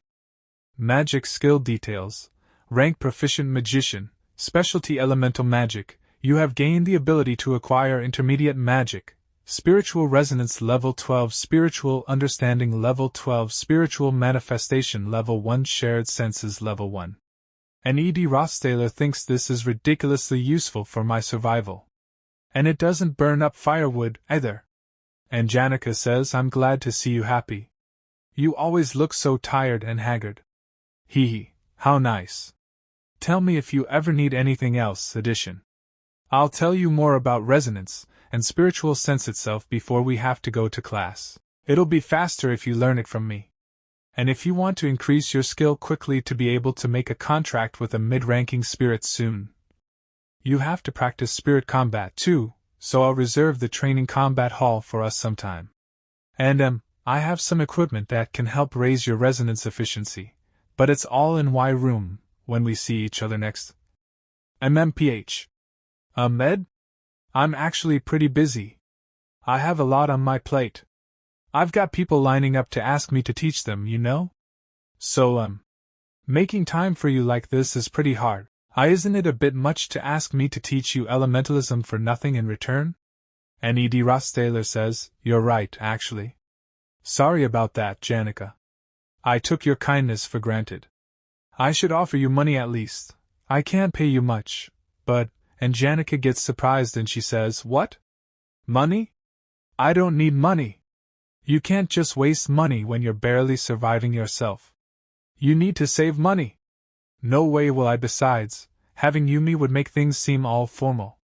We're friends. Don't be like that." And Rothstaylor says, "But I thought you wanted something in return. What's up with you?" But Janica is troubling a lot, and she is feeling shy. She wants to ask something but she is unable to speak, but she says, Clara told me to push. I mean, She told me I had to learn to say no because I'm too generous sometimes. And Rothstaylor says she's not wrong. She's a good friend. And Janica says, right? But I'm not like that to just anyone. Anyway, I'll tell you more next time. Let's meet up in the combat training hall next time. I'll reserve us a spot and let you know the time. I'll get you some nice equipment too. Let me know if you need a book about resonance too. Anyway, I have a class soon. See you later, Ed. And Rothstaylor also says bye to Janica, and Sonu says bye in a special way. Then the system says, you have acquired magic engineering, an advanced production skill. An advanced production skill slot has been filled. And Rothstaylor says, the magically engineered item I received from Lordle was easier to take apart and analyze than I had expected. I was finally able to learn an advanced skill. When I ran out of firewood, I would use mug. And when my mana ran out, I would go back to the fireplace. This way, I was able to heat the cabin without fail. My shelter was pretty stable and safe now, and while that feeling of being safe is nothing grand, it somehow made me feel at ease. And it felt like a weight had been lifted off my shoulders. It's gotten late already. I should white traps. Then we see Cleo Elpin and she's moving through the forest in this darkness. Why I shouldn't have waited until I was done with work to come here, it's gotten so dark. I really should have come tomorrow. But the more I think about it, I'm certain that there had to be a mastermind behind the occupation of Aalis Hall. And I really feel like it was Ed Rothstaylor. Oh, I guess it's just Ed, now that he's been disowned. Everyone else on the scene was either a student of Aalis Hall or a staff member. But Taylor and Ed have no connection to Aalis Hall. Excluding Taylor, who resolved the situation, only Ed is left. I came all the way here because I heard Ed Rothstaylor has often been seen in the northern forest, but on second thought, unless he's practically living here, there's no way he would be here at night. But then Cleo Elpin sees someone and gets surprised, and we see that someone is dragging a deer, and seeing this Cleo Elpin gets scared and hides behind a tree. And she sees that someone is carrying a girl on his shoulder, and he has also killed a deer and is dragging it along with him. And seeing this, Cleo Elpin thinks, what on earth is that? Our principal Abel, whose power is compared to that of the Archmage Glocht or the great sage Sylvania. Even he has to go all out when dealing with that girl. Lucy Mariel. I knew it, my intuition was right. The mastermind behind the occupation of Aalis Hall was Ed Rothstaylor. That's definitely Lucy. My intuition was right, after all. Maybe I was born to be a detective. And Cleo Elpin follows Ed Rothstaylor to his cabin. Then Ed Rothstaylor keeps the deer he has hunted and throws Lucy inside the hut. And Lucy is sleeping comfortably inside the hut. Then Ed Rothstaylor goes inside the cabin and says, Come to think of it, I'm meeting her early tomorrow morning. I have a ton of work to do, but I should get to bed early. And when Ed Rothstaylor goes inside the cabin, Cleo Elpin slowly starts going towards Lucy and she thinks, I need to rescue Lucy, slowly. As quietly as possible. And then a bright light flashes and Cleo Elpin gets very surprised, she is not able to understand anything. And we see that Lucy feels that someone is going to attack her, so she becomes alert and she asks, who are you? And Cleo Elpin gets scared but she says, I'm the assistant professor for your. Then Lucy again goes to sleep and Cleo Elpin is shocked to see this, and she thinks she went back in there. But Lucy is staring at Cleo Elpin. Then she leaves from there using her power, and Cleo Elpin is just looking at Lucy leaving, and she is shocked, and she says, I knew it. Next day Cleo Elpin comes to Professor Glast and says to him, Ed Rothstaylor. Have you heard of him? He goes by just Ed now since he's been disowned. And Professor Glass says, I do not remember the names of talentless trash. And Cleo Elpin says, don't be so harsh. Professor Glass, you know Lucy though, right? This student named Ed managed to overwhelm Lucy Mariel, who was powerless against him. I was researching the occupation of Aalis Hall because something felt wrong, but before that, I went into the forest because. And Professor Glass says, Cleo, Your story makes no sense. And Cleo Elpin says, anyway, to get straight to the point, I went to Ophelis Hall and used thoughtography recording magic, you see.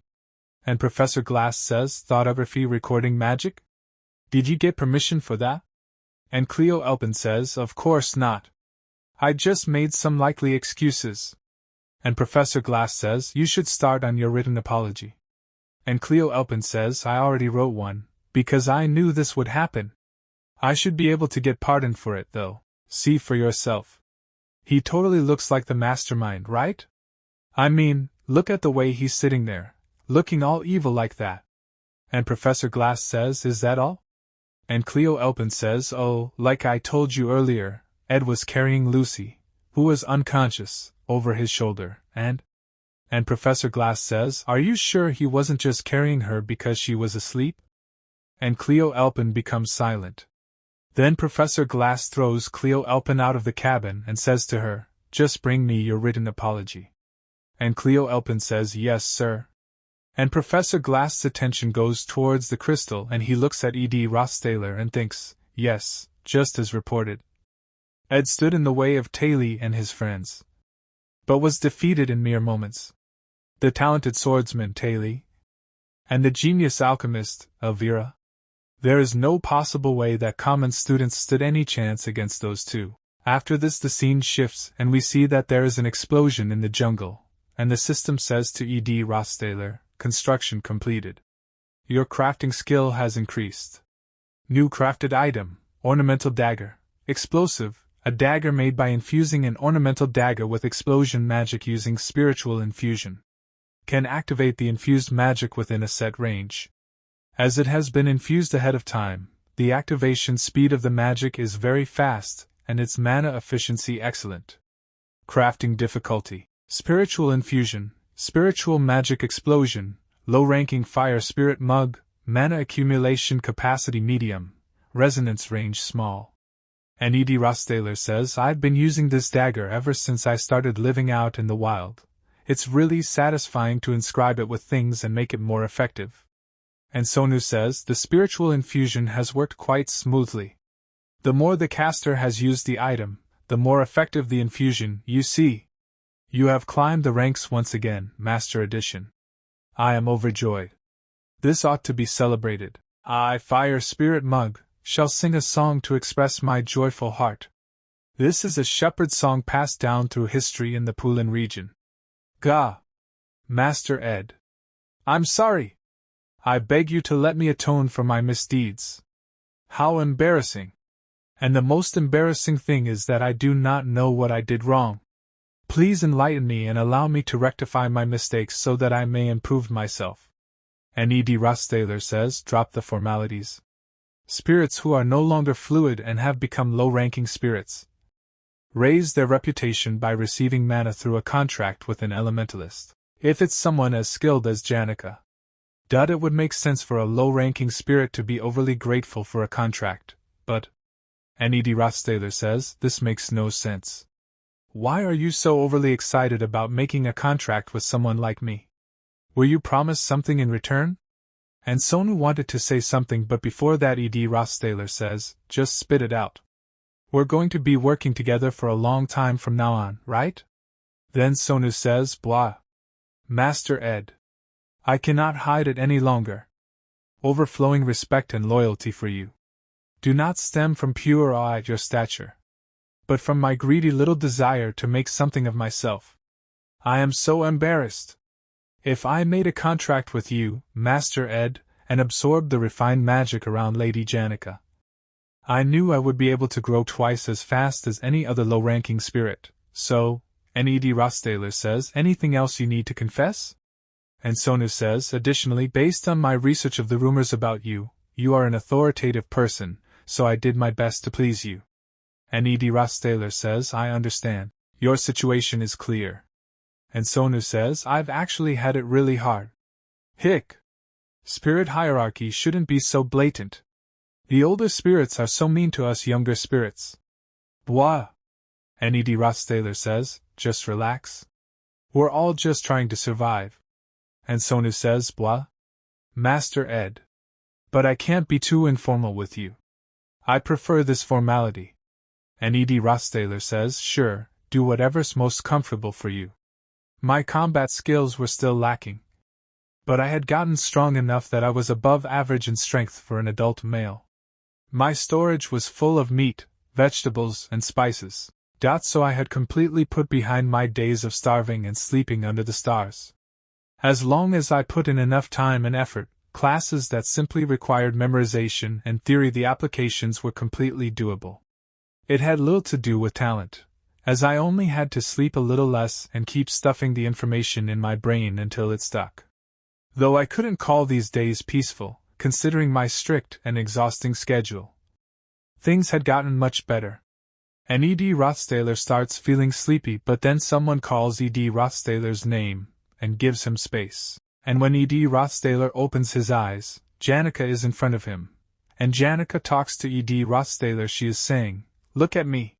What's wrong?" And Rothstaylor says, "I'm sorry, Janica. I had something to deliberate, so I zoned out a little." And Janica says, "Don't overdo it. It's good to be diligent, but your health is more important." And Rothstaylor thinks I need to concentrate. I received 3 letters today. The first was from the Academy, and the second from the Company. Neither were particularly surprising. But it was the third letter that I needed to pay great attention to, because it was proof that the storyline had already gone off the rails. The current chapter of the story was the sale of the Sage's sealed tome, the main event of Act 2. This incident was supposed to be a two-sided tug-of-war between the Academy and the Company. But because of Eld's downfall, the person who initially requested that Eld acquire the Sage's sealed tome, Rothstaylor, the head of House Rothstaylor, stepped in himself. And so, the sealed tome had become a three-way struggle between the Academy, the Company, and House Rothstaylor. Rothstaylor intended to use the Sage's sealed tome for his search for immortality. And as things went awry, he had decided to jump into the negotiations himself. Rothstaylor was a boss in Sylvania's failed sword master who didn't appear until Act 4. Which meant that he was far too strong for anyone to defeat right now. I needed to use whatever methods I could to exclude him from this episode. He would no doubt leave without a fight if he were to get his hands on the Sage's sealed tome. But if the boss, who was already that strong in Act 4 without it, were to gain such an advantage as well, it could be impossible to win the game, even with all my knowledge. This letter detailed the actions taken by Rothstaylor and what they might mean, as well as an invitation extended to me. The sender was. After this the scene shifts, and we see Princess Phineas. And Claire says, "I have returned from the northern forest. I delivered the letter in person, as you ordered." And Princess Phineas thinks, "Principal Abel came to me and informed me that the Academy's finances were already in great peril. As Sylvania is a private academy, I cannot simply finance myself. At this rate, the Company will get its hands on the Sage's sealed tome. As it would be humiliating for the Academy to lose an item so integral to its very existence, Abel came to me in secret to ask for my aid. However," and Princess Phineas says, "How strange. How do you think Rothstaylor even found out about these negotiations for him to insist on participating?" And Claire says, "That young man? Ed could have reported it to him. He may have heard of the rumor, since he resides on campus. If I were in his shoes, I would do whatever it takes to be recognized and be taken back into his family." And then someone says, "No, I doubt that."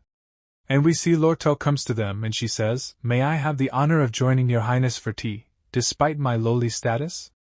And Princess Phineas says, "This is unexpected, Lordel. I thought you disliked me." And Lortel says, "That is quite the accusation, Princess Phineas. If I did, I wouldn't have come all the way here to speak to you. The reason Rothstaylor must have involved himself in the negotiations is most likely because of my father rather than addition." And Princess Phineas becomes very surprised, and Lortel adds, "It appears that Rothstaylor was the one who requested that my father, Helland, acquire the Sage's sealed tome in the first place. I had no idea, of course. Even with my father losing his position, the company's plan to acquire the tome has not changed. The Elt Company has poured quite a lot of time and resources into these negotiations, you see. And Princess Phineas says, how strange. Does the Elt Company not plan to acquire the Sage's sealed tome in order to sell it to House Rothstaylor? Your purposes seem to align in the end. So why are the Elt Company and House Rothstaylor competing as though they each wish to acquire the tome for themselves? And Lortel says, that's because I no longer have any intention of selling the sealed tome to House Rothstaylor. I'm in quite a peculiar situation at the moment, you see. So it is best for me not to associate with my father's closest customers. And Princess Phineas says, why would you tell me something so integral to the company? So Lortel says, because the enemy of my enemy is my friend. You want to hold the House Rothstaylor in check. And I wish to acquire the sealed tome, so we both stand to win. I also wanted to step in because I feared that poor Ed would be roped into this. He is my dear upperclassman, after all. And Princess Phineas asks you? Were we worried about him? So Lortel says he has left his family, and is busy living his own life. So, garnering such misunderstanding just because he used to be part of House Rothstaylor would be unfortunate, don't you think? And Princess Phineas thinks, Lordel is actually worried about someone? What is she playing at? And she says, but his usefulness in this is undeniable. I will be asking for his aid as a favor, and will even use my authority to order him if necessary. But if he keeps his mouth shut despite that, then, and Lortel asks then? So Princess Phineas says, then I suppose I must use him. And Lortel trembles and says, you're going to try and use him? Do you really think you have that power? On hearing Lortel's words, Claire gets angry and shouts, how dare you speak to the princess that way? And Lortel says, Princess Phineas, we are allies, right? At least for this occasion. That is why I wanted to give you some heartfelt advice. Do not try to use him like a tool. You may find yourself being used in turn. But Claire says, we must hold her responsible for this insolence, Princess. And Princess Phineas says, it's fine, Claire. And Princess Phineas thinks this is confusing. I can't tell what Ed Rothstaylor is thinking, and Crapin Rothstaylor has suddenly joined the negotiations for the sealed tome. But perhaps my most formidable opponent is this girl, who shows no sign of bending her strong-headed arrogance before me, the princess. Lord O'Cahelland. I wonder if I'll ever get to see her being flustered or helpless. After some time, Lortel comes to E.D. Rothstaylor and Janica. And when she sees E.D. Rothstaylor, she gets very surprised and says, what on earth? And Janica laughingly says, hey, Lordel. It's been a while. How have you been? And E.D. Rothstaylor says, a lot of things happened. And Lortel says, I'm sorry. I didn't expect Janica to come either, so I only have enough rosemary tea from Poulin for 2 people. Would you like some water? And Janica says, sure. I mean, it looked like you had a ton of it in the break room, but I guess you can't give any to a guest who's not a customer because it's merchandise. And E.D. Rothstaylor says, that's right. I'll just have water. Here, have this, Janica. And Lortel gets a little sad, but still she smiles and says, oh, right. You're here for a magically engineered item. Those are. And then Janica notices one thing and says, obviously brand new items. There's not a single speck of dust on them. I thought you said it was unethical for a merchant to give away merchandise for free. And Lortel says, well, Janica, it looks like you don't have an eye for these things. If you take a closer look, these are all damaged products. And Janica says, that's nothing. You little. You did this on purpose. And Lortel says, well, in the end, whether or not they're marketable doesn't matter. It's all about whether they are helpful to Ed. And E.D. Rothstaylor says, I mean, thanks, but I feel bad about getting it for free. I haven't paid for the last one either yet. This is the 4th time already. And Lortel says, it's fine, as long as you keep visiting to renew your contract. It's just a small amount of money. And Janica says, wouldn't it be easier for both of you to just pay and get it over with? And Lortel says, well, that's for us to decide, don't you think? And Janica says, come on. Then we see D. Rothstaylor, his head is bowed, and he is feeling strange. There it is again. That familiar feeling washes over me. It feels like I'm floating underwater. I have so much to do, but I keep ending up trapped in this strange sensation. I need to be wary of Krapen Rothstaylor, who has gotten involved with the negotiations for the sale of the Sage's sealed tome. But that's almost 2 weeks away, so first. But I need to make some sort of mattress for my bed. I think I could fold over some fabric and stuff it with feathers and other material to make it soft. I also need to skin and prepare the young deer I caught a few days ago. The inside of the cabin needs cleaning, too. Oh, and I ran out of jerky for Lucy. And Janica and Lortel try to wake Rothstaylor up, but he falls unconscious. Then we see Princess Phinia and she is thinking, maybe I need to face the truth. The way he was fishing at his camp and focusing on survival, and the way he stayed calm and presented the right thing to do during the Glasgow subjugation incident. All the students have been saying that he just focuses on his studies, and Lortel warned me that I shouldn't judge him rashly. Maybe my insightful eyes were wrong. I need to confirm it for myself.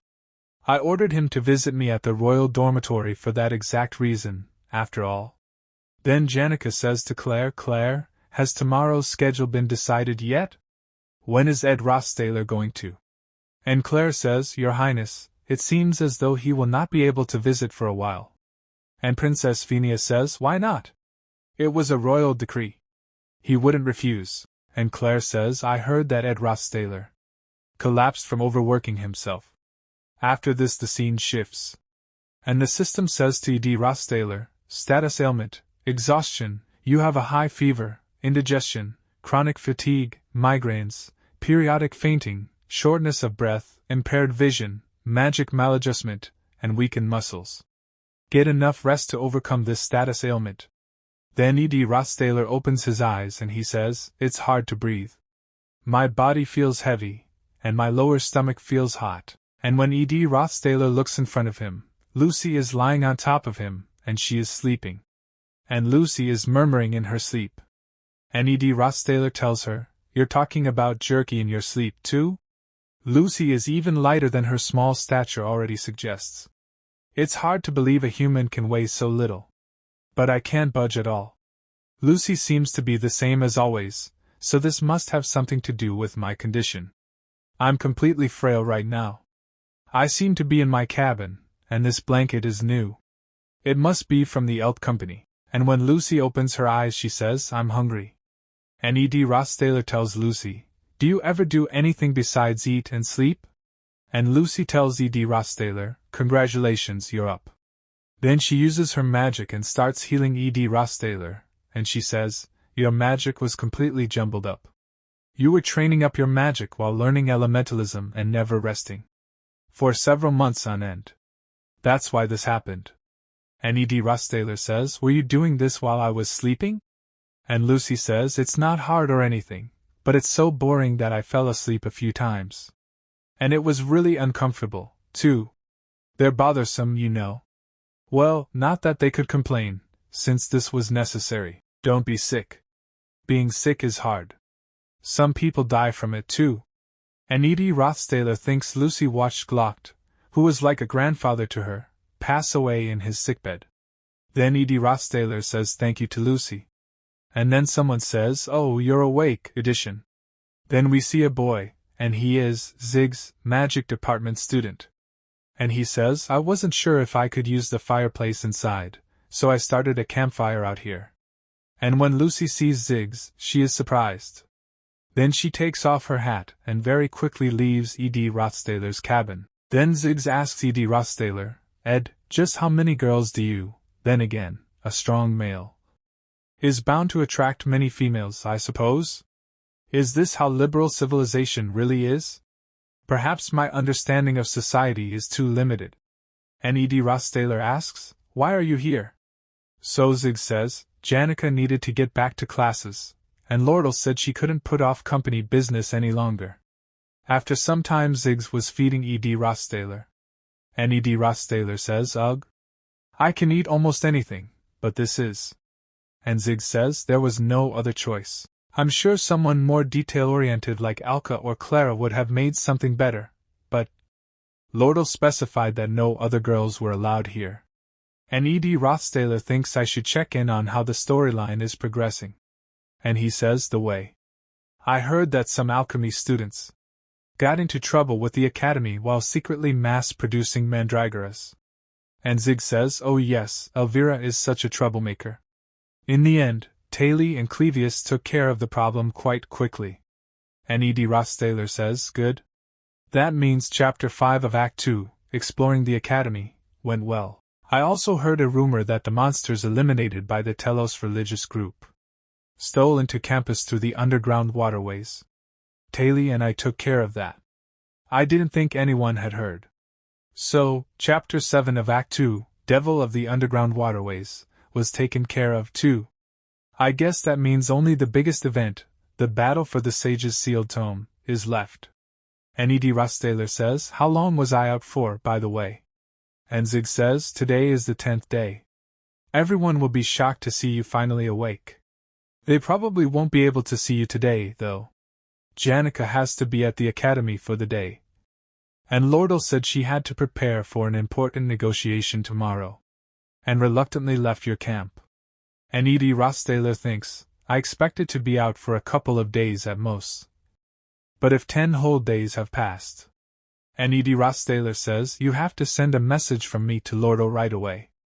There's no time left. The day after Ed awoke. The incident full of unpredictable variables, Chapter 10 of Act 2. The Battle for the Sage's Sealed Tome.